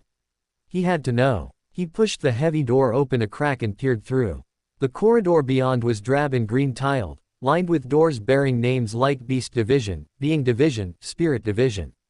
And there it was, Office of Goblin Relations. The door was slightly ajar. He heard voices from within. Tense, urgent. Just received the fire call from Gringotts director Ragnar himself. The child is missing. Within the mountain. They believe he may be hiding, possibly using undocumented passages. A deeper, weary voice responded. A goblin matter, then. Why alert us? Because he's a wizard child, Cresswell. A British citizen. And a bloody famous one. If he's come to harm in their tunnels, the Prophet will have a field day. They want us to be aware, and to report any unusual surface activity. Officially, it's a courtesy. Unofficially, they're covering their backsides. Harry's blood ran cold. The search was already official. They thought he was still inside. Good. That bought him a little time. He pulled the door shut and retreated back to the stairs. The compass insisted. Down. Asterisk. He continued his descent. Level 5, Department of International Magical Cooperation. Level 6, Department of Magical Transportation. The air was noticeably colder here, the torches fewer. The cheerful, bureaucratic bustle of the upper levels was a distant memory. This felt like the roots of the building. Level 7, Department of Mysteries. The sign was simple, black lettering on a plain black door. There was no handle. The compass didn't pull him here, but past it, to the end of the corridor, where the stairs continued down into utter darkness. There was no sign for level 8. But the stairs went down. And the spoon in his hand was hot now, vibrating with a frequency that matched the humming of his guardian stone. This was it. The deepest pull. Not to Hogwarts itself, but to something underneath it. A connection. He took a step down into the dark. Then another. The torchlight from level 7 faded, leaving him in near blackness. He let his lumos spark to life on his fingertip, a tiny, frail beacon under the cloak. It illuminated steep, narrow steps carved from rough, damp rock. This wasn't ministry architecture anymore. This was ancient, pre-ministry. He descended for what felt like an age, the only sounds his own ragged breathing and the drip of water somewhere in the profound dark. The compass was a live wire in his hand, pulling him like a fish on a hook. Finally, the stairs ended. He stood in a low, circular cavern. The air was freezing and still, smelling of wet limestone and something else, ozone, and a faint, familiar scent of parchment and lemon drops. In the center of the cavern was a pool of absolutely black, still water. And on a small, natural stone dais beside it, sitting on a three-legged stool as if he'd been waiting for a bus, was Albus Dumbledore. He wasn't wearing his starry robes. He was in simple traveling clothes, a cloak thrown over his shoulders. His long silver hair and beard seemed to glow in the light of Harry's tiny lumos. His blue eyes were open, calm, and they were looking directly at the spot where Harry stood. "You made excellent time, Harry," Dumbledore said, his voice gentle but carrying perfectly in the silent cavern. "Though your method of travel was, I suspect, rather unconventional. You may lower your cloak. We are quite alone here." Shock held Harry frozen for a 3 count. Then, slowly, he pulled the invisibility cloak from his head, letting it pull around his shoulders. His lumos sputtered out in his surprise. How did you know?" "The castle told me a guest was approaching by an old, forgotten path," Dumbledore said, a faint smile touching his lips. "And Minerva's thistle, which I helped her charm, resonates with a specific frequency. When it moved with great speed and purpose away from Gringotts, followed by a most agitated fire call from Director Ragnar, the picture became clear." He gestured to the black pool. "This is one of the original ley line convergence points beneath Hogwarts. A place of deep magic. Your compass, attuned to a Hogwarts portkey, led you to the nearest powerful anchor point. Which, fortunately, is a place I monitor." Harry's legs felt weak. He sat down heavily on the bottom step. "They locked me up. They took my friend. They gave me a jailer." "I know," Dumbledore said, and there was no twinkle in his eyes now, only a deep, grave sadness. "The sickness within Gringotts spreads. Your brave gift, your attempt at alliance, has inflamed the hardliners. They see it as confirmation of your wizardness. They are trying to break your connection to our world, and to isolate you within their own, where they can." Control the narrative. What do I do? The question was a plea. You have already done it, Dumbledore said. You escaped. You used your resources, the cloak, the compass, your own remarkable will, to reach for help. That is not the action of a victim. That is the action of a player. But I can't go back. And I can't stay here. He looked around the dark, dripping cavern. This isn't sunlight. No, Dumbledore agreed. But it is a crossroads. A secret one. From here, paths lead to several places. To the castle above, certainly. But also to other points in the web. The question is not where you can go, Harry. The question is, what do you need to do? Harry thought of Borin in a cell. Of Ragnarok fighting a lonely battle in the cartel. Of the mountain soul being poisoned by the resistance. He thought of his vault, his sword, his claim. They weren't just things he owned. They were things he was responsible for. I need to fix it, he said, his voice small but certain in the dark. I can't let them win. I can't let them hurt people because of me. Dumbledore looked at him for a long, long moment. Then you must go back. The words were a blow. Back. To Gornik. To the jail. To the mountain, Dumbledore corrected. But not as the prisoner they tried to make you. You must return as the creditor. As the claimant. You must use the very laws they are twisting against you. You have broken no goblin law by leaving. You used your property, the cloak, a purchased portkey trace, to visit a magical locus. There is no statute against that. Their hold over you is based on perceived weakness, on your status as a child under their control. You must return and shatter that perception. How? By demanding your rights. By demanding the release of Borin, as is his right under clan law. By demanding the removal of the overseer as an unlawful restriction on a paramount creditor's autonomy. You must stand before the cartel again, not as a chastened boy, but as a force who has seen the outside world and chosen to return to hold them to their word. It sounded impossible, like walking into a dragon's mouth. They won't listen. They will have to, Dumbledore said softly. Because you will not be alone. He reached into his cloak and pulled out a small, crystal phial. Inside swirled a silvery, gossamer substance, a memory. This is a recording of our conversation here. A verification that you left of your own will, that you are under no duress, and that you are in consultation with external advisors. It is insurance. But more importantly, you have allies within the mountain who are waiting for a sign. Ragnarok. Eldritch. Even, in his own rigid way, Director Ragnar does not want a war. Your return, strong and defiant, will be the spark they need. He handed Harry the phial. It was warm. You must go back the way you came. To the ministry atrium. And from there, you must walk back into Gringotts through the front doors. Harry stared at him. They'll catch me. They will see you, Dumbledore corrected. And they will see that you are not hiding. That you are walking in, head held high, in broad daylight. That is a power they do not understand. It is the power of truth, unashamed. It was the maddest plan Harry had ever heard.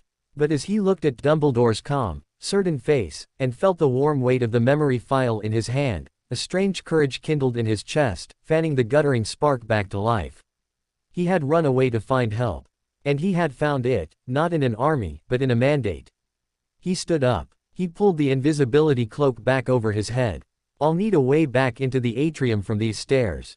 Dumbledore pointed to a nearly invisible side passage in the cavern wall. That leads to a disused fireplace on level 6. It is connected to the flow network, but rarely monitored. The password is, Fidelis. It will take you to a public hearth in the leaky cauldron. From there, Diagon Alley is a short walk, and Gringotts' doors are bronze and obvious. Harry nodded, committing it to memory. He looked at the old wizard. Thank you, Harry, Dumbledore said, his eyes twinkling once more in the gloom. For reminding an old man that courage comes in all sizes. Now go. And remember, you are not returning to a cage. You are returning to a battlefield. And you have just secured a powerful ally. Harry turned and entered the narrow passage. He didn't look back. The compass in his hand was quiet now, its purpose fulfilled. It had led him to the crossroads. Now, he had chosen his path. Back into the dragon's mouth. But this time, with his eyes wide open, and a silver memory clenched in his fist like a sword. Chapter 20, The Walk Back In. The passage was tight and smelled of soot and neglect. Harry moved by feel and by the faint, silvery light of his lumos under the cloak. The climb was steep, the floor uneven. After what felt like an age, he saw a faint, rectangular outline ahead, a door, or perhaps the back of a fireplace. He found an old iron grate. Pushing it open with a rusty shriek that made him wince, he tumbled out into a small, dusty alcove. He was in a cellar of some sort, stacked with broken furniture and barrels. A set of rickety wooden stairs led up to a trapdoor. He listened. No sound from above. He pushed the trapdoor open a crack. He was behind a bar. He could smell stale beer, smoke, and cooking meat. The low rumble of conversation. The leaky cauldron. He slipped out, keeping the cloak on, and edged through the bustling pub. It was mid-morning, and the place was crowded with witches and wizards having a pint or an early lunch. Nobody noticed the faint shimmer near the floor as he moved towards the main entrance.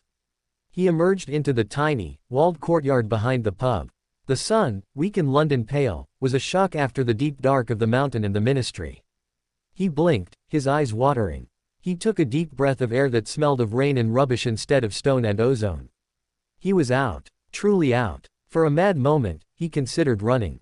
Just disappearing into the alleys of London. He had the cloak. He could hide forever. But he thought of Boren's gentle whisper, of Ragnar's fierce pride, of the humming guardian stone on his wrist. He thought of the sword in the dark, his father's promise. He thought of Dumbledore's calm certainty, you are returning to a battlefield.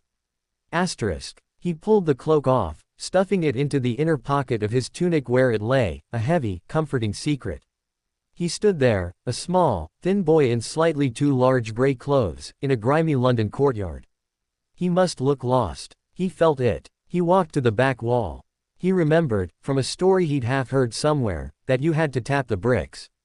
He didn't know the pattern. He stood there, helpless. An old witch with a shawl and a basket full of dozing chickens gave him a sideways look. Lost, dearie. I need to get to Diagon Alley, Harry said, his voice small. Well, you're in the right spot. She shuffled forward, pulled out a gnarled wand, and tapped a specific sequence on the bricks. The wall rippled and then melted away, revealing a bustling, narrow street of crooked buildings and wondrous shop fronts.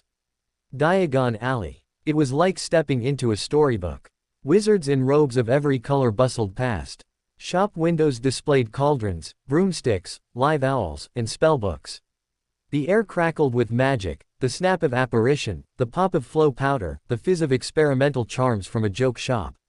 But Harry had no eyes for wonders. His gaze was fixed on the far end of the sloping street, where a blinding white building of marble towered over the others. Gringotts. His heart began to hammer, a frantic drum against his ribs. Every instinct screamed to turn around, to put the cloak back on, to flee. He forced his feet to move. One step, then another. He walked down the middle of the cobbled street. People paid him no mind, just another child, perhaps a bit poorly dressed. He passed Quality Quidditch Supplies, its window displaying the sleek, new Nimbus 1000. He passed Flourish and Blots, its tables piled high with books. He passed the apothecary, with its dreadful smells. The white marble facade grew larger, more imposing. He could see the set of wide, white steps leading up to the burnished bronze doors. And standing beside them, in their scarlet and gold uniforms, were two wizards, ministry aurors. His steps faltered. They were here already. The alert had spread. One of the aurors, a tall man with a grim face and a neat mustache, was speaking to a goblin in fine robes, a Gringotts manager. The goblin was waving his hands, looking exasperated. Assure you, Auror Dawlish, he is not in Diagon Alley. Our wards would have detected him. He is within the mountain. It is an internal matter. A British wizard child is an internal matter. The Auror, Dawlish, replied, his voice hard. The minister is taking a personal interest. We are here as observers. And to ensure no external parties attempt to exploit the situation. This was it. The moment. Harry took a deep, shuddering breath. He touched the guardian stone, felt its steady hum. He thought of the list. My name. Asterisk. He walked straight up the steps. The goblin manager saw him first. His eyes, large and black, widened in pure, undiluted shock. His jaw went slack. He pointed a trembling finger. Dawlish and the other Auror turned. Harry stopped 3 steps from the top, looking up at them. He said nothing. Merlin's beard, the other Auror breathed. It's him. It's Potter. Dawlish recovered first, his hand going to his wand. Harry Potter. Are you alright? Are you hurt? I'm fine, Harry said, his voice clear. It didn't shake. I need to go inside. The goblin manager finally found his voice, a high-pitched squeak. How did you, where have you, the director must be informed. He turned and scurried through the bronze doors, which were held open by another stunned goblin guard. Dawlish stepped forward, blocking Harry's path. Now just a moment, son. You've been reported missing from Gringotts. There are procedures. I need to take you to the ministry, to be checked over, to get a statement. My statement is for the cartel of Gringotts, Harry said, repeating words Dumbledore had suggested in the cavern. I am a paramount creditor. I have left the premises of my own volition and I am now returning of my own volition. I am under no duress. I will be giving my account to the bank's governing body. The ministry may request a transcript through official diplomatic channels. He had rehearsed the phrases in his head all the way up the alley. They sounded strange and stiff coming from his small mouth, but they had the desired effect. Dawlish blinked, taken aback by the formal, legalistic language from a child. Be that as it may, Dawlish said, recovering, you are a minor. You will come with me. I am a creditor, Harry repeated, putting steel into his voice. And I am going in. He stepped around Dawlish and walked towards the open bronze doors. For a second, he thought the aura would grab him. He felt the man's magic, a bristling, ready force. But Dawlish hesitated, caught between protocol and the bizarre reality of a 6-year-old invoking banking law. That hesitation was all Harry needed. He crossed the threshold into the dazzling, pillared vastness of Gringotts' main hall. The usual cacophony of clinking coins and chattering goblins died instantly. Every teller at every high desk stopped. Every goblin client turned. Every guard stiffened. 100 pairs of black, unblinking eyes fixed on the small boy standing alone on the marble floor. Silence, absolute and profound, filled the great hall. Then, from a side door, Director Ragnar himself emerged, followed by a flurry of senior goblins and the panicked manager. Ragnar's hatchet face was pale with a mixture of fury and something else, incredulity. Behind him, pushing through the crowd, Harry saw Ragnok. Their eyes met. Ragnok's were blazing with a fierce, triumphant fire. Creditor Potter, Director Ragnar said, his voice a strained scrape. You will explain yourself. Immediately. Harry stood his ground. He was trembling inside, but he locked his knees. I will explain myself to the full cartel, he said, echoing his words to the aura. As is my right under the terms of the paramount claim. I also demand, under Clause 8 of the Goblin Clan Accords, the immediate release of the Gem Gazer Borin of the Gem Gazer clan, who is being unlawfully detained. And I demand the removal of the Overseer Gornik, whose appointment constitutes an unlawful restriction on my contractual autonomy. He delivered the demands like stones, one after the other, into the silent hall. A collective, hissing intake of breath came from the assembled goblins. No one, spoke to the director like that in his own hall. And certainly not a human child. Director Ragnar's eyes narrowed to slits. The power balance in the room teetered on a knife edge. He could order Harry seized. He could ignore the demands. But Harry had walked in front of ministry witnesses, and invoked the law. The Goblin Law. To violate it now, in public, would be to declare the law itself meaningless. Ragnok stepped forward, his voice ringing in the quiet. The creditor invokes his rights. The cartel is obligated to hear him. And his demands regarding Clan Gem Gazer and the terms of his contract are valid points of law. I move that the cartel convenes immediately. Director Ragnar looked from Harry's defiant, pale face to Ragnok's challenging stare, to the ranks of his own people, watching. He was trapped by the very system he led. Very well, he spat, the words like poison. The cartel will convene in 1 hour. The creditor will be taken to a holding chamber. Under guard. The last words were a threat. He will wait in his own suite, Ragnok countered. As is his right, unmolested. Another tense silence. Then Ragnar gave a sharp, jerky nod. So be it, but he does not go alone. You will escort him, Ragnok. And you will be responsible for him. It was a dismissal, and a punishment for Ragnok. But it was also a concession. Ragnok strode forward, took Harry by the arm, a firm, not unkind grip, and led him through the staring crowd, away from the main hall, back into the familiar stone corridors of the residential quarters.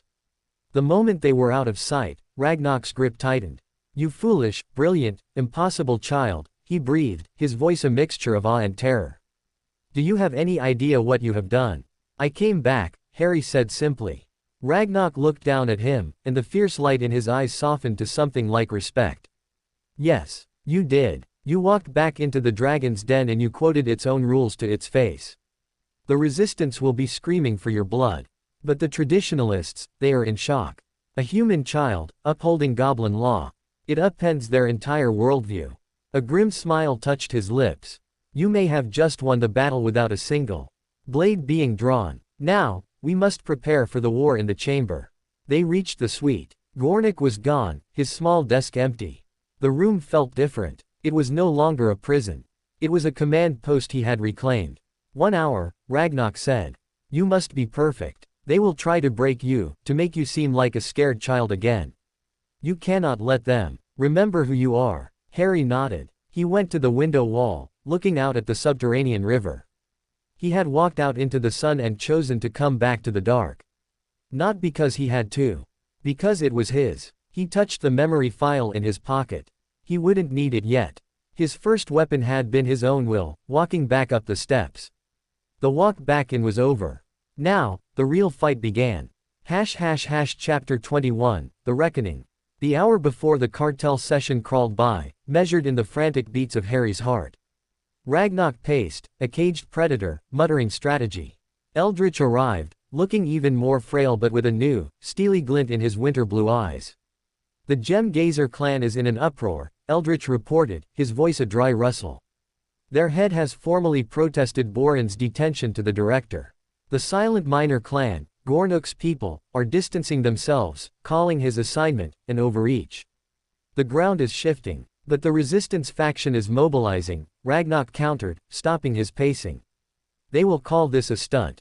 A wizard plot. They will say Dumbledore kidnapped you and sent you back as a Trojan horse. They will attack your credibility, your sanity, even your age. Harry sat at his desk, the cool surface under his palms. He wasn't listening to the tactics. He was preparing himself. He touched the guardian stone, the cloak in his pocket, the memory file. He thought of the thistle on his desk, the compass spoon, the sword in the vault. They were not just objects.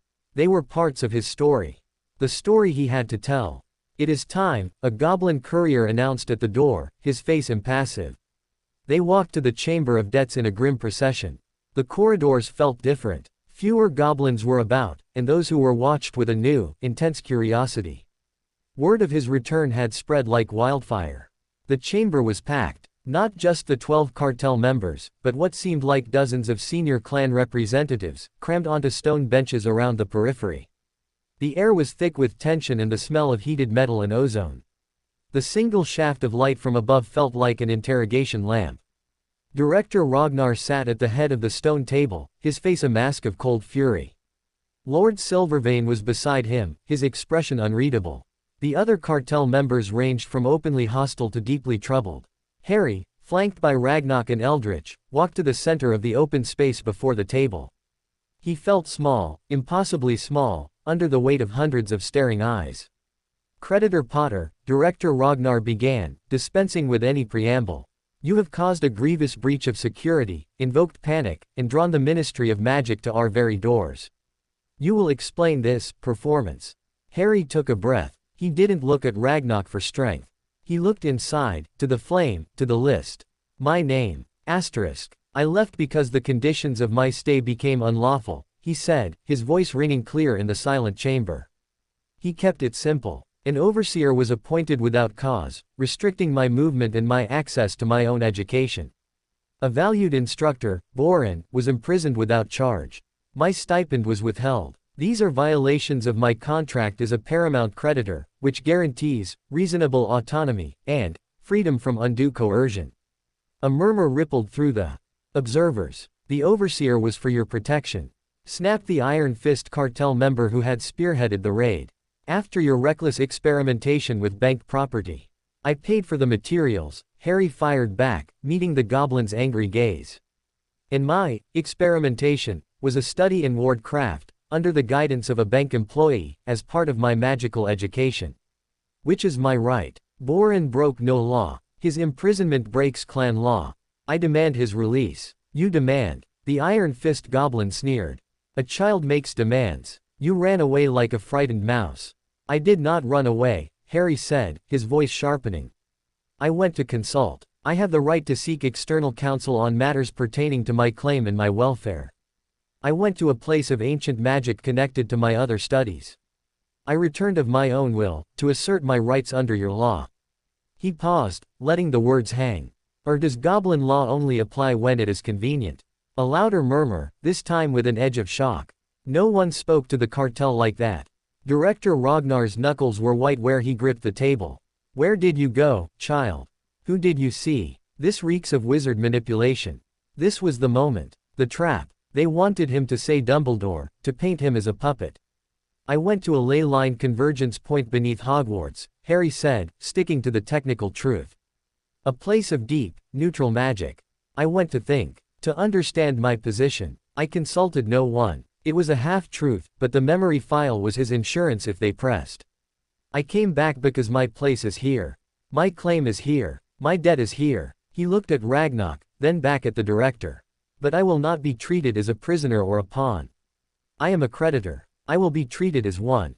Lord Silvervein leaned forward, his cultured voice cutting through the agitation. A pretty speech. But actions speak louder. Your excursion proves you are unstable. A child cannot be granted the autonomy you seek. The overseer was necessary. Perhaps a different one, from a more understanding clan. No overseer, Harry said, the finality in his tone surprising even himself. The clause you cite for his appointment refers to minors under magical guardianship who demonstrate fiscal irresponsibility. I have demonstrated no such thing. My only expenditure was a gift to Hogwarts, a strategic investment in an ally, paid from my personal vault. That is not irresponsibility. That is diplomacy. Silvervein's smile froze. The boy was quoting contract clauses at them. He is a child. Another cartel member exploded. He does not get to interpret the law. Then who does? Ragnar's voice roared through the chamber. He stepped forward, a solitary pillar of defiance.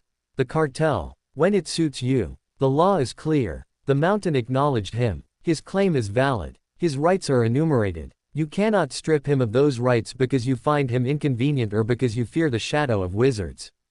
That makes you the ones breaking faith. That makes you the resistance. The word hung in the air, an accusation. Ragnar had just publicly labeled the hardliners as the very insurgents they claimed to oppose. Director Ragnar slammed his fist on the table.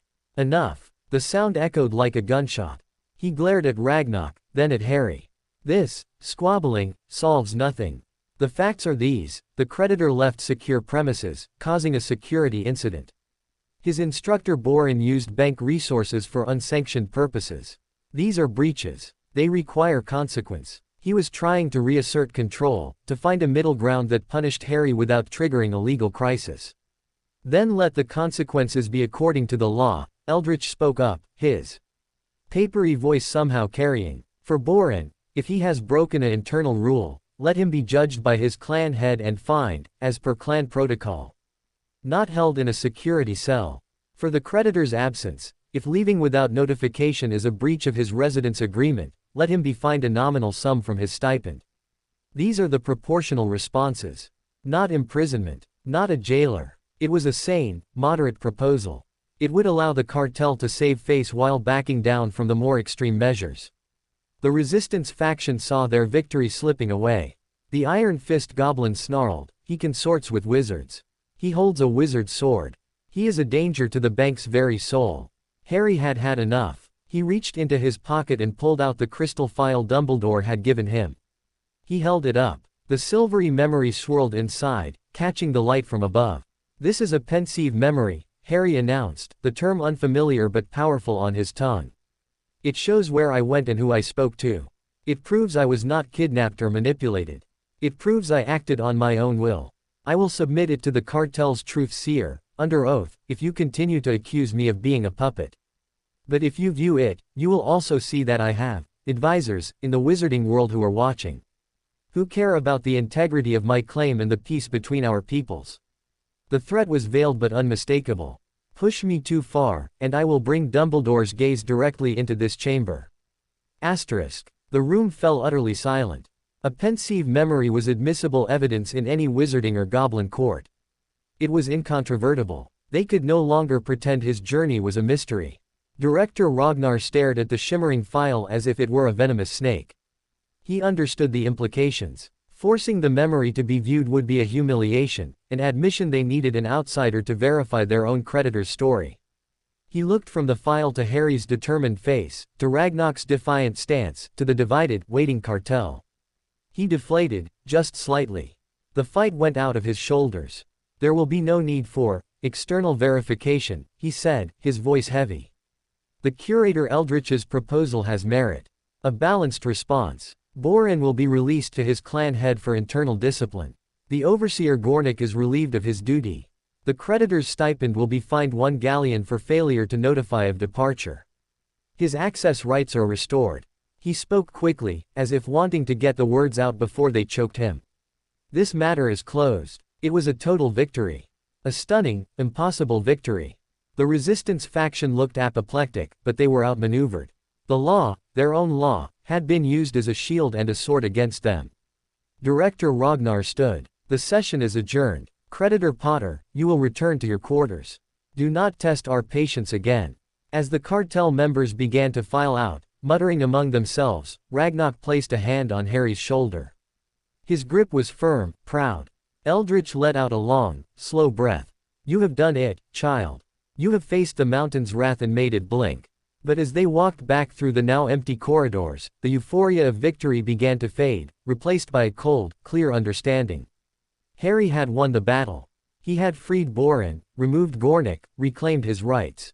But he had also made himself the undeniable, central enemy of the resistance. They had been publicly shamed, outwitted by a child. Their response would not be more bureaucracy. It would be something else. Something final. He had proven he could not be caged by law. Now, they would try to cage him with something far more permanent. The reckoning was over. The war had just entered a new, deadlier phase. And as Harry entered his suite, the door closing on the silent stone behind him, he knew the cost of his freedom. He had traded a jailer for a target on his back. And in the deep, dark places of the mountain, the hunters would now be seeking not to control him, but to erase him. Chapter 22, A Fragile Peace. Victory tasted of dust and cold metal. The suite, once a prison, now felt like a fortress under siege. The silence following the cartel session was not peaceful, it was the quiet of a forest after a predator has passed, every creature holding its breath. Borin was released that evening. He came to the suite, escorted by a stern-faced gem-gazer elder. The gentle goblin looked smaller, diminished, his spectacles slightly askew, his dust-stained hands trembling. He didn't meet Harry's eyes. Borin, Harry said, his heart aching. Creditor, Borin whispered, giving a shallow, formal bow. I am to return to deep core cataloging. My instructional duties are terminated. The words were recited, lifeless. I'm sorry. It's my fault. Borin's large, magnified eyes finally flicked up, holding a world of sorrow. No. The fault lies with those who twist craft into a weapon. But the kiln is hot, young creditor. Be careful what you bake next. With that cryptic warning, he was led away. He was free, but broken. The cost was written in the slump of his shoulders. Harry's triumph turned to ash in his mouth. Keeper Grissom arrived for her next lesson. She did not mention the cartel, Borin, or the overseer. She launched into a lecture on the economic policies of the 18th-century goblin financier, Goldfang the Austere. But her amber eyes, when they rested on Harry, held a new, grudging respect. She was teaching him how to be Goldfang, ruthless, pragmatic, untouchable by sentiment. It was a lesson in survival, not history. His stipend returned, including the 1 galleon fine, which arrived as a separate, sarcastically tiny bag. His access to the archives was restored. When he went, escorted by Karga and a now permanently serious Varga, the clerks were icily polite, processing his requests with robotic efficiency. The resistance was in retreat, but not gone. They were waiting. The most significant change was the return of his magical lessons. A formal owl arrived from McGonagall, tersely rescheduling their sessions for the following week, pending confirmation of stable conditions. The unspoken words hung in the air, "You've made your point.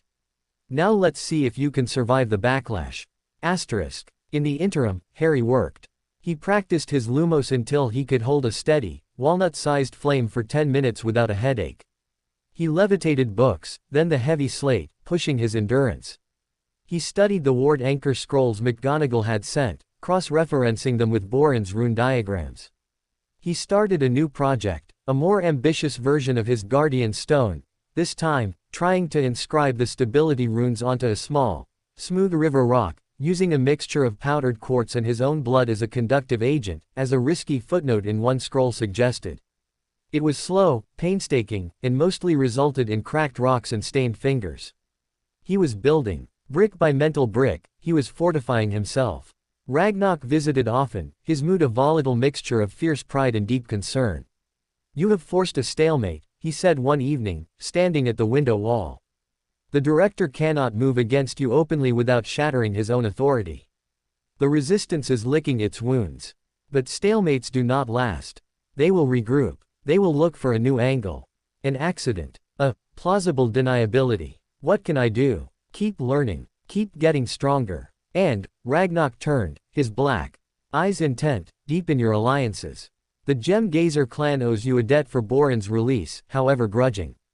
The silent miners are embarrassed by Gornik. These are chips. Use them. But carefully. Favors are a currency more volatile than gold.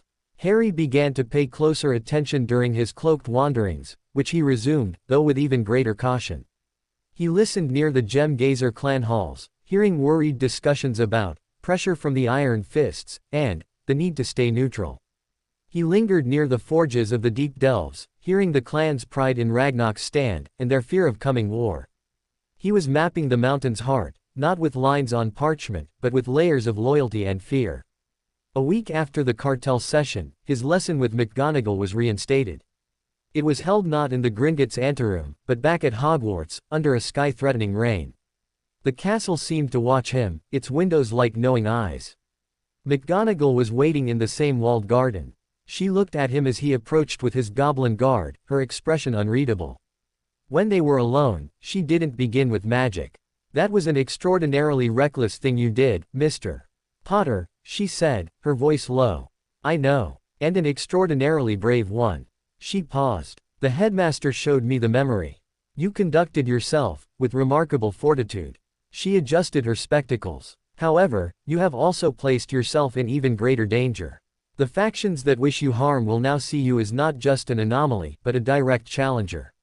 They will not rest. I know that too." She studied him for a long moment, then gave a short, sharp nod. "Very well. Then we will work. Today, we begin on elemental transmutation theory. Converting intent into fundamental change.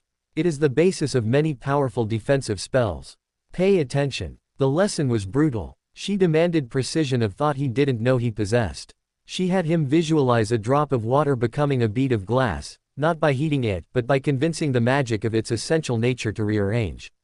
He failed, over and over, producing only steam or lukewarm droplets. But he didn't get frustrated. He used the focus the Guardian Stone gave him, the quiet center he'd found with Boren's geode. He failed, but he failed cleanly, learning from each attempt. At the end of the session, as a fine drizzle began to fall, McGonagall spoke again. "Your progress in control is significant. But control is not enough. You must also understand power.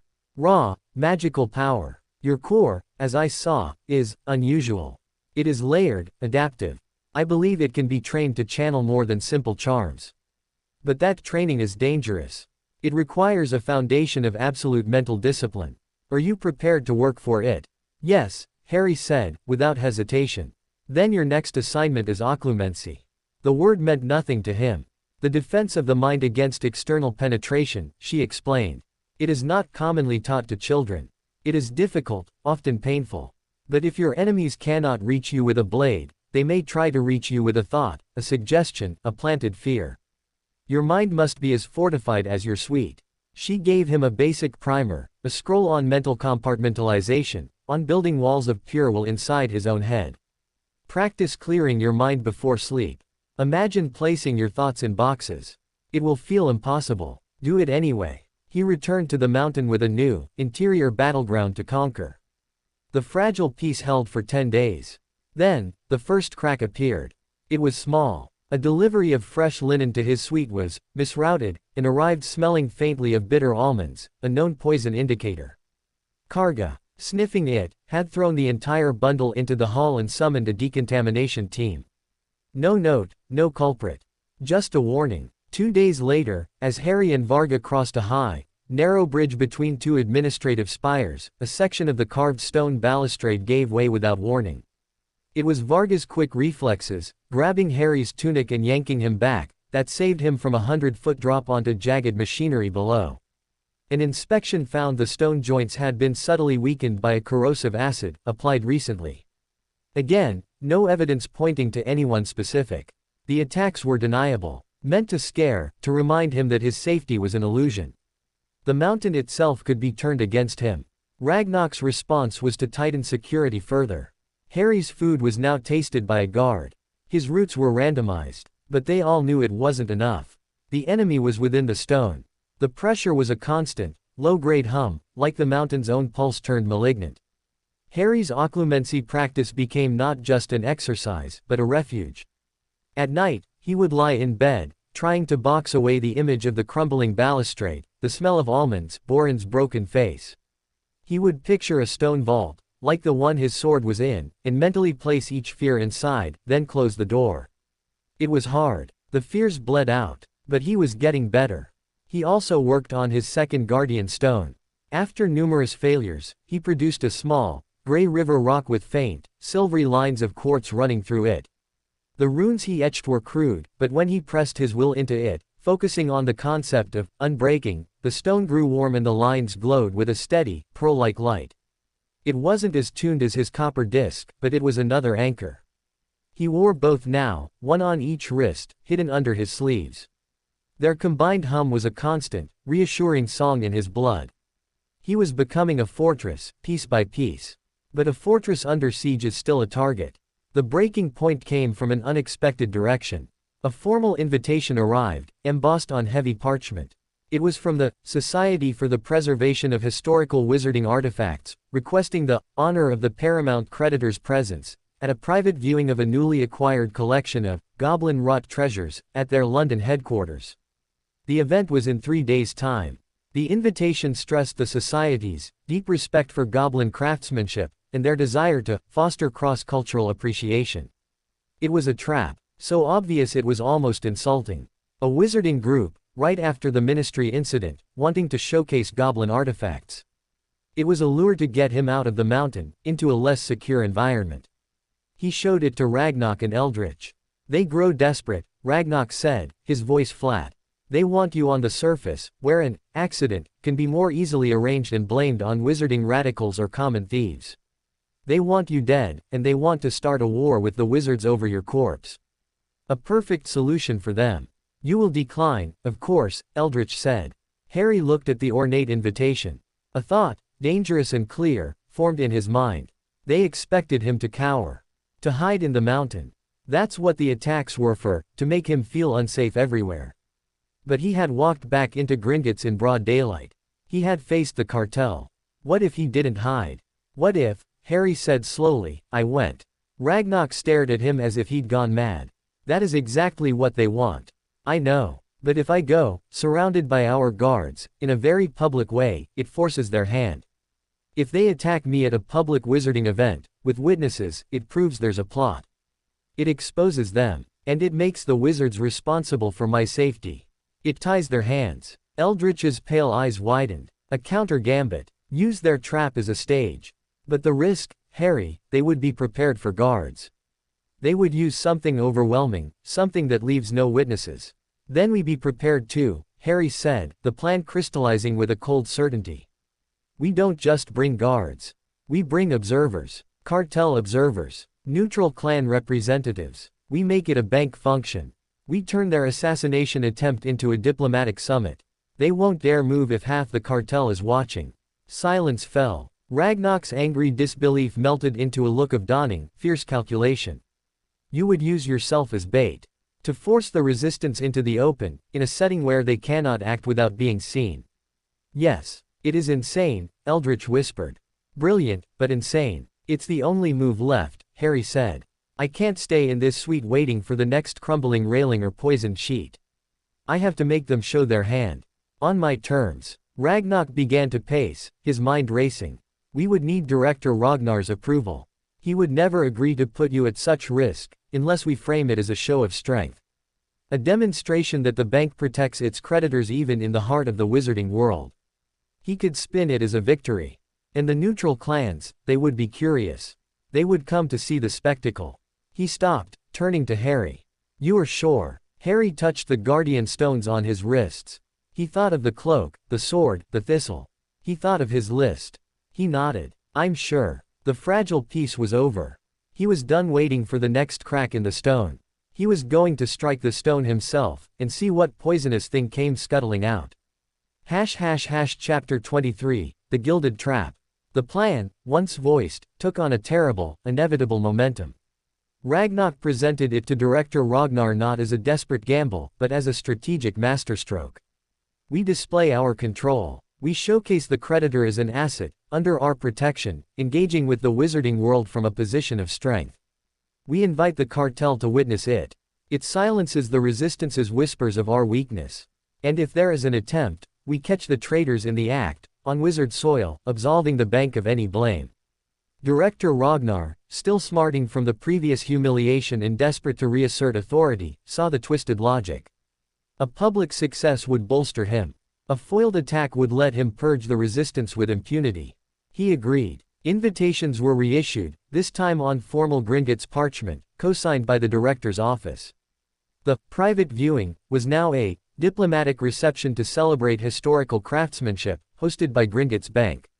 Attendance was mandatory for all cartel members and a select number of senior clan representatives. The Society for the Preservation of Historical Wizarding Artifacts was thrown into confusion, then delight at the elevated prestige. Their small London townhouse was suddenly the center of a major interspecies event. Harry prepared. His lessons with McGonagall took on a new, urgent focus, shielding. Not just theory, but the physical feel of deflecting force. She had him stand across the Hogwarts garden while she fired harmless, stinging jinxes at a large, enchanted shield she conjured in front of him. He had to hold the shield's image in his mind, pouring his will into it, feeling the impact shudder through his magical core. It was exhausting, but he learned the taste of defensive magic, a solid, resonant thrum that was different from the creative flow of transfiguration or the authoritative command he'd used on the Dusk Blade. Your magic adapts, McGonagall noted, lowering her wand after a session that left Harry drenched in sweat. It is learning the shape of protection. That is good, but a shield in your mind will not stop a blade in the dark. Your guards must be your first defense. Your magic is the last. He also worked on his occlumency. The boxes were becoming easier to visualize. He could, for brief moments, achieve a blank, calm state where the constant buzz of fear was muted. It was a different kind of invisibility cloak, for his thoughts. The day of the reception arrived. Harry was dressed in new robes, a deep, forest green, cut in a simple, elegant style that was neither ostentatiously wizard nor conspicuously goblin. The guardian stones were sewn into the lining of his sleeves. The invisibility cloak was folded into a small, flat packet and secured in an inner pocket. The memory file was there too, a last resort. His escort was unprecedented. Ragnar and Eldritch would flank him. Karga and Varga would be his immediate guards, joined by two more Deep Delve honor guards, all in polished ceremonial armor that was no less deadly for its sheen. Behind them would walk Director Ragnar and the full cartel, along with 24 clan representatives, all in their finest robes, a procession of severe, glittering-eyed power. They would travel not by portkey, but in a convoy of specially chartered, heavily warded carriages pulled by thestrals, creatures only some could see, adding to the eerie spectacle. The journey would be through Diagon Alley at a stately pace, a public parade of goblin might. As they assembled in the main hall of Gringotts, the atmosphere was electric with tension and suppressed hostility.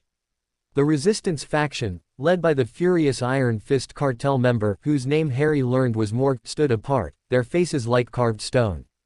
The neutral clans clustered together, whispering. Director Ragnar looked pale but resolute, his authority hanging on a knife's edge. Remember, Ragnar murmured to Harry as they took their place at the head of the procession. You are not bait. You are the host. This is your event. Walk like you own the street. The great bronze doors swung open. Sunlight, real London sunlight, streamed in, a shocking contrast to the mountain's eternal gloom. Harry blinked. Then he stepped out. Diagon Alley had been cleared, cordoned off by a line of uncomfortable-looking ministry oars. Crowds of witches and wizards pressed against the barriers, their faces a blur of curiosity and awe. The sight of the goblin cartel emerging en masse was something no living witch or wizard had ever seen. Harry walked down the white steps, his green robes whispering around his ankles. The cobblestones were hard under his feet. The air smelled of baked bread from the bakery, ozone from the apothecary, and the crowd's excitement. He kept his eyes forward, on the carriages waiting in the street. He could feel hundreds of eyes on him, hear the murmurs, "That's him. Potter. The goblin boy." He didn't look at the crowd. He was the creditor. He was the point of the spear. The carriage ride was smooth and silent inside, the thestrals moving with uncanny grace. Through the window, Harry saw the blur of shop fronts, the gawping faces. They turned off Diagon Alley into a quieter, more respectable wizarding square, stopping before a tall, narrow townhouse of sooty brick. A discreet plaque read, "Society for the Preservation of Historical Wizarding Artifacts." Asterisk. The door was opened by a flustered-looking wizard in dress robes. The goblin procession disembarked and flowed into the townhouse, which had been magically expanded inside to accommodate them. The main gallery was a long, high-ceilinged room, lined with glass. Display cases. The goblin-wrought treasures were indeed beautiful, jeweled daggers, intricate astrolabes, a chalice that seemed to hold moonlight. But the atmosphere was not one of appreciation. It was a armed camp pretending to be a salon. Wizards in society robes mingled nervously, holding champagne flutes they didn't drink. Goblins stood in stiff, watchful clusters. Director Ragnar made stiff small talk with the society's president, a witch with too many feathers in her hat. Ragnar stayed at Harry's side, his hand never far from the dagger at his belt. Karga and Varga positioned themselves at his back, their eyes scanning the room relentlessly. Harry moved through the gallery, looking at the displays without seeing them. His senses were stretched taut, listening for the wrong note in the tense hum of conversation. He felt the guardian stones warm on his wrists, their hum a steady counterpoint to his racing heart. For an hour, nothing happened. Just the unbearable pressure of waiting. Speeches were made. The society president gushed about cultural bridges. Director Ragnar gave a terse, grim statement about shared history and mutual respect. Then, as a tray of canapes floated past, it happened. Not a shout, not a spell, a change in the air. One of the display cases, containing a magnificent silver torque set with black opals, suddenly glowed with a sickly, green light. A high-pitched whine began to emanate from it, piercing the murmur of conversation. "What is this?" the society president squawked. "An overload. The artifact's magic is destabilizing." A wizard curator cried, rushing forward. But Harry knew. It wasn't an accident. It was a trigger. The torque was a bomb, and the magic powering it was goblin in origin, dark, deep earth magic, twisted. "Shields!" Ragnar roared. Karga and Varga moved as one, grabbing Harry and pulling him back, their own bodies interposing. Around the room, goblins and wizards alike drew wands or weapons, confusion turning to panic. The torque's whine reached a crescendo, and then stopped. Silence, for one heartbeat. Then, from 3 other points in the room, hidden among the displays, identical green lights flared. They weren't aimed at Harry. They were aimed at the ceiling, at the walls, at the crowd itself. Boom, boom, boom. Asterisk. Not explosions of fire, but of pure, concussive force and disorienting, shadowy magic. Display cases shattered. The enchanted ceiling cracked, raining down plaster dust. Wizards screamed, diving for cover. Goblins bellowed, forming defensive circles. In the chaos, Harry saw them. 4 figures, not goblins, but wizards, their faces obscured by simple cloth masks, their robes dark and nondescript. They moved with trained precision, not towards him, but towards the main doors, wands firing stunning spells and blasting curses indiscriminately into the crowd, creating more panic, more cover. A diversion. A bloody, violent diversion. And through the smoke and chaos, from a service door behind a tapestry that Harry's heightened senses had noted earlier, a single, sleek shape slipped into the room. It was a goblin, dressed not in finery, but in close-fitting, matte black leathers. In its hand was not a wand, but a thin, needle-like stiletto that glistened with a viscous, purple fluid. The real assassin, using the wizard mercenaries as a screen. The goblin's eyes, black and utterly focused, locked onto Harry through the dust and the milling bodies. It began to move, a shadow among shadows, flowing around the edges of the fight with terrifying speed, heading straight for the knot of guards around Harry. Karga saw it. She pushed Harry behind her towards Varga and stepped forward, drawing her curved blade.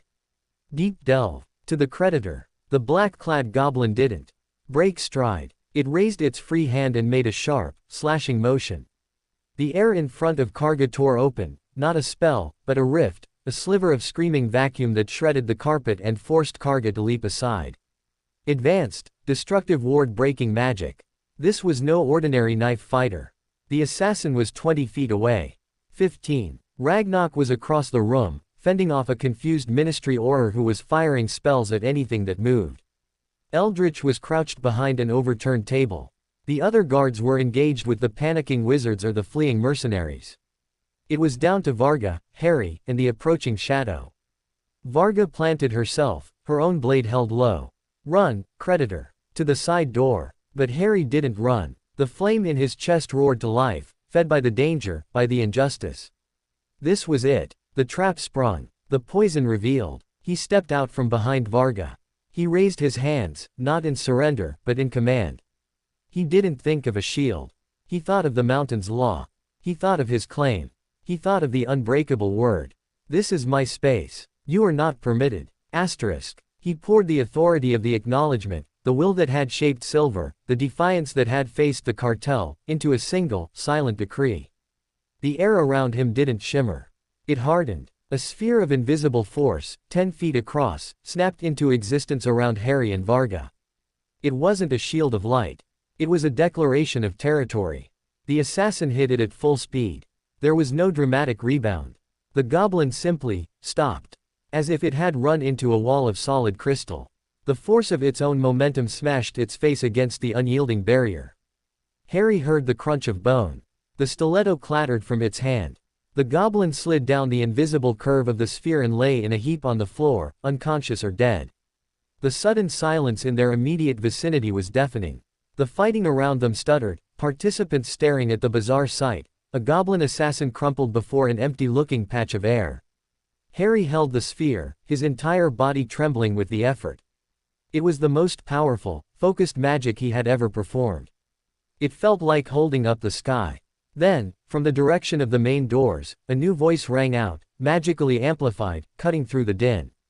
Enough. Albus Dumbledore stood in the shattered doorway, his usual twinkle replaced by an aura of such immense, calm power that the very dust in the air seemed to settle. His eyes swept the room, taking in the carnage, the stunned goblins, the cowering wizards, the sphere around Harry, and the fallen assassin. The entertainment, Dumbledore said, his voice cold and clear, is over. He raised his wand. With a single, complex motion, the 4 fleeing wizard mercenaries, who had almost reached the back exit, were yanked off their feet and bound in ropes of light. The green, destabilizing magic from the torque and other devices winked out. The screaming vacuum rift sealed itself with a sound like a sigh. He walked into the room, his gaze finding Director Ragnar, who stood white-faced amidst his guards. It would seem, Director, that your security, while impressive, was insufficient against a plot that originated within your own ranks. He gestured to the black-clad goblin. Shall we see who is so eager to end a child's life and start a war? The trap had been sprung. The assassin was caught. But as Harry let the protective sphere drop, his legs giving way beneath him, caught by Varga's strong arm, he knew one thing with absolute certainty. The gilded trap had been meant for him. But he, Harry Potter, had just turned it into a cage for his enemies. And the most powerful wizard in the world had walked in to lock the door. Chapter 24, Unmasking. The silence after Dumbledore's arrival was thicker than the plaster dust hanging in the air. It was the silence of a spell holding its breath. All eyes, goblin and wizard alike, were fixed on the headmaster as he stood over the crumpled, black-clad assassin. With a flick of his wand, Dumbledore removed the simple cloth mask from the assassin's face. The goblin was unconscious, its nose a bloody ruin from impacting Harry's ward, but its features were clear. Sharp, angular, with a network of fine silvery scars across one cheek, a veteran's marks. A collective, sharp hiss rose from the goblin contingent. They knew him. Razor, Director Ragnar breathed, his voice a mix of horror and fury. Of the Iron Fist clan. A security consultant for the Deep Vaults. A security consultant who specializes in making problems disappear, Ragnar said, his tone dripping with venom. He stepped forward, his own blade still drawn. And he was hired for this. By whom? Dumbledore didn't answer. He performed a gentle, probing charm over the unconscious Razor. A faint, ghostly image shimmered above the goblin's chest, a symbol branded into his magical signature. It was a clenched fist gripping a shattered wand. The symbol of the resistance. There was no denying it now. The hard evidence, caught in the act, in front of the entire cartel, neutral clan heads, and the British ministry. Director Ragnar's face went from pale to ashen. His authority, the bank's integrity, was bleeding out on the polished wood floor amidst the broken glass. This is an outrage, he stammered, but the defiance was gone, replaced by the hollow sound of a leader whose house was crumbling. The Iron Fist clan will answer for this. There will be a purge. A full accounting. There will be, Dumbledore agreed, his voice still calm but with an iron core. But first, we must attend to the wounded and secure the scene. This is now a crime under both goblin and wizarding law. The ministry, he gestured to the Aurors who were now sheepishly lowering their wands, will assist in the investigation, at the bank's invitation, of course. It was a masterstroke. By offering assistance, Dumbledore was giving Ragnar a way to save face, cooperating with the ministry rather than being investigated by it. But it also meant wizards would have a direct window into the bank's internal rot. Ragnar, defeated, nodded jerkily. The next hour was a blur of controlled chaos. Healers summoned by the society saw to the minor injuries from the blasts. The 4 stunned wizard mercenaries were bound and taken into ministry custody. Razor was magically restrained and levitated away by a joint team of goblin guards and Aurors. Statements were taken. Harry sat on an intact chair in a corner, Vargas standing over him like a guardian statue. He was exhausted, his magical core feeling scraped raw from erecting and maintaining the sphere. His hands wouldn't stop trembling. He watched as the two worlds, goblin and wizard, clashed and then, grudgingly, cooperated in the aftermath of the violence he had drawn. McGonagall appeared at his side, her face tight with concern. "Are you injured?" "No," Harry whispered. "That was a remarkable piece of magic. A true ward of exclusion. Instinctive, powerful. But it drained you. You must rest." She handed him a small vial of the same pearlescent pepper-up potion from their first lessons. He drank it, the familiar cinnamon snow burn clearing the fog of exhaustion, leaving behind a jittery alertness. Ragnar joined them, his expression grimly satisfied. "You did it, Harry. You unmasked them. In public. With the headmaster as witness. The resistance is finished as a covert force. They will either go to ground or fight openly. But their legitimacy is ash. What happens now?" Harry asked, his voice still thin. "Now," Ragnar said, his black eyes burning, "we go to war. A legal war. A war of purges and trials. The director has no choice. He must root out the conspiracy or be torn apart by it. The cartel will be reshaped. And you," he placed a hand on Harry's shoulder, "you are no longer just a creditor. You are the spark that lit the fuse. You will be hated by the remnants. And you will be respected by the rest." Fear and respect are two sides of the same galleon. The return to Gringotts was a somber, silent procession. There was no parade this time. The carriages moved swiftly, the Thestrals seeming to sense the urgency. The crowds in Diagon Alley had dispersed, the spectacle having turned grim. Back in the mountain, the atmosphere was electric with suppressed violence. Whispers raced ahead of them. The news of Razor's capture, of the resistance symbol, of Dumbledore's intervention, spread through the stone like a shockwave. Harry was escorted not to his suite, but to a secure chamber near the cartel rooms, a waiting room, with guards at the door. He was not a prisoner, but he was in protective custody. The mountain was about to tear itself apart, and he was at the center of the quake. He waited for hours. Eldritch brought him food and a report. The director has suspended the entire Iron Fist clan from sensitive duties. Internal security, now under the joint oversight of Ragnarok and a neutral clan head, is raiding offices, seizing records. There are arrests. Many arrests. Is Borin safe? Harry asked immediately. The gem gazers have circled their wagons. He is safe. He asked after you. Finally, Ragnarok came, his robes stained with soot and his knuckles raw. He looked older, wearier, but alive with a fierce energy. It is done. For now. He sank into a chair opposite Harry. We have the records from Razor's covert operations. Names. Funding sources. Links to wizarding extremists, the ones who hired the mercenaries as a distraction. A group called the Knights of Walpurgis. Fools playing with Goblin Fire. He rubbed his face. Director Ragnar has publicly denounced the resistance. He has given me and the neutral clans authority to oversee the purge. Morg, the Iron Fist cartel member, has been arrested. He was the ringleader within the government. So we won? Harry asked, the concept feeling alien. We won the battle, Ragnarok corrected. The war is just changing shape. The resistance is shattered as an organization, but its ideas, its hatred, they are still in the stone. They will fester. And they will blame you, personally, for their defeat. He leaned forward. Your safety is now the single most volatile issue in the mountain. You are a hero to some. A demon to others. You cannot stay here as you were. A cold knot formed in Harry's stomach. Where will I go? That, said a new, gentle voice from the doorway, is what we must discuss. Albus Dumbledore stood there, having been granted passage deep into the mountain, an unprecedented sign of the new, desperate cooperation. He entered, his presence making the small room feel both larger and more intimate. Headmaster, Ragnarok acknowledged, standing. Heir Ragnarok. Harry. Dumbledore's eyes were kind but serious. The events today have forced a realignment. Gringotts must heal itself, a process that will be bloody and best conducted without external distractions. And you, Harry, are the greatest external distraction imaginable. You're sending me away. The words tasted like betrayal. I am offering you a choice, Dumbledore said. You may remain here, under even heavier guard, in the heart of a civil conflict. Or, you may come to Hogwarts. Hogwarts. The castle. The sunlit world. Is what? Harry whispered. As a student, Dumbledore said. A very special student, with unique circumstances, but a student nonetheless.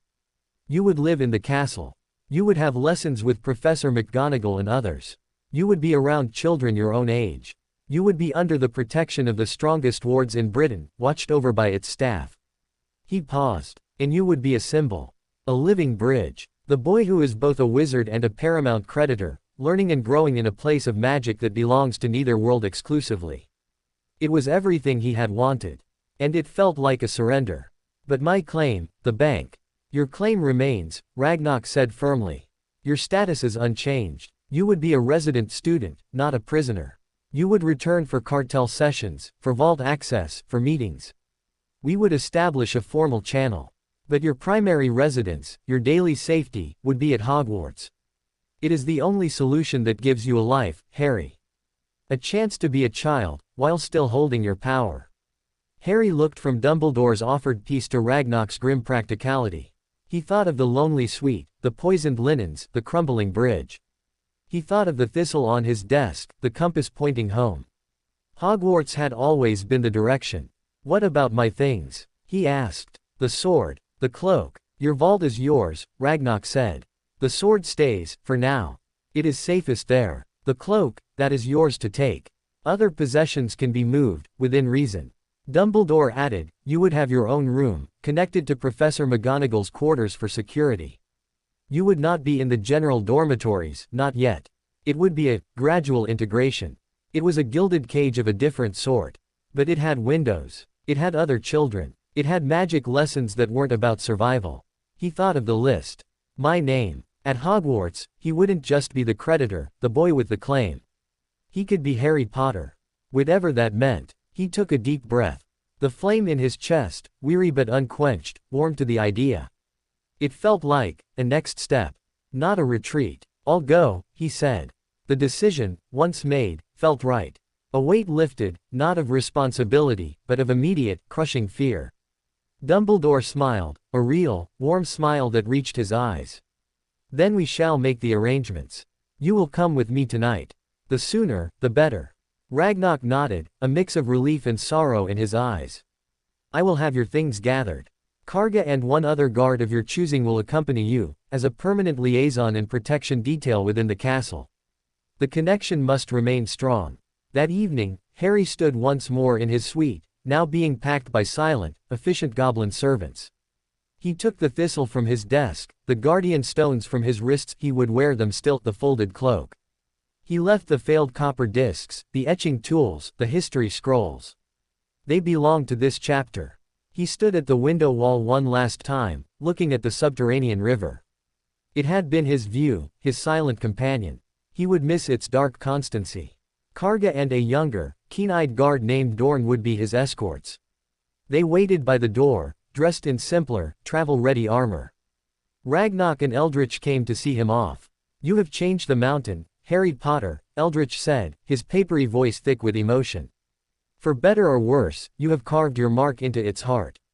Do not forget us. I won't. Ragnar clasped his arm, goblin style, wrist to wrist. You are my life debt. But you are also my clan's honor. Learn, grow, become strong. We will need you. The world is changing. Then Dumbledore was there, his hand gentle on Harry's shoulder. Are you ready? Harry took one last look around the room that had been his cage, his sanctuary, his fortress, his home. He nodded. They walked through the quiet corridors for the last time, past goblins who now looked at him with a new, complex mixture of awe, fear, and something like gratitude. They reached the main hall, now empty and echoing. The great bronze doors opened, not onto Diagon Alley, but onto a cool, starless night. A single, elegant carriage waited, this one pulled by winged horses that pawed the cobbles impatiently. Harry climbed in, Karga and Dorn following. Dumbledore sat opposite him. The carriage lifted off, the mountain shrinking below them, a dark, jagged tooth against the lesser dark of the earth. Harry looked down at the place that had tried to break him, that had forged him, that he had, in his small way, remade. He didn't feel like a victor. He felt like a survivor who had been offered a harbor after a long storm. As the carriage banked towards the distant, lit silhouette of a castle against the Scottish hills, Harry Potter held the thistle in one hand and felt the gentle hum of the guardian stones on his wrists. The mountain was behind him. Hogwarts lay ahead. The first, brutal, desperate act of his life was over. The next was about to begin. And for the first time, he was heading towards the light, not as a fugitive but as a student. A creditor. A boy with a name, and a future he would have to build for himself, one spell, one alliance, one choice at a time. Chapter 25, The New Foundation. The winged horses descended through a veil of Scottish mist, their hooves touching the damp grass of the Hogwarts grounds with a soft thud. The carriage door swung open, and the night air, fresh and biting with the scent of pine and lake water, rushed in. After the deep, still atmosphere of the mountain, it felt like a slap of life. Harry stepped out, Karga and Dorn flanking him immediately. Dumbledore followed, his presence a calming anchor in the unfamiliar dark. The castle loomed before them, a colossal silhouette against a sky beginning to bruise with the first hint of dawn. It was different from his previous visits, no longer a distant, beautiful picture, but a vast, sleeping entity he was meant to enter and call home. Lights glowed in a few high windows, watchful eyes in the stone face. This way, Dumbledore said softly, leading them not to the grand front doors, but around the side of the castle towards a smaller, older-looking entrance almost hidden by a growth of ivy. A stone gargoyle, worn smooth by centuries of weather, guarded the archway. Fizzing Wisby, Dumbledore said clearly. The gargoyle sprang aside, revealing a spiral stone staircase that began to move upwards like a corkscrew. They stepped onto it, the stairs carrying them smoothly and silently upwards. They emerged into a circular room. It was warm, cluttered, and wonderfully alive. Whirring silver instruments puffed smoke on side tables. Books were stacked perilously high on every surface. A magnificent, crimson and gold bird the size of a swan dozed on a perch near a crackling fire. Portraits of sleeping headmasters and headmistresses lined the walls, snoring gently. The headmaster's office. Welcome, Dumbledore said, gesturing to a squashy armchair. Please, sit. I imagine you are weary. He turned to Karga and Dorn. Your quarters have been prepared in the adjacent chamber. They connect to Harry's room. You will find everything you require. Professor McGonagall will acquaint you with the castle's security protocols in the morning." The goblin guards gave sharp, military nods and, after a confirming glance from Harry, exited through a side door. Harry sank into the armchair. It enveloped him, soft and welcoming. The exhaustion of the day, the battle, the magic, the decision, crashed over him in a wave. Dumbledore busied himself at a small cabinet, returning with 2 cups of what looked like hot chocolate, topped with whipped cream. He handed one to Harry. A small restorative, not as potent as a potion, but often more comforting. Harry took the cup. The warmth seeped into his hands. He took a sip. It was rich, sweet, and flavored with a hint of cinnamon. It was the best thing he had ever tasted. "You have been through an ordeal few could imagine, let alone survive," Dumbledore said, settling into the chair behind his desk. "You have been a pawn, a prize, a symbol, and a weapon. But here, Harry, I hope you can simply be a boy. A boy who learns, who makes friends, who makes mistakes. The rest, the creditor, the heir, the survivor, those are parts of you. They will always be there.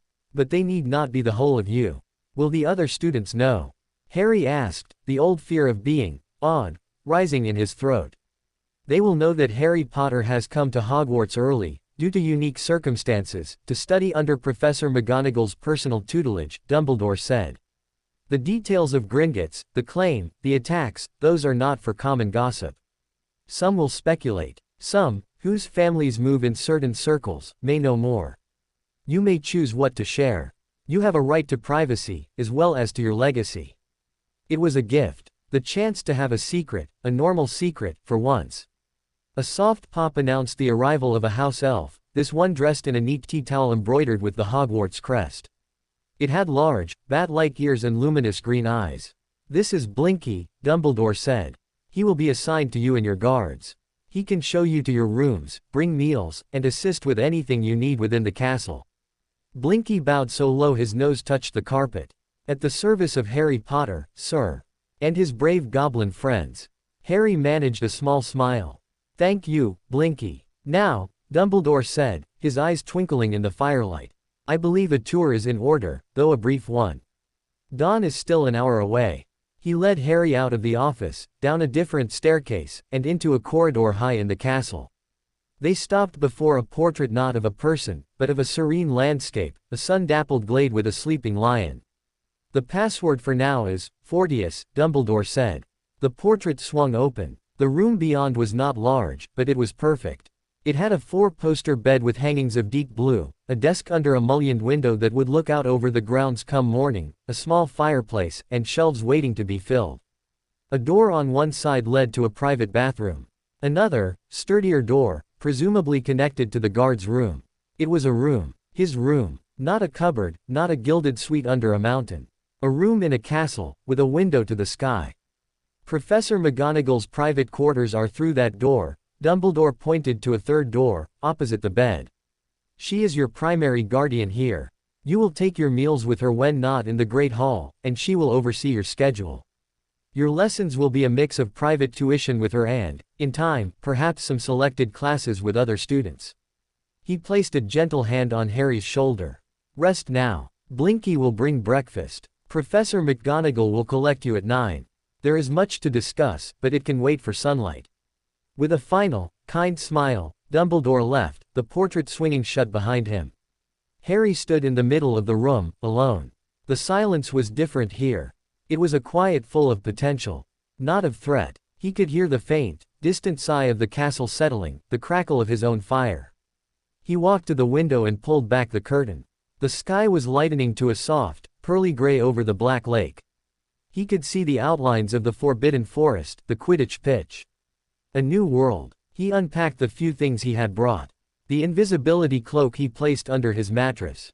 The guardian stones he set on the bedside table.